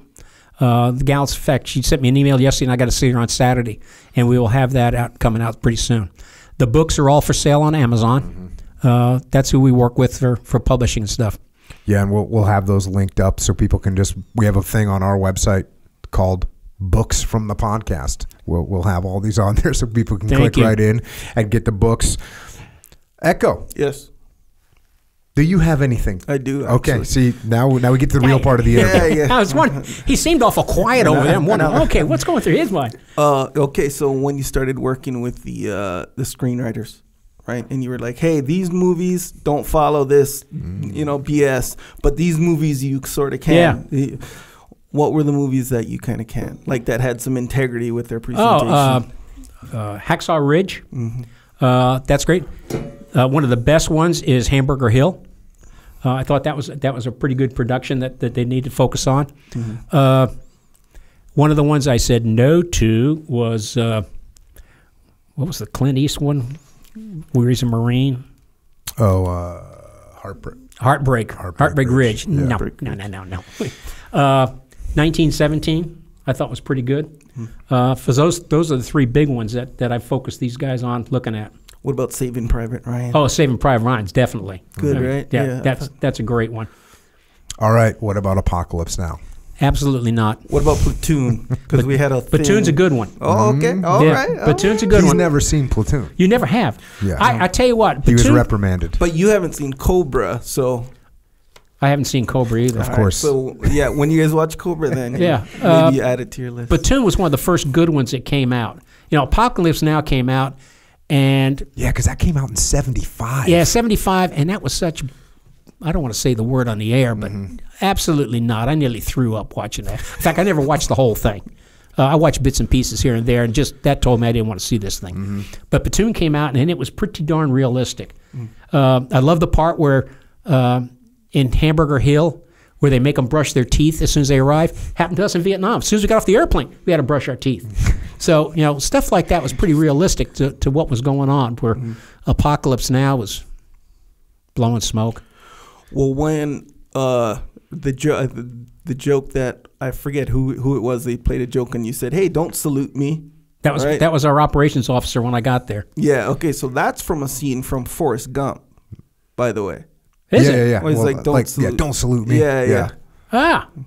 Except for he says it for real. Yes. He's not joking. Yeah. He's being serious. Yeah, and Forrest Gump was made way after, so that's interesting. Yeah. I wonder if there's some sort of a through line or something. Well, I don't know. I'll call Tom Hanks up and ask him that question. Well, Gary Sinise. We had Gary Sinise on the podcast. And Yeah, he gave us a pretty good briefing on it. Yeah, I could he was definitely the one who ask said him. it. Yeah. I like Gary. Ask him about that. You cannot not like Gary he's Sinise. Great guy. Huge supporter. Huge supporter. Of the military and of America. Sir, you got anything else you want to add? No. You guys. I hope I answered all your questions. We're just getting warmed up. I will tell you, of the three books, people ask me this. Okay, you wrote 3 books. Which one's the best? In my opinion, Lam Son 719 is the best. People that have read that have called me up and they said, "I'm crying. I've read this thing. It's intense." And I will warn you right now, if you thought the combat scenes in the first one were intense, that one there is just unbelievable. It is absolutely unbelievable what those guys went through in flying that operation. I just can't say enough about it. The bravery, the determination, the dedication, the loyalty, the courage. Well, what would be awesome is if you've got any friends or you know anyone that was there and they want to come on here and talk about it and talk us through the book, that'd be awesome. How many would you like to have at one time?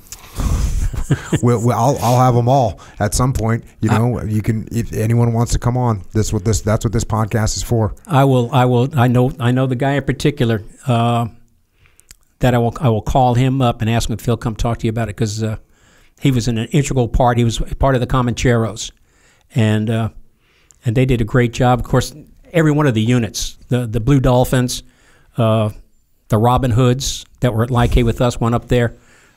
They all just amazing what they did and how they did it. And, when you go into a battle and you lose in 45 days 600 aircraft, 1,100 crew members, and you still accomplish the mission, it's just unbelievable what they went through. But, yeah, I will call one guy in particular and see if he'll come out and sit down with you.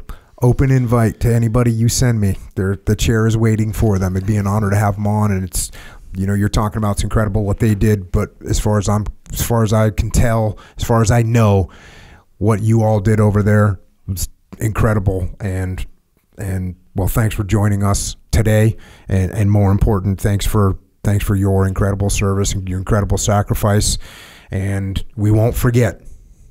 We will not let it. We will not forget what you all did, and we will not forget your brothers that did not come home. Well, thank you very much, Jocko, for having me and for those thoughts. Thanks for joining us, sir. Thank you. And with that, Colonel Matt Jackson has left the building, and we are here. Echo Charles. Yes, sir. Another guest, another example of how much more we can do as human beings. Yeah. Something for us to think about. Yeah. Because we should want to do more, right? I think so, yeah. In our lives. Yeah.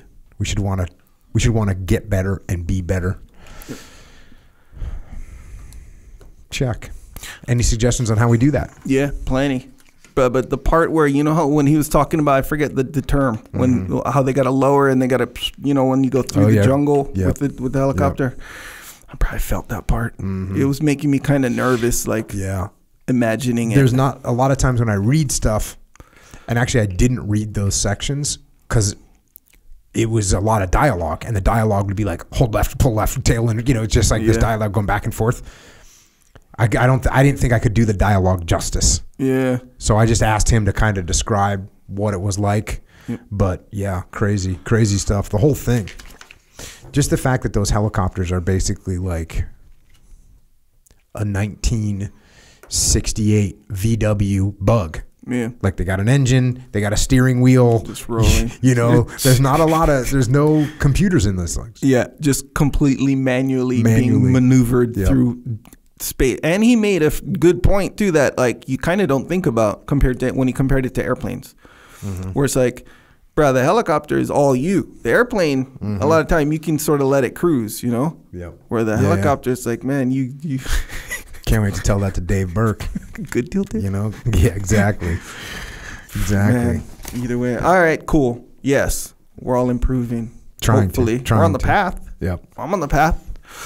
I used to say maybe on the one way program, we could try and improve is seeing how quickly we could get through certain tasks. Oh yeah, like efficient. Yeah, that's efficiency, getting more efficient, as opposed to rushing it, because we don't want to rush nothing. Or do we? I don't know. Am I wrong? Should we rush it? I'm thinking we could probably move more quickly, more efficiently. I get it. I know you think that there's a bunch of people that are listening. They're not.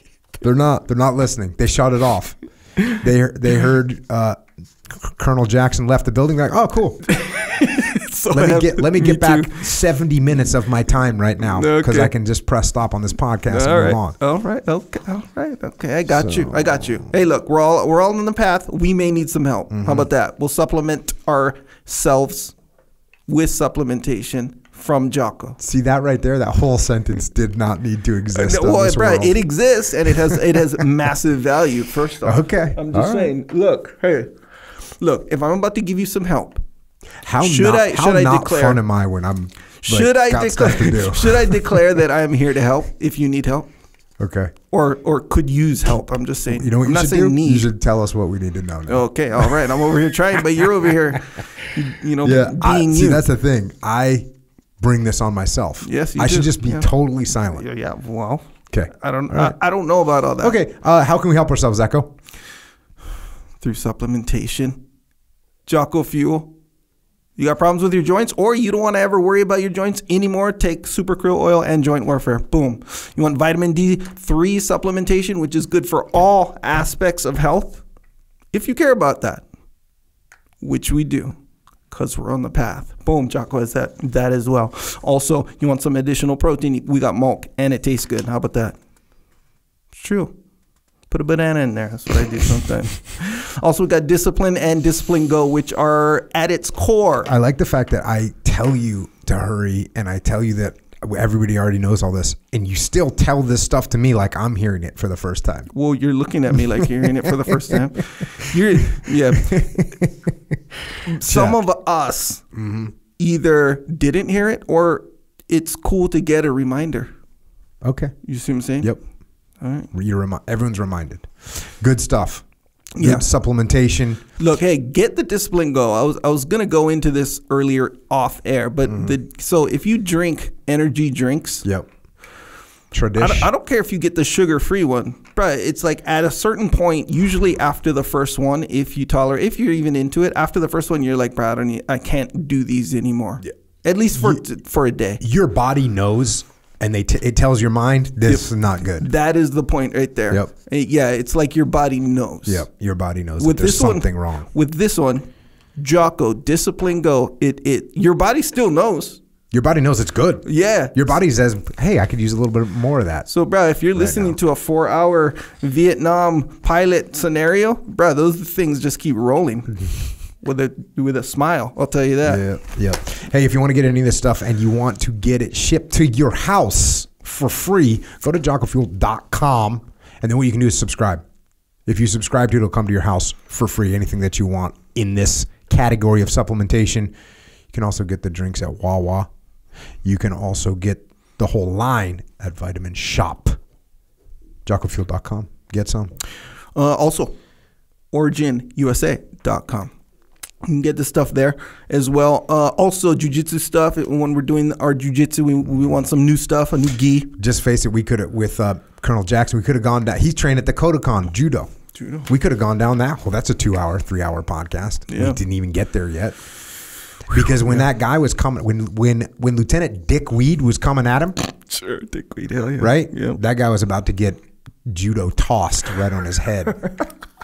So that's what I'm talking about. Yep, it's ready. So jiu-jitsu, we're doing jiu-jitsu. Sorry, but yeah, Origin USA. I'm saying if you want to get some new jiu-jitsu stuff, boom, that's where you get it. All made in America. By the way, I say by the way, but it's a huge deal. Here's the thing, though. If let's say you need stuff beyond just jiu-jitsu stuff, like you got your jiu-jitsu stuff handled, you got the gi, you got the rash guard, you still might need to go to the grocery store. You can't wear the gi to the grocery store. Yep. What you can wear is American-made jeans. Yep. Not to mention what you can get is American-made boots. It's true. You can get it all there. Yep. And don't think 100% work, industrial, like it's that. But let's face it, there's some, I know you don't like the word fashion, but there's some fashion in there. Leave it to Pete Roberts. No, there's some function there. Okay, yeah, Pete Roberts bleeds over in some scenarios. Put it this way. He added a significant amount of aesthetic value to both, by the way, jeans and boots. I don't agree. You just can't see that kind of stuff. No, it's just functional. Yeah. Like I said, you can't really see that kind of stuff. But nonetheless, it is there. So yes, Origin USA, that's the spot to get these items. Also, Jocko has a store. It's called Jocko Store. This is where you can get your T-shirts that say "Discipline equals freedom." Good, deathcore, take the high ground, hardcore recondos. I like when somebody comes onto Twitter or the gram and says, "You should make a shirt that says back to the book," or "You should make a shirt that says discipline equals freedom," or "You should make whatever." Right? Yeah. And I go, "Yep, JockoStore.com." Yeah, it's already there. Yeah. I'm not saying we've thought of every shirt by any stretch, but there's a bunch of shirts there. Speaking of thinking of every shirt, so we've expanded into a subscription scenario, and this is where we can experiment, for lack of a better term, with all other ideas for shirts. Every idea. Pretty much. What's this thing called? The Shirt Locker. See, that's a good name. What did you originally call it? I forget. That was a long time ago. I forget. Well, are you trying to block that from your mind? Like I said, I am. It's a good little deal. It's fun. Check that one out. Again, JockoStore.com. If you like something, get something. You can also subscribe to this podcast. There's not just this podcast. Also, there's Jocko Unraveling, myself and Daryl Cooper of Martyr Made fame.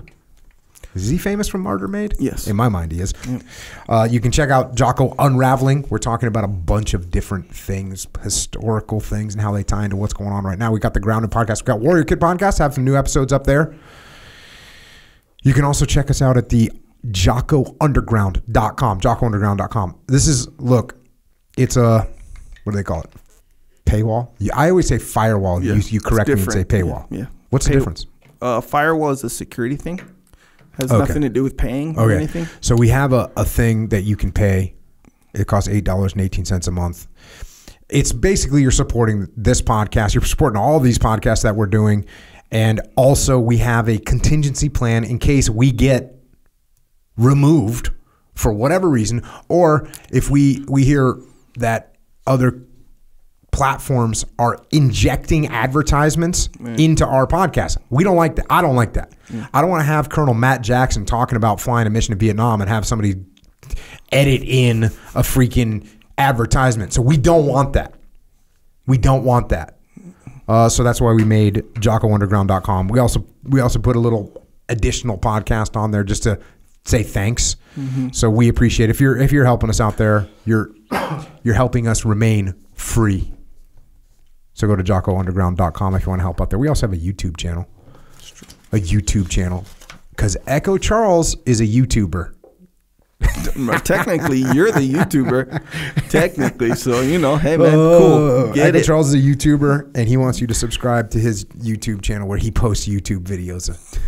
First off, the YouTube channel is called Jocko Podcast and doesn't have Echo in there at all, ever, pretty much. Maybe in some of the titles.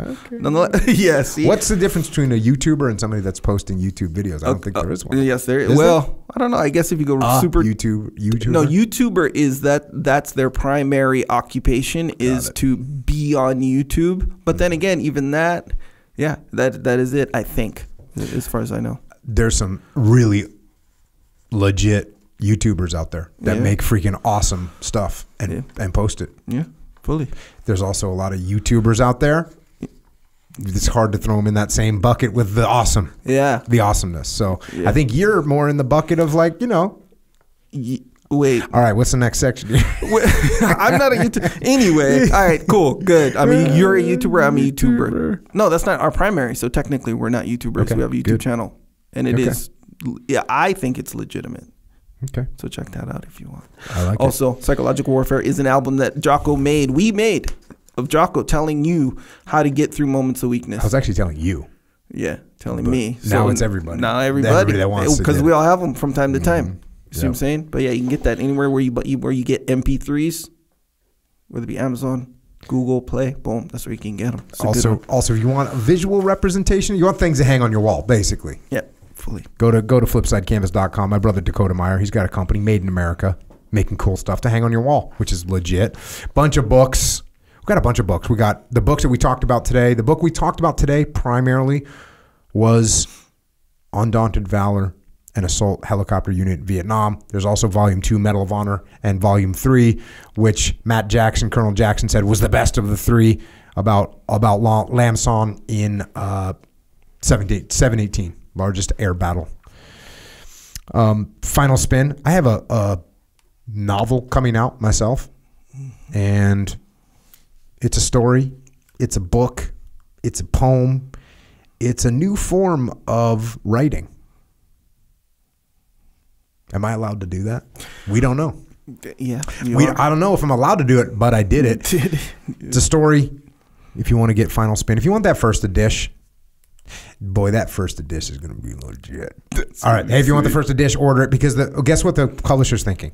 The publisher's like, well, Jocko, you mostly write books about leadership, so, what's this thing over here? They're not going to print enough. They're not going to print enough. And then it'll come out, and you'll be mad because you got the third edition. Brutal. Shame. Just shame. Leadership Strategy and Tactics Field Manual, the Code, the Evaluation, the Protocols, Discipline Equals Freedom Field Manual, Way of the Warrior Kid 1, 2, 3, and 4. Mikey and the Dragons, About Face. This is getting to be a long list, isn't it? Yes, sir. And then the original books, Extreme Ownership and the Dichotomy of Leadership, that I wrote with my brother Leif Babin. Also, we have Echelon Front, which is our leadership consulting company. We solve problems through leadership. Go to echelonfront.com if you want us to help inside your company. We have EF Online, which is online training for leadership. You can get your whole organization into the game. Go to efonline.com for that. Muster our leadership events. We are executing. We didn't execute in 2020. There was the virus and whatnot. We are about to execute one in 2020, and guess what happened? I got the virus. I got it. I had Miss Rona. Yeah. And so when I had Miss Rona, I couldn't go spread it to everybody. So we didn't execute any in 2021. We are 100% executing in 2021. Orlando, May 25th and 26th. Phoenix, August 17th and 18th. And Las Vegas, October 28th and 29th. Go to extremeownership.com. Everything that we've done has sold out. These are going to sell out too, especially because we got a little less people for social distancing and whatnot. So less seats. So they're going to sell out. If you want to come, go to extremeownership.com ASAP. We have EF Battlefield, which is us for this particular one. The next one we've got up is us walking the battlefield at Gettysburg. This is a small number of people attending, very small. It's like 35 people. So if you want to come, go to echelonfront.com/events. You can sign up for that, or you can sign up for the FTX. We do combat missions, simulated combat missions to teach leadership. Awesome stuff. If you want to help service members, active and retired, if you want to help their families, if you want to help Gold Star families, check out Mark Lee's mom. Mama Lee, she's got a charity organization, and if you want to donate or you want to get involved, go to americasmightywarriors.org. And if you want any more, I mean, if you just feel like you need more of my protracted pontifications, or you need more of Echo's confounding catechisms, you can find us on the interwebs, on Twitter, on the gram, or on that Facebook. Echo's at Echo Charles, and I am at Jocko Willink. And thanks once again to Colonel Matt Jackson for joining us and for writing these books, but most important, for his service to America. And we will not forget the fallen soldiers of the 227th Assault Helicopter Battalion. Freedom is not free. And thanks to all the other men and women out there in uniform who are always on watch and ready to protect and defend our way of life. And that includes not only the military, but also police and law enforcement, firefighters, paramedics, EMTs, dispatchers, correctional officers, border patrol, Secret Service, and all the other first responders. Thank you for protecting and defending us as well. And to everyone else, remember the price that was paid for our freedom. And in the book, Undaunted Valor, there's a part that I did not read today. This is where Dan Corey and his team fly to an outstation to pick up some bodies of 2 soldiers that were killed in action. And they arrive on scene. And the 2 fallen servicemen, wrapped in ponchos, are loaded onto the old Huey Warbird.